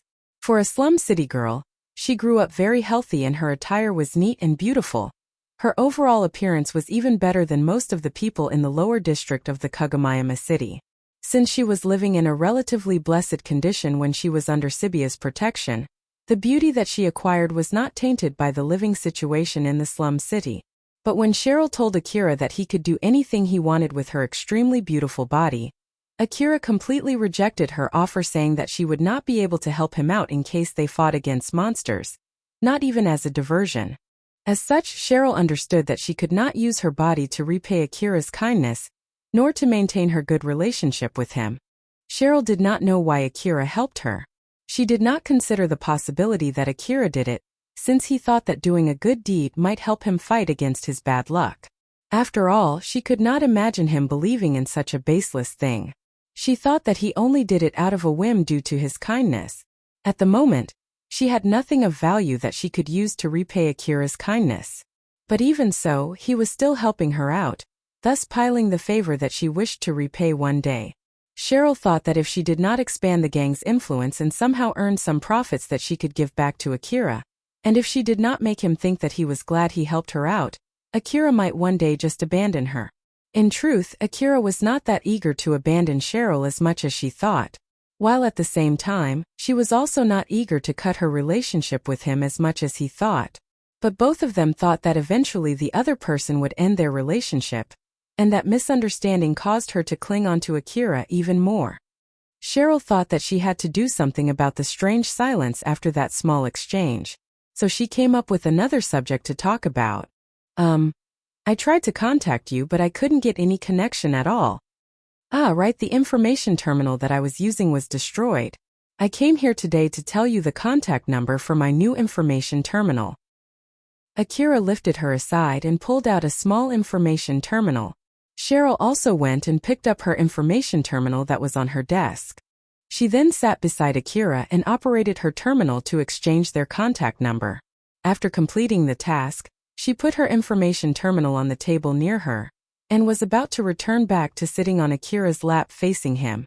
Akira thought that Cheryl had finished hugging him, thus he stopped her. Wait, are you going to continue doing that? Yes. Since we've exchanged contact numbers, it's okay if I continue hugging you, right? Since you already got off once, shouldn't that be enough? No, I became so worried when I heard that you almost got killed, so I won't let go until I completely recover from my stress. It's already tiring enough managing the gang. That's why I'll need to keep hugging you for longer than usual. But you have your own job to take care of, right? I'm going by priority, while I'm recovering from my mental stress by clinging on to you. It'll also show the other gang members that we're getting along well. So this is a very important thing for the sake of maintaining the gang and retaining the gang's position among the other gangs in the slum city. No one is looking though, so isn't it pointless doing something like that here? Should I call someone then? Oh, please don't. Akira also understood well that it was important to show the others of their good relationship in order to maintain Cheryl's position in the gang. But he was not that brazen as to show off to others as he was being hugged by a girl. As long as he and Cheryl were alone in her private room, others would at least make their own guesses as to what they were doing inside. Akira at least tolerated that much. Cheryl once again sat on Akira's lap while hugging him. People would definitely misunderstand if they saw them now. Sometime later, Ario entered the room after knocking. Cheryl turned to Ario while still hugging Akira. Ario, it's true that I did say to knock first before entering the room, but you can't enter the room until the person inside gives you permission, you know? Ario looked scared as he answered back. I am sorry. So why are you here? Cheryl gazed at Ario, as though saying that it would cost him a lot if he had no good reason for interrupting her. Ario looked frightened under Cheryl's gaze as he answered back. Katsuragi-san is here. He said he has something to discuss with you. I made him wait in the reception room for now. Should I tell him that you're busy right now? Although he was not as important as Akira, Katsuragi was also an important person for the well-being of the gang. After all, most of the income of the gang came from Katsuragi. Thus they could not afford to be rude to him. Tell him that I'll immediately meet him. Cheryl suppressed her desire to keep clinging on Akira as she replied. Asterisk, asterisk, asterisk. Katsuragi was sitting on the sofa inside the reception room. On the other side of the table, Akira and Cheryl were sitting on another sofa with Ario and Alicia standing behind them. Ario and Alicia were sorts of officers within the gang since their main duty was to organize the members of the gang. Every time Cheryl had a meeting with people outside the gang like Shirjima or Katsuragi, Ario and Alicia were always there to attend the meeting too. Eventually, both of them would be given the duty of resolving problems both outside and inside the gang, but for now, standing behind Cheryl was hard enough of a job for both of them. At the moment, the meeting was attended by the boss and the officers of Cheryl's gang, and the two crucial people for their gang. But Akira was only there to accompany Cheryl, while Ario and Alicia had no right to say anything in the meeting. One of Cheryl's underlings came and placed 3 portions of meal on the table before quickly leaving the room. Ario and Alicia, who were not used to being in the room, looked enviously at that kid who just left. Cheryl was smiling brightly as she said to Katsuragi, to be honest, I hope that you would contact me first before visiting us, so that we can welcome you without making you wait. After all, it's not like I'm always in the gang's base. Is it that you told one of my underlings beforehand? If that's the case, I apologize for our mistake. Katsuragi smiled in return as he said, Nah, it's just that I had a business to take care near this area, so I decided to pay a visit. Sorry that I came without notice. Please don't be. So then, is there anything you need of me? Katsuragi glanced at Akira before answering back. It's just that I haven't seen Akira's face lately, so I was planning to ask you if you know where he is. But since he's here, I guess there's no need to do that anymore. Judging from how her underlings were behaving, Katsuragi thought that Akira might have cut his connection with Cheryl. The reason why he came without notice was to see Cheryl's reaction. To Katsuragi, there was still no worth partnering with Cheryl's gang if it was not because of its connection with Akira. If Akira was dead or had cut his connection with Cheryl's gang, Katsuragi had no wish to continue working with her gang. If Katsuragi told her beforehand that he would come visiting, it would give Cheryl time to come up with a plan to hide the fact that she could not contact Akira in case if Akira did abandon her. Cheryl would also warn her underlings to hide that fact too. So in order to prevent her from doing something like that, Katsuragi deliberately came to her base without notice. Cheryl knew very well that was the reason Katsuragi visited out of the blue. The reason why Katsuragi did not say anything about it was not because he was being careful, but it was because he knew Cheryl would be able to easily guess it from his action. Both Cheryl and Katsuragi understood why they were there. But since it was already solved, there was no need to intentionally reveal it. The only person who did not try to read deeper into Katsuragi's words was Akira. Since his business with Cheryl was finished, Katsuragi turned to Akira. So then Akira, how's your ruin exploration going? Are you collecting relics to sell at my place? Or are you still working on the temporary HQ construction request? I'm done with that request and I have no plans to continue taking it. That's good to hear, so you're back to exploring ruins then, right? That's the plan. But at the moment, I'm planning to take a break until I get my new equipment, which will take about 2 weeks from today. I'll then go back to exploring ruins for about a week before selling my relics to you. So just wait for a bit more. Katsuragi looked displeased. New equipment? Wait there, you should have bought them from me then. You do know what I'm selling, right? But Akira immediately refused that offer. I'm sorry. I have a regular shop where I get my equipment. Katsuragi looked even more displeased now. Cheryl, who was beside Akira, interjected, trying to give Akira a hint. Akira, Katsuragi-san is saying that now you're not selling relics to him or buying equipment from him. Is there any meaning in your partnership? Even if both of you had faced deathly situation together, there's a limit on how far he can tolerate this. Although Akira thought that Cheryl was indeed correct, he had no plans in buying equipment outside Shizuka's shop. But if he did not buy anything, or at least contributed to Katsuragi's profit, he would not be able to abate Katsuragi's displeasure. Thus Akira tried mentioning something that he might buy from Katsuragi. I see, in that case, sell me some medicines. It's pointless if you're only buying cheap stuff. Katsuragi said it in a fashion which was obviously showing his displeasure that Akira only bought such cheap things from him. But Akira's next words quickly cleared his displeasure. I'm planning to spend 10 million orum. Ha! Katsuragi could not help but express his surprise the moment he heard how much Akira was planning to spend. Akira continued with a serious face. I don't want cheap medicines that barely has any effect at all. I'm looking for medicines that can even heal broken bones in no time, like those powerful old world relic medicines. You used to sell stuff in the front line, right? So I bet you have at least that kind of medicine in your stock, right? Katsuragi quickly turned to business mode as he asked Akira, how are you going to pay for it? If you're okay with it, I'll do a bank transfer. So, do you have the medicines? I have 2 million orum per box medicine. Since I have them in my trailer, I just need to go grab it and you can have it today. Give me 5 boxes then. Akira then handed over his hunter ID to take care of the payment. Katsuragi received the ID, held it on his hunter ID reader terminal, and completed the payment process. Katsuragi was doubting if the terminal would show the usual payment completion notice. But once he confirmed that the payment was indeed completed, he smiled. For the people who were doing business with hunters, having a connection with a hunter who was earning a healthy amount of money was something that was more important than selling their goods. Katsuragi glanced at Cheryl as he thought. He just gave 10 million orum like it was nothing. This is wonderful. Even if he only did that just to show off in front of Cheryl, he's still contributing to my revenue. I'll be counting on you to keep this up, okay? Katsuragi stood up and was about to go fetch the medicines for which Akira just paid. Alright then, I'll go grab the goods, just wait for a bit. You have no plans of going anywhere, right? Yeah.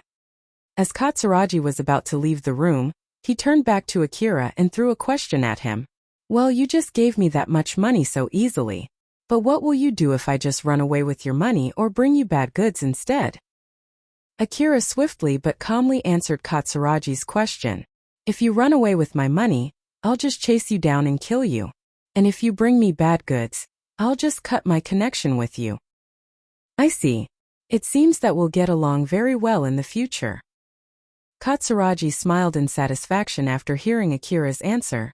He then left the room.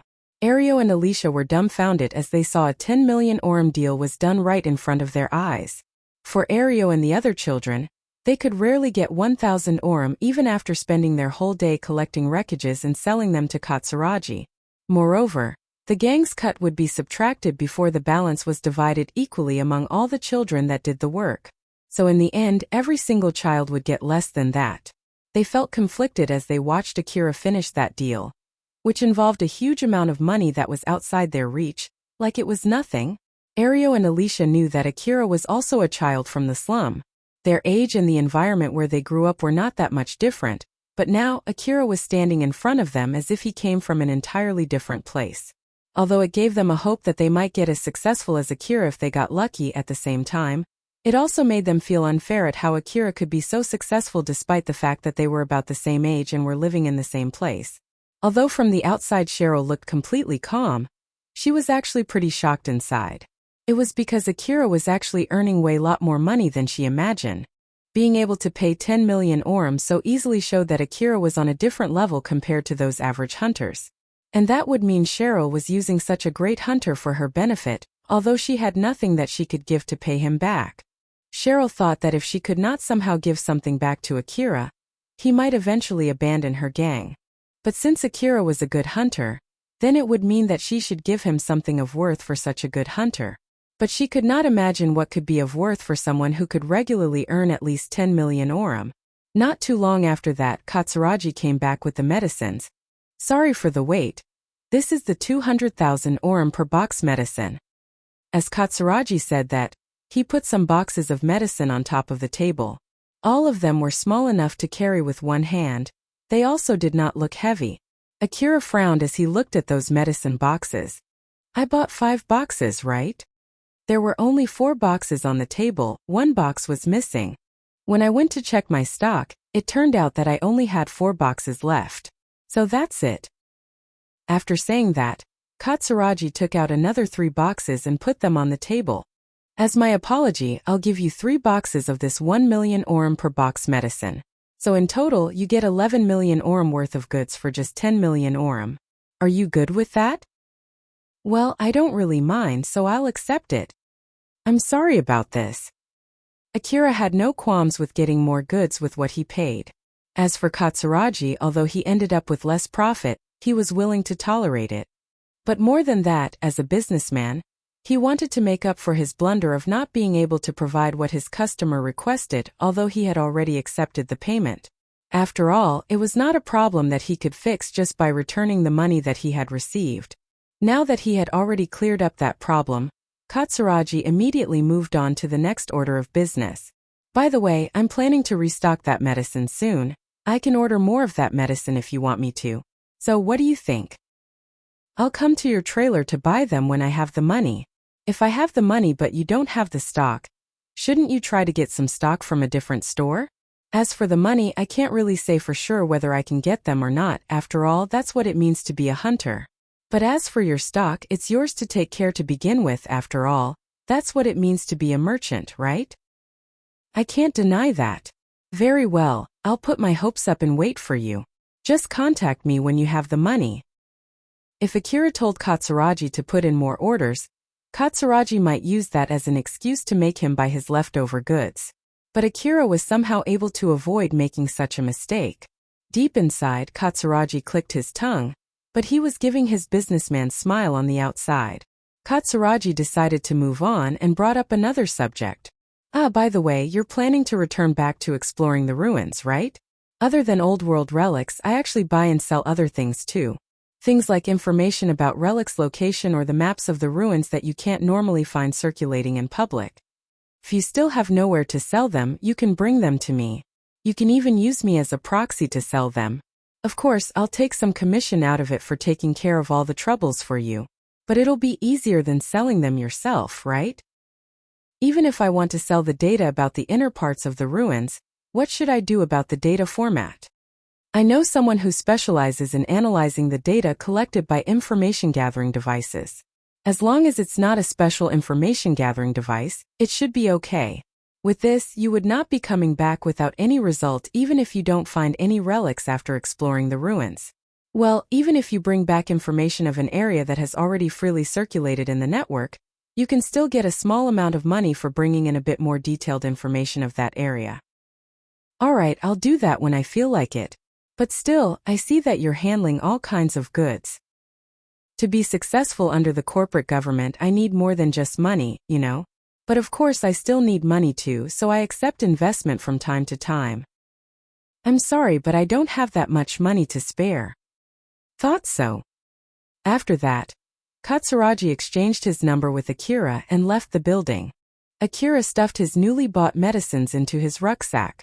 But as he reached for the last 1,000,000 orum per box medicine and was about to put it inside his rucksack, he suddenly stopped.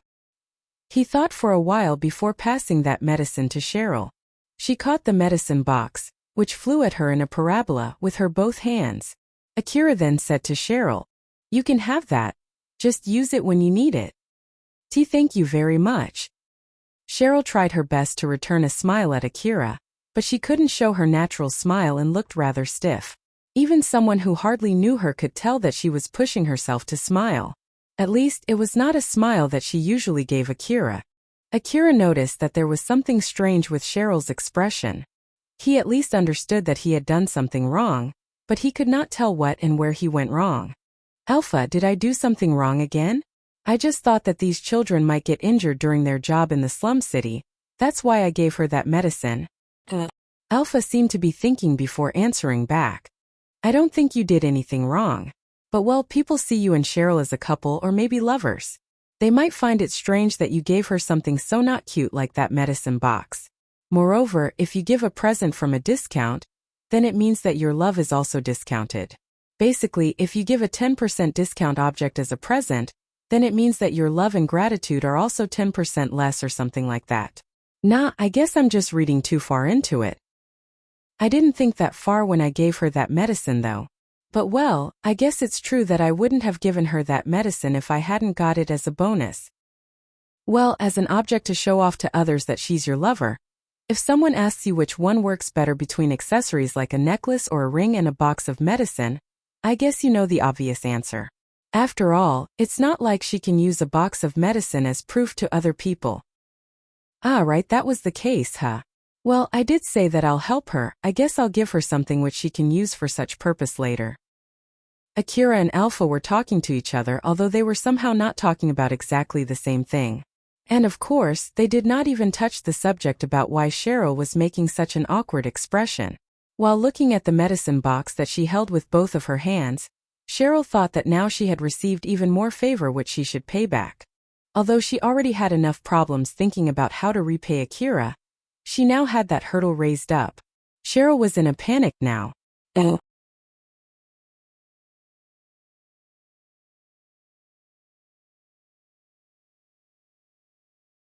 Rebuild World Chapter 65 Good Deed Subcontract. Cheryl shooed Ario and Alicia out of the room. Although from the outside it looked like Cheryl was only telling them to get back to their work, Ario and Alicia felt like Cheryl was actually telling them to get out from that room and not disturb her and Akira. So they flusteredly exited the room. Cheryl stood up. Akira thought that she would cling on to him again, but instead she sat across him. She then made a serious face as she said to him, "Akira, do you have anything you want me to do for you? That's out of the blue. You always help us, so I was wondering if I can do anything to pay you back after receiving so much. You can ask anything of me or even from all of us." Judging from her expression, it did not seem like Cheryl was happy after receiving such an expensive item, but instead it seemed like it made her rather desperate. Akira took some time thinking of what to say, but nothing came up in his mind. "Nothing comes up in my mind at the moment. I'll come again and ask you when I have anything I want from you." Normally, Cheryl would have stopped here after Akira said that, but not this time. She kept her serious expression as she stared at him. From Akira's point of view, it was as if Cheryl was begging or pleading to him. "Is there really nothing? You can ask anything. It doesn't matter if it's an easy thing or a difficult thing. Will you please ask something, anything?" Cheryl thought that it would be really bad if she did not return Akira's favor, even if it was only a little bit. But she did not even have the slightest hint of what she could do for Akira. Because of that, Cheryl decided to directly ask Akira. If it was out of Akira's request rather than her own idea, there would be less chance that it might annoy him, while at the same time, it would also have a better chance to make him happy. Cheryl, who did not want Akira to abandon her, would do anything that she could for Akira even if he asked her for something difficult. If he told her to get naked, get on her knees and lick his feet, she might as well do that without a shred of hesitation. Cheryl's seriousness was conveyed to Akira, but he did not know what suddenly got into her. Even if she asked him to request something, he could not come up with anything at all. Well, even if you ask me so, I really have nothing to ask from you right now. Akira understood Cheryl would not back down unless he asked her for something. He was put under pressure by Cheryl as he was racking his brain for anything to ask of her. He thought that asking her to give him a shoulder massage would not be enough. Meanwhile, Cheryl's serious gaze was being counter-effective. It brought her further away from her objective because it made Akira think that he should not ask an easy thing from her. After taking his time thinking, Akira finally came up with something. Alright. In that case, just give the slum children good food and teach them how to read and write. Cheryl was dumbfounded when she heard what Akira said. She looked puzzled as she asked him, "Is that really enough?" Cheryl had no idea what kind of profit it would bring Akira even if she did what he asked. But Akira sounded a bit surprised as he replied, "To be honest, I thought I asked something that was really hard, you know? If it's really an easy thing for you, then can you just do that for me? I'll leave the details to you, but make sure that it's a realistic plan." Cheryl swiftly replied with a serious expression, "I understand, I'll give my best in doing it. And also don't tell anyone that I'm the one asking you to do that. If someone asks you why, just come up with a random excuse." Cheryl firmly nodded. "Alright, I'll never tell anyone." Cheryl had no idea why Akira would ask her to do that. She knew very well that Akira was not someone who was kind enough to ask others to do a good deed. What he asked of her was not something that could bring direct profit for him. And even if Akira did that to get his name out as a good Samaritan, then he would definitely not ask her to hide his name. But for Cheryl, that was not where the important point laid. The important point was that Akira asked her to do that while thinking that it was a difficult request for her. Thus, if she could do it, Akira would at least think she was useful to him. Cheryl made her resolve that she would make use of anything and everything in order to accomplish Akira's request. Alpha did not understand why Akira would even come up with such an idea. She was always quietly but closely observing Akira, assessing his way of thinking, trying to understand the principles behind his actions, and continuously trying to control him. But Akira's action just now was unexpected even to Alpha. In order to understand him deeper, Alpha thought that there was a need to understand the reason behind this action. Alpha then asked Akira in a very calm manner, such that it prevented him from reading what Alpha was actually thinking, thus hiding her surprise. "Akira, why did you ask Cheryl to do that? How should I put this, providing education and food for the slum children is a good deed, right?" "Well, it sure is. If I ask Cheryl to do that, then it would be my good deed, although an indirect one, right? I just thought that it might help me fight my bad luck." So basically it was like a subcontract for Akira's good deed. If bad deeds beget bad things, then good deeds should beget good things. In short, by pushing Cheryl to do a good deed, Akira thought that it might help lift some of his bad luck. In the end, leaving the fact that Akira was seeking a superstitious and occult thing like good luck, the only reason why he asked Cheryl to do that was for his own selfish intention. "And why did you ask her not to say that it's your idea?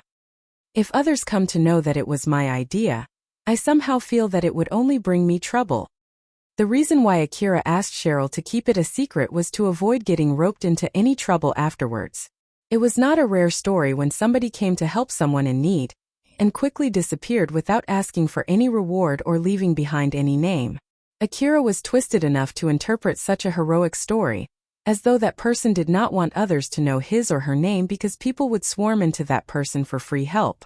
So, it would be a huge pain in the ass if other people knew his identity. Akira was pushing any possible troubles that might come from such a good deed to Cheryl while trying to reap some profit from it. That was also the reason why he said that he thought it was a difficult request for Cheryl. Alpha was relieved since it was not like Akira suddenly had a change of heart and became a good person. After all, it meant that she did not misevaluate him. The more selfish Akira was, the easier it was for her to control him. Thus it would be troublesome for her if he suddenly became a selfless person. "I see, I understand now. Although I don't think it'll give the result that you're hoping." "Well, to be honest, I'm not placing much hope for its result anyway. I just randomly came up with that idea.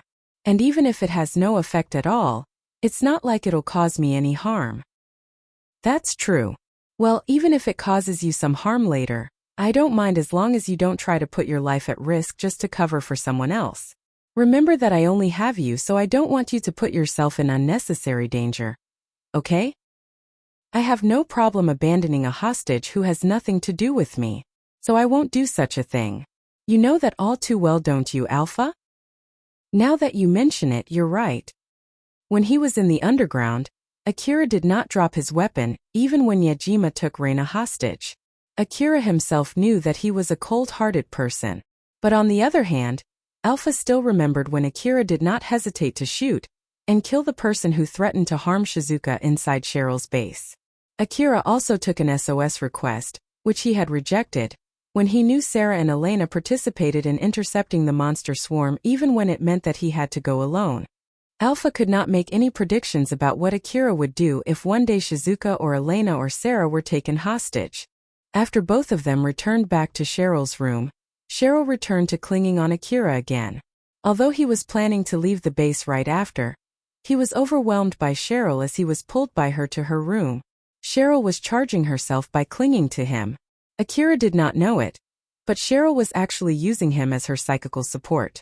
When she could not contact Akira, she was tremendously stressed. Because of that, she took way more time than usual clinging to him when normally 1 hour would be enough to recover her calmness. Now that Cheryl had recovered her calm, there were two things racing through her mind. First of all, she was thinking about what she could do to get in a deeper relationship with Akira. Cheryl understood that Akira right now was in a situation where he was susceptible to get swept by the flow. At the moment, he would get swept by the mood no matter how far it would go. Thus, Cheryl was thinking about how to use this chance to get as close as possible to him, so that he would not easily abandon her. Although it was just her baseless intuition, Cheryl thought that if only Akira did something with her, would it give a clear indication about their relationship and prove that she was his favorite. The other thing that was running inside her mind was that it was time to pull away as she was still clinging on Akira. Even though there was a similar aged beautiful girl, who had told him that he could do anything he wanted to her in the past, clinging to him right now, he did not do anything to her at all. Cheryl did not know whether it was because Akira simply had no interest in such a thing or it was because he was holding himself back since he knew that it would cause him a lot of trouble. It would be pointless if she rushed herself in trying to get close to Akira to only annoy him instead. If Akira looked annoyed when she was clinging to him, it would damage her psychical state too. And that was something that she would not want to happen. Akira noticed that Cheryl had a lot of things inside her mind. But he did not know what she was thinking nor had any interest in knowing about it at all. He only thought that Cheryl must have a lot of things to worry about as the boss of the gang and stopped thinking any further. He then spent some time talking with Cheryl to gather some information about the slum city. Suddenly someone knocked on the door. They both quickly turned towards the source of that sound.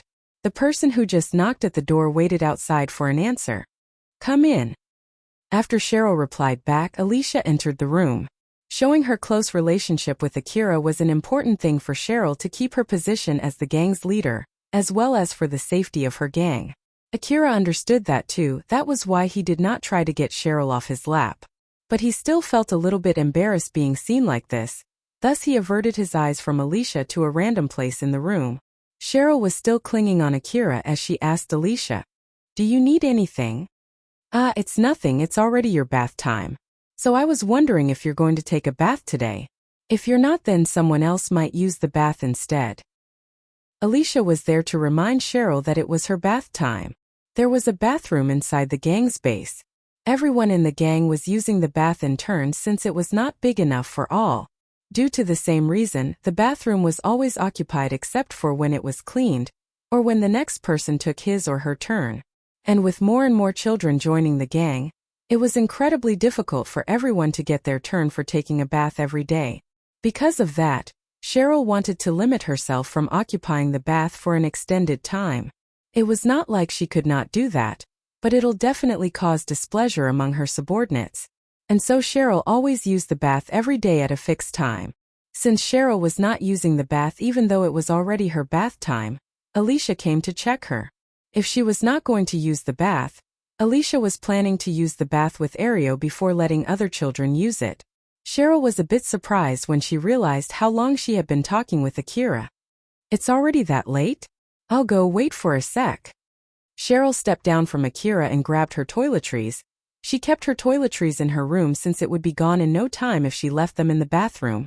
Akira then mumbled, "Bath, huh? I guess I'll go back home and take a bath too." It had been a week since the last time Akira took a bath. Although he felt all refreshed after all the treatments that he received, it did not change the fact that it had been so long since the last time he took a bath. As Akira was thinking of going back home soon, he extended his arm to reach for his rucksack, but Alpha suddenly asked him, "Akira, where are you planning to go?" "My inn, of course. You no longer have the room in the inn that you were renting before you were hospitalized. You need to look for a place to sleep first before you can take a rest, you know?" Kira stopped. Alpha was right. It was already past the stay duration in that inn. Everything that he left behind inside his room, including all his medicines and ammo, would have been confiscated by the inn. "So I should look for a place to stay now, huh? Well, I'm sure I can find one though." The day had already gone dark. There was a good chance that all the good rooms were already taken. The only rooms that he could still find would be either cheap rooms with only showers or super luxury rooms, but Akira had no plans to stay in such a room. Although he wanted to take a bath, it was not like he had enough surplus money to waste on a luxury room. When Akira imagined himself walking around in the lower district in the middle of the night looking for a good place to rest, it made him lose all motivation to leave. Since he was already thinking of going back home to take a good rest, it made him way less motivated when he thought that he had to carry his heavy rucksack while walking through the lower district. Cheryl noticed that slight change in Akira and asked him, "Akira, what's wrong?" "Well, I just realized that it's already late, but I still have to look for a place to stay." Judging from Akira's voice and behavior, Cheryl knew that he really did not want to do that. "If it's all right with you, you can stay for a night in my room. Although it doesn't have furniture like in an inn, at least it has a bed to sleep." "Are you sure? But I want to take a good long bath too." Akira was not sure what to do. He was wondering if it was a better idea to take Cheryl's offer rather than walking through the lower district when it was already dark and relatively dangerous. He knew that it had been so long since the last time he took a bath. The more he thought about it, the more he wanted to take a bath, and that made him lean more towards looking somewhere to stay in the lower district. Cheryl, who had recovered her calm, could understand what was going through Akira's mind. Thus, she gave him a suggestion, although she knew that he would refuse it anyway. "Want to go with me? We can take our time enjoying the bath before others come to use it. We have a big bath. You can even extend your hands and legs in it. And I'm sure there's no one stupid enough in this gang to steal your belongings. If it still worries you, you can place your belongings near the bath and you can watch over them through the transparent glass." Akira hesitated. The biggest reason why he hesitated was because he was worried about his belongings. He was inside Cheryl's base and not in the slum city alley, so he did not know just how safe this place was. His hesitation showed that to a certain extent. He thought this place was safe, but at the same time he also thought that it was not. He was in a dilemma. Cheryl's words did reduce his worry, but it was not enough to make him decide on what to do. Since it seemed that Akira would not be able to decide anytime soon, Alpha also gave him an extra push to make his decision. "If you're worried about getting attacked, rest easy. I'll be watching your surroundings just like always. You'll be able to know immediately if someone steals your belongings." "Is that so? Then it should be okay, right?" Cheryl then said something that caused Akira to quickly make his decision. "Our bath time is getting shorter right now, so?"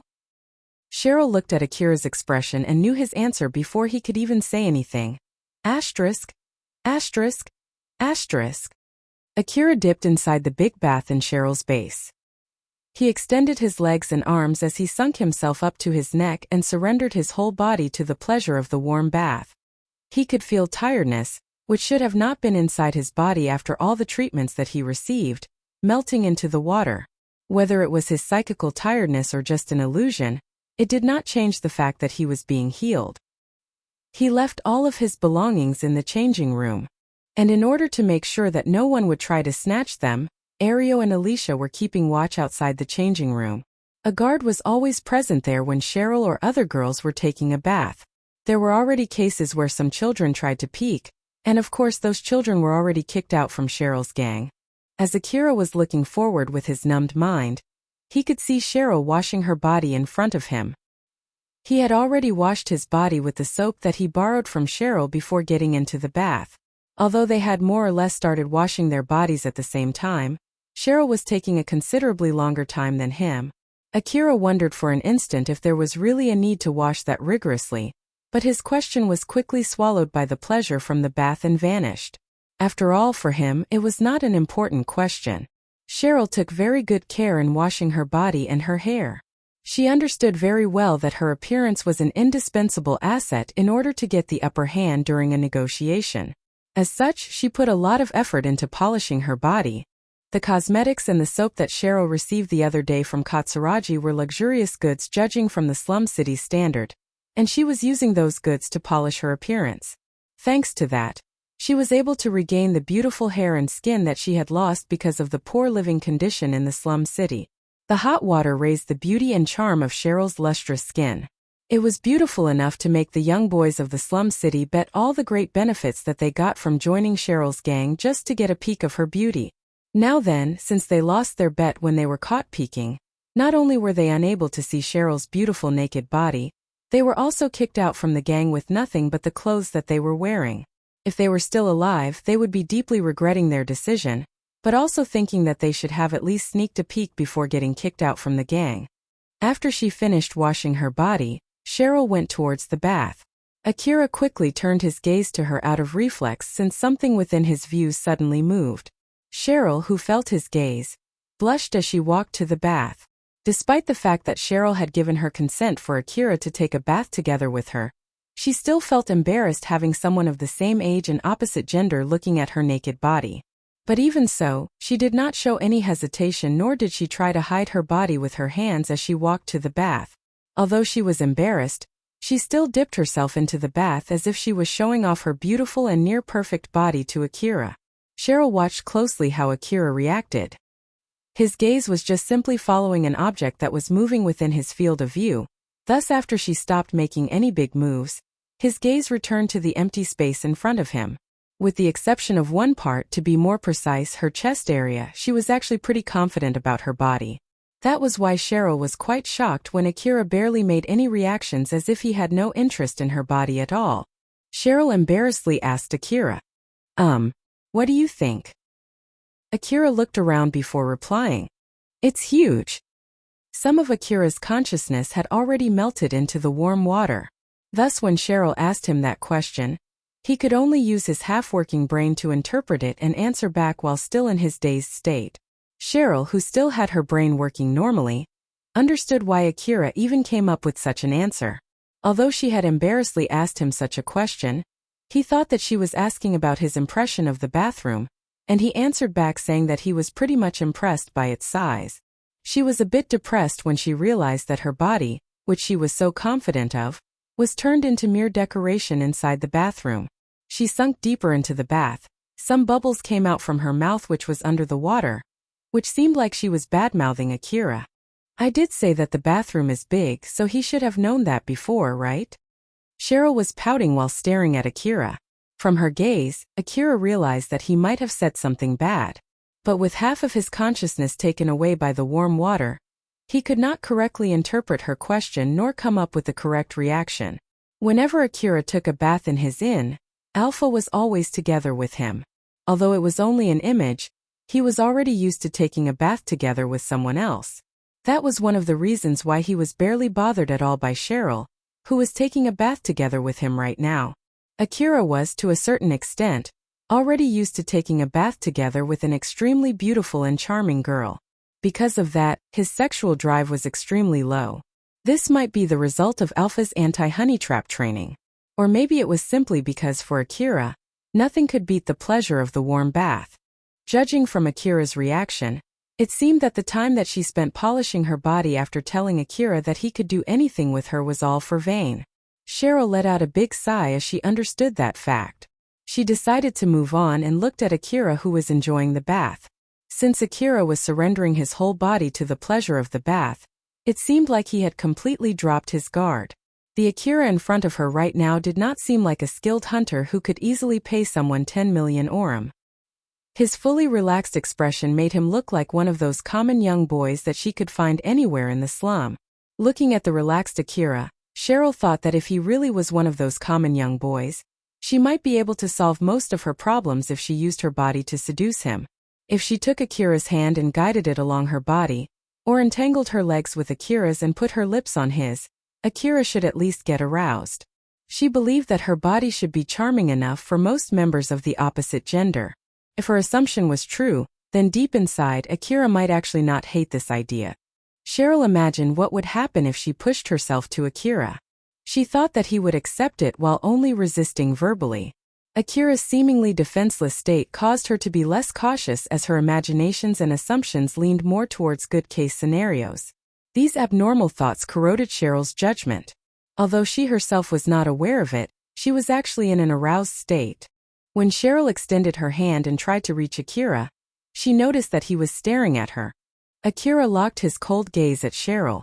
He was carefully observing her moves and judging whether the person in front of him posed a danger to him or not. Akira could subconsciously feel some kind of suspicious intent from Cheryl. Although it was not malice, it was definitely not benevolence. Because of that, he quickly snapped back to his senses. Cheryl was immediately frozen in place. The common young boy in front of her completely vanished, and in its place, she could see a cold-blooded young hunter who would kill without even a shred of hesitation. All the optimistic imaginations that were inside her mind a few seconds ago were completely erased. Then, in the very next moment, Akira's gaze turned back to normal. Akira himself did not realize his change. So from his perspective, it only looked like Cheryl was about to move and then suddenly stopped. Akira made a puzzled face as he asked Cheryl, "What's wrong?" It's nothing." "HM? I see." Akira ignored the fact that Cheryl was stuttering when she answered back as he once again focused on enjoying the bath. Akira's expression loosened and returned back to before. As he once more relaxed his body, his consciousness once again melted into the warm water. Cheryl felt relieved when she saw that. It seemed that Akira's mood had returned back to normal. "That was dangerous, that was so stupid of me. If seduction worked on Akira, he would have been seduced a long time ago. I should be more careful." Cheryl then tried to imagine what would have happened if she had pushed herself on Akira. In her imagination, she saw him quickly grabbing her by her throat and pressing her against the floor. Seeing such a scene, she then decided to stop herself from imagining any further than this. "As I thought, my only choice is either to make Akira take the initiative or getting his permission first before trying to seduce him." Cheryl thought it was already good enough for now that Akira was willing to get in a bath together with her. And so Cheryl decided to spend the rest of her bathing time to just enjoy the bath and recover from all the tiredness she accumulated from the day's work. You're tuning in to the Li Mei's Wuxia Whispers YouTube channel. We're so grateful for your support, and don't forget to subscribe to join us on this incredible journey through captivating stories. Your generosity through donations truly makes a world of difference, as it's the primary source of revenue that allows me to expand and enhance this channel for you. Thank you from the bottom of my heart for being a part of this adventure.